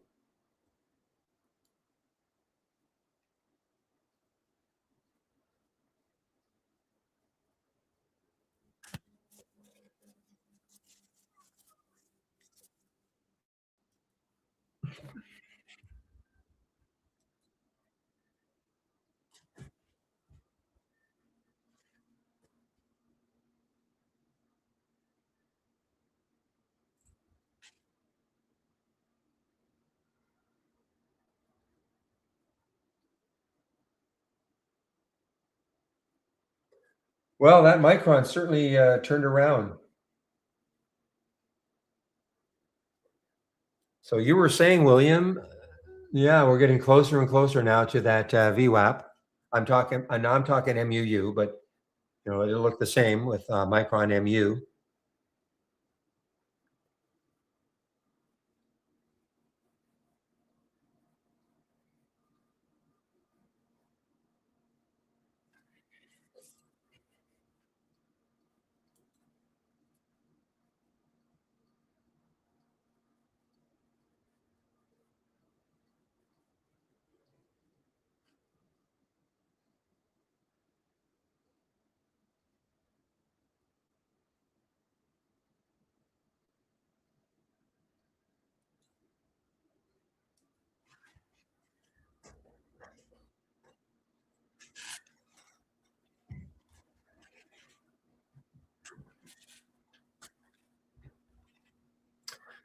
Okay, guys. Well, it's 1:30. If I don't see too many more questions coming in between now and say 1:45, I may take off a little bit early today. William says he'll keep the room open for 5 minutes after I leave. If there's postings, he'll keep it open, but I have my doubts. Not a lot of enthusiasm today.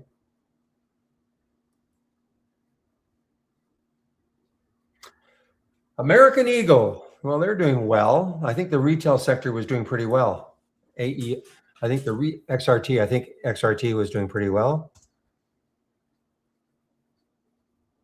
Yeah, so XRT was one of the positive sectors. So American Eagle is in that sector, of course. Won 3 races.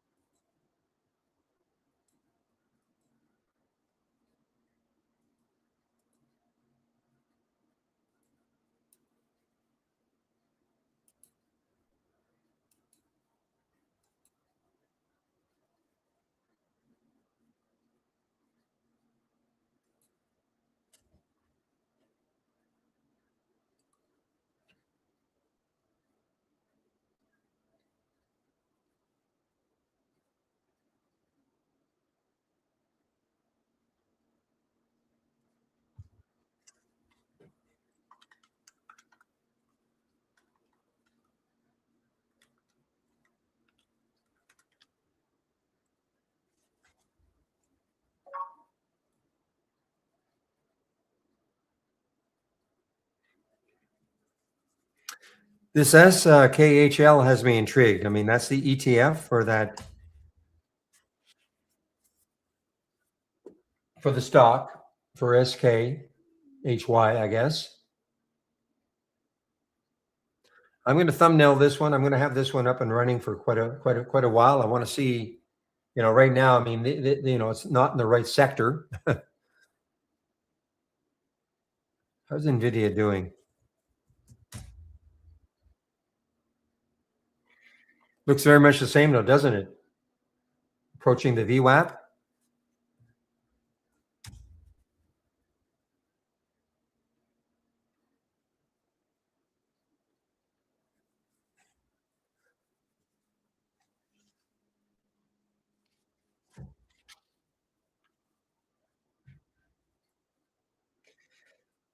Wow. I mean, how good was this one, guys, on a short? SNWV. How good was this?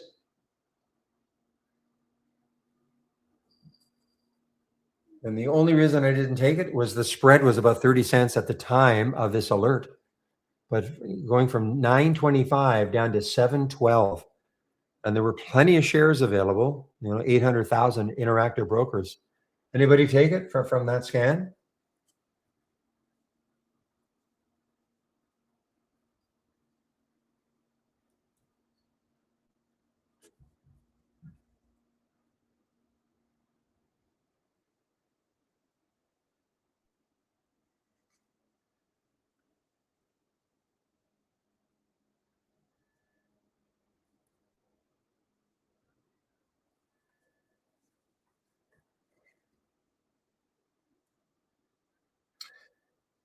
Well, you know what?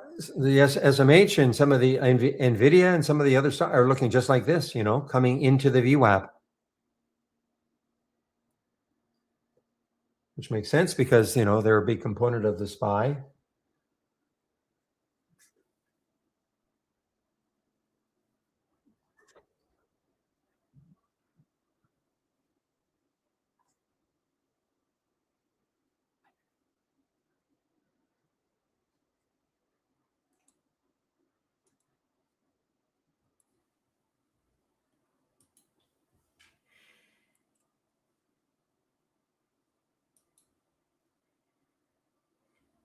And this is an all-time low now, this SNWV. I'd have to watch it tomorrow, see if it has another, like who's going to buy this? Has earnings coming up? Well, not about a month from now, August 18th.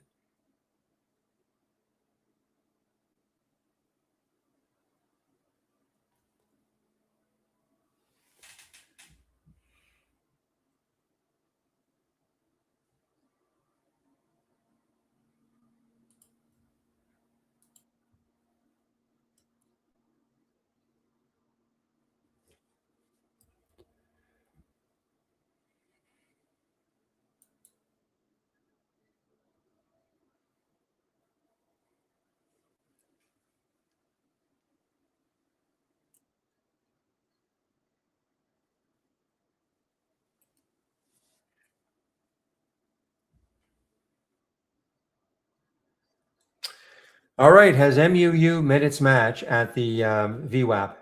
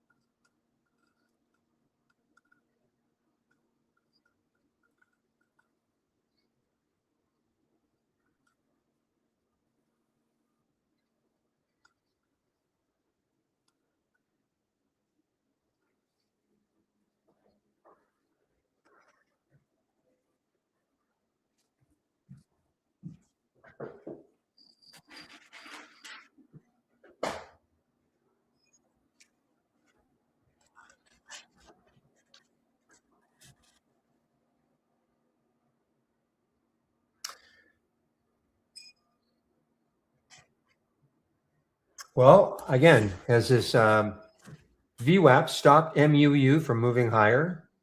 So far, yes.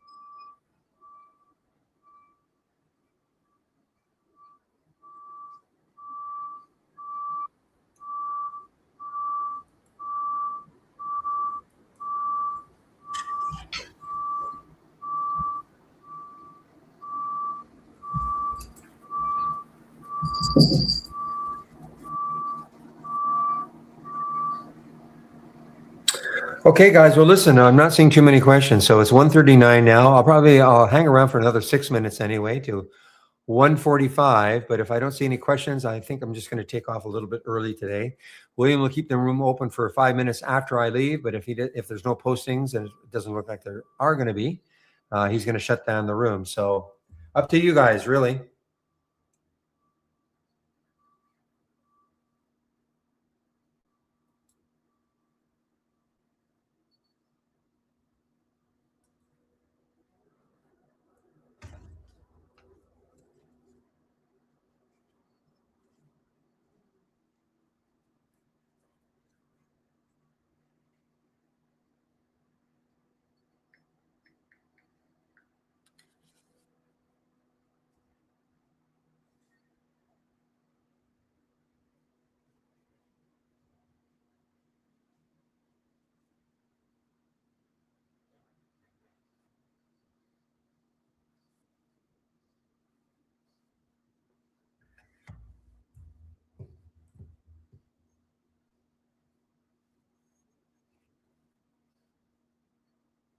It's a while ago.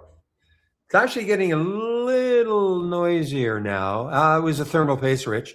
Took it into the Geek Squad, and it was the thermal paste as I predicted. I did a lot of research on my own, and I figured out that it was the thermal paste, and so I took it into the Geek Squad, and they did it for me.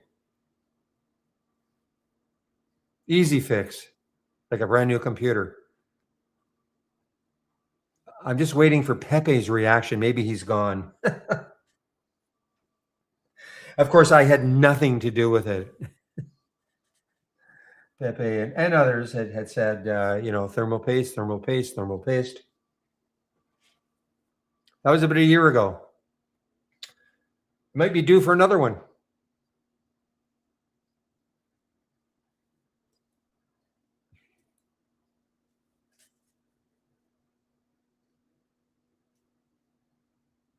What do you think, Pepe? Once a year, with the way I use this? I mean, how much I use it? You figure once a year?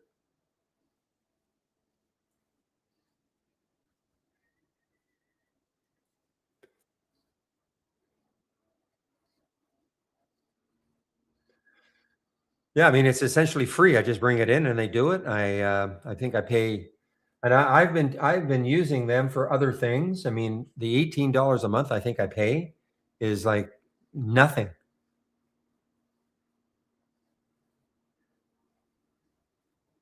Considering if I hadn't had a subscription, this would have cost me uh, $100 to $150 just to do the thermal pasting.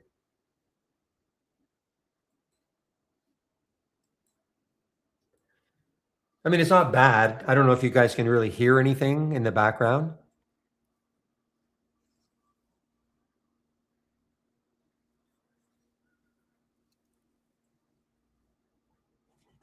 And I'm not talking about the trash compactor that's outside.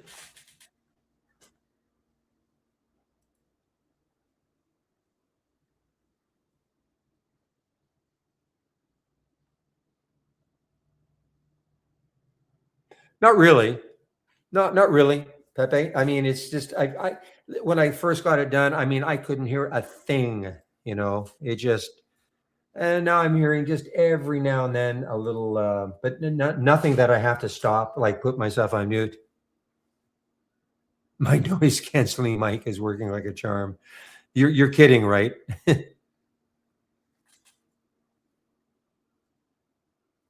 Oh, I haven't had noise canceling for several years.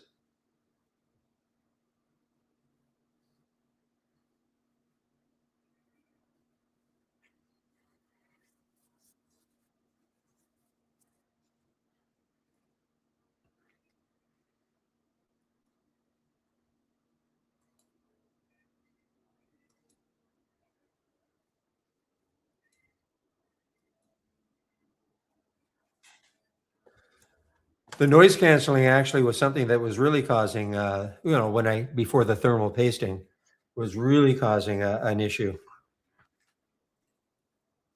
But it's strange. You guys don't hear it really. You must hear it when my wife's home or early in the day or early in the morning because she has the radio on downstairs and while she's getting ready. You must hear that.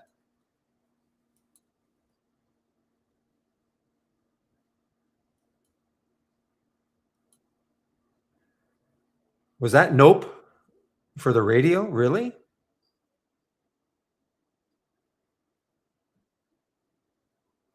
So no radio. Really? I'm really surprised. Yeah, the trash guys came by a little while ago outside my window.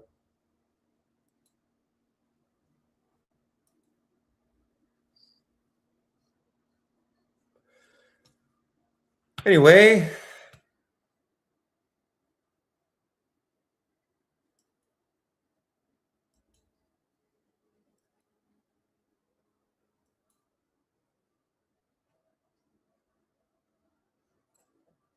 they are now the Friday, the Friday afternoon landscapers. So they show up around. Well, I'm usually gone. Yeah, they switch from Tuesday afternoon to Friday afternoon. My cat staring. Well, yeah, because I get up and give her some food. Where are you?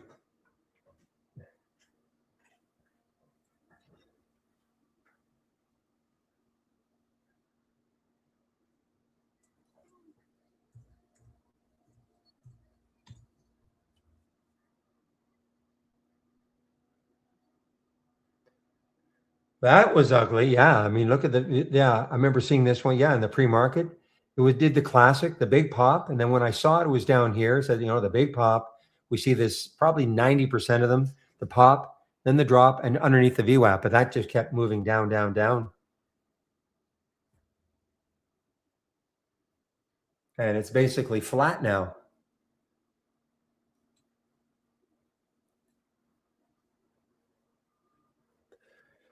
Nice recovery. Let's see now. It may be through the VWAP now. MUU. Nope. Still testing the VWAP. 3190. 3190 is the VWAP. So it's still kind of testing it.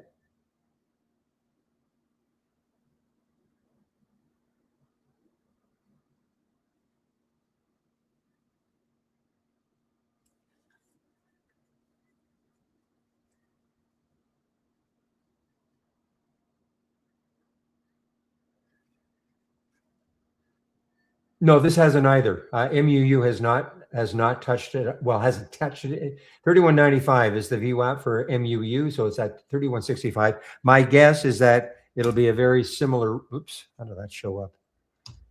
It'll be a very what?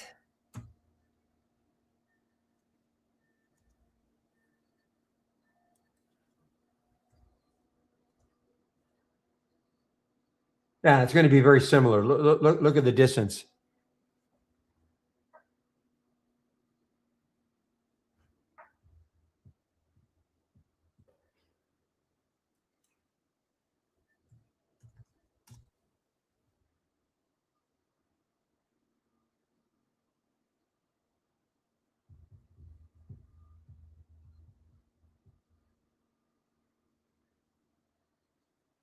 And this is going to look more than likely just like SMH. So SMH is at the VWAP now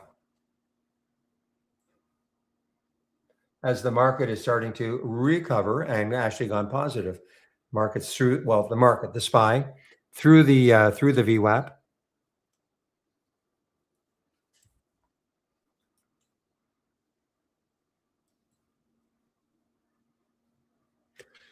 All right, guys. Well, it's 12 to 2. I may as well just hang around to 2 unless there I'll hang around later if there are questions like after 2, but I'll hang around to 2. May as well.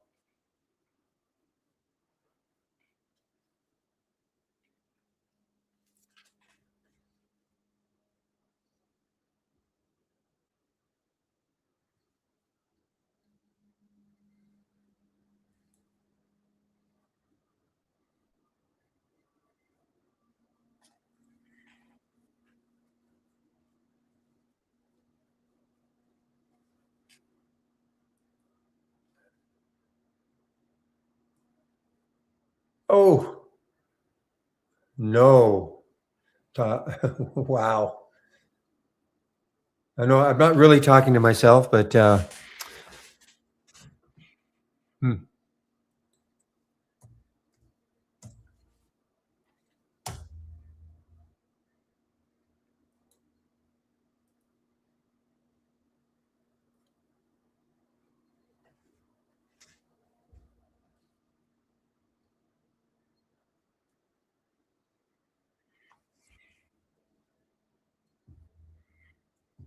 Yeah, because you were talking about, so you got out at the 5.8 or something, but I remember you saying maybe it'll tag. I mean I know I'm looking at MUU, but maybe it'll tag the VWAP.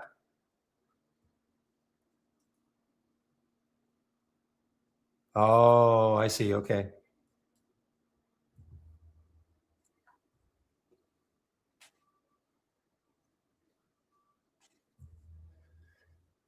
Well, this Iova from our AI was kind of sneaky. I mean, it's been reasonably good all day. I mean, we had the alert at 4:03, a little bit of a pause there, little one there, but it's been reasonably good all day long. Certainly a nice percentage move, 10%. And that link short is still from especially from the reentry, it would look even better than 6%. The CELC actually turned around.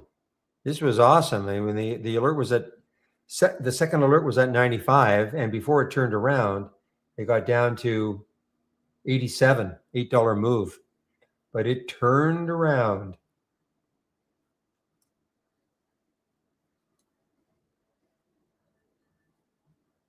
Interesting where it got to. It got right to the to the AI stop.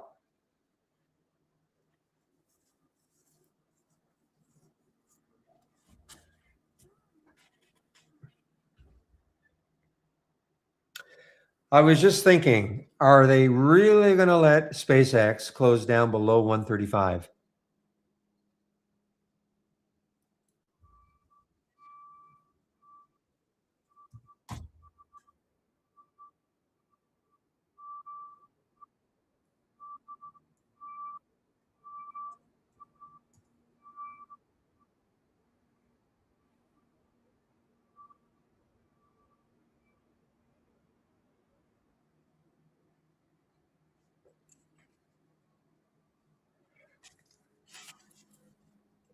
Well, Micron is really ripping now, guys, on the way up. Yeah, I mean, I think it's taken up the VWAP. At least MUU has.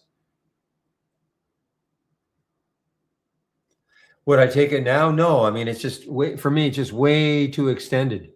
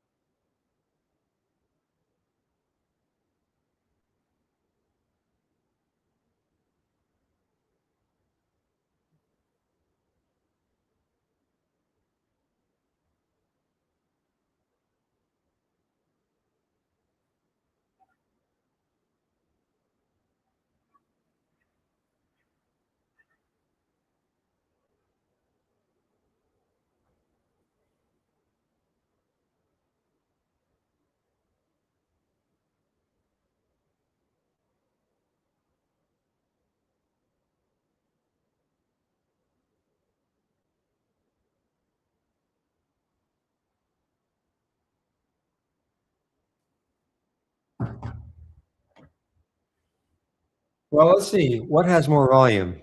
MUU, which has 31 million shares, and or MUD, which William is saying you could buy that. 8 million shares. So yeah, so you could.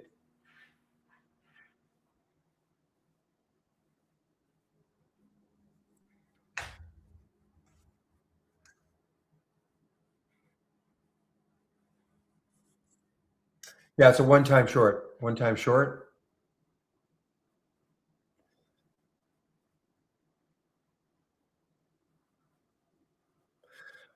And it's good to see. I mean, it's these are acting the way they're supposed to. Right around the VWAP.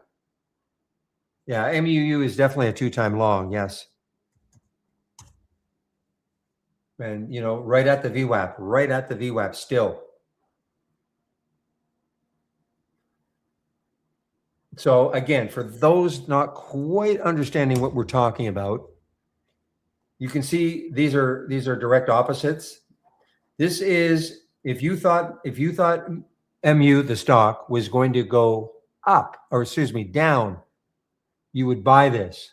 Okay, you would buy this. See what happened all day as Micron the stock went down. But now that Micron the stock is moving higher, this is moving lower. This is the long version. This is the short version, and this is the long version. Hopefully that makes sense. Again, if you thought Micron was going to continue to move down at some point, this was just a brief up, then you could buy this.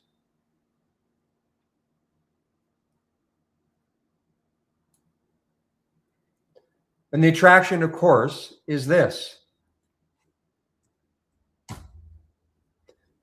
Micron is a $911 stock. MUD is a $12 stock. Well, not stock, but country or company ETF. And the other one is 30 odd. That's kind of the attraction. The other attraction is that I guess I think this one is okay. Steve was telling me that I obviously am not a U.S. citizen, but in your IRS, you cannot buy two-time ETFs. Is that correct, or is that because I can't believe that would be a limitation on only him. So is that correct? In a IRS, you cannot. That is not correct. Is there any or IRA? IRA. I'm sorry, I don't know your.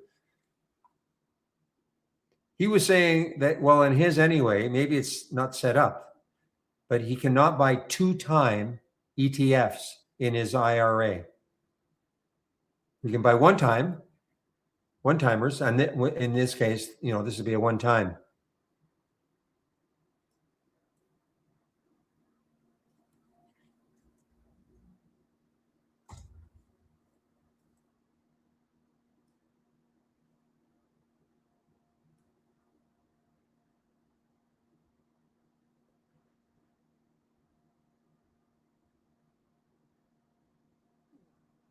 I wonder if it's just a short version. The way he's going to be in on Friday. I'll ask him again. I wonder if it's just a short version of a company ETF.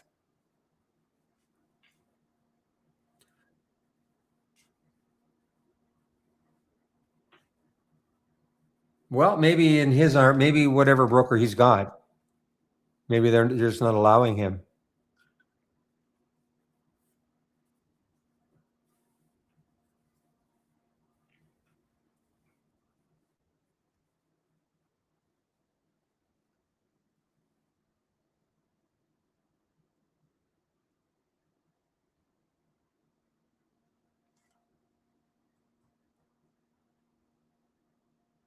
Oh, it's his 401k. Okay, excuse me, 401k. Okay, how about the 401k? Again, I don't, I don't know these things exactly. I've heard of them, but maybe it's the 401k. So how about the 401k? I think maybe you're right. I think you're right to buy her.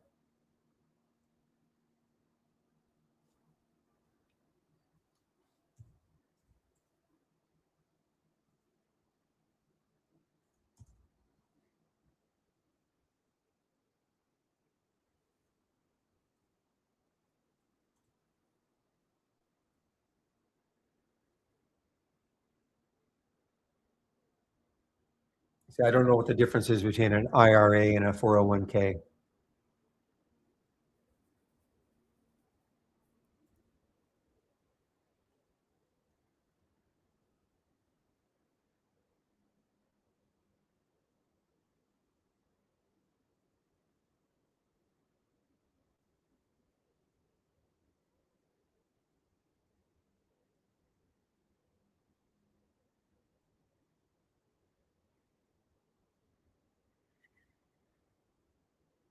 All right. So you obviously asked Gemini or similar for that.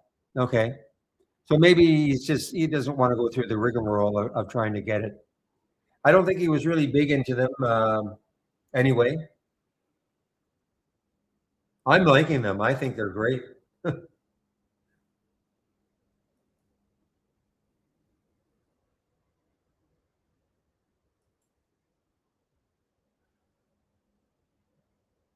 And now there's got to be hundreds, maybe well, maybe not thousands, but there've got to be hundreds of them now.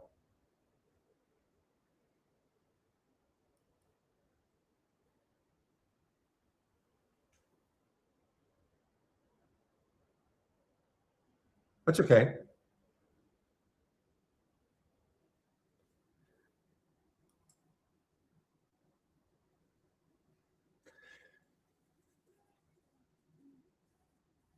Well, for a first day of this is not doing too bad. My guess is that, I mean, the volume isn't great for this SKHL.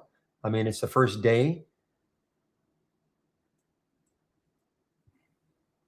Definitely going to be following this one though.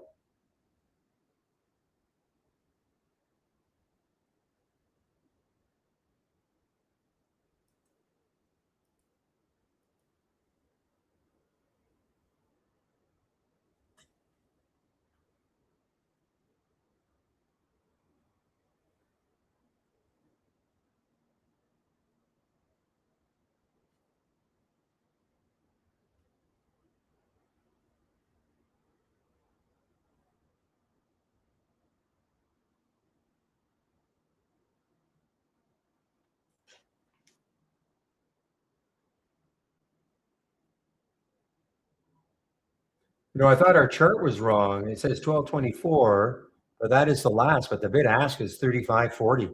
Just hasn't had any takers yet.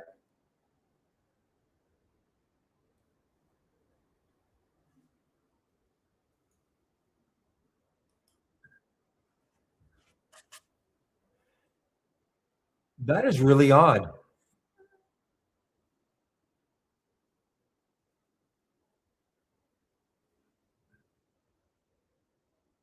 Well, I think it's odd.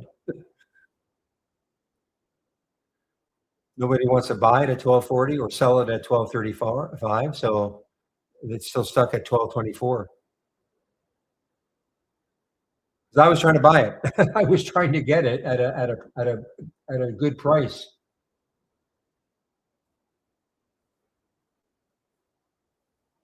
Go England.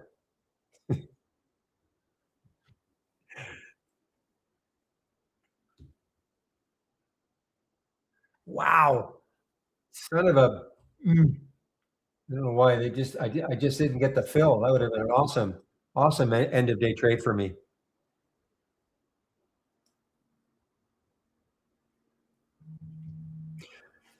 All right, guys. Well, if there are no more questions, I think I will take off. So it is now 2:03. So William will keep the room open for 5 minutes at least after I leave. I'll keep my display, my layout up and running still. Okay. So thanks for all the help all day long. YouTubers, I have to shut you down. We'll see you guys at 9 o'clock tomorrow morning. So I'll get the mic.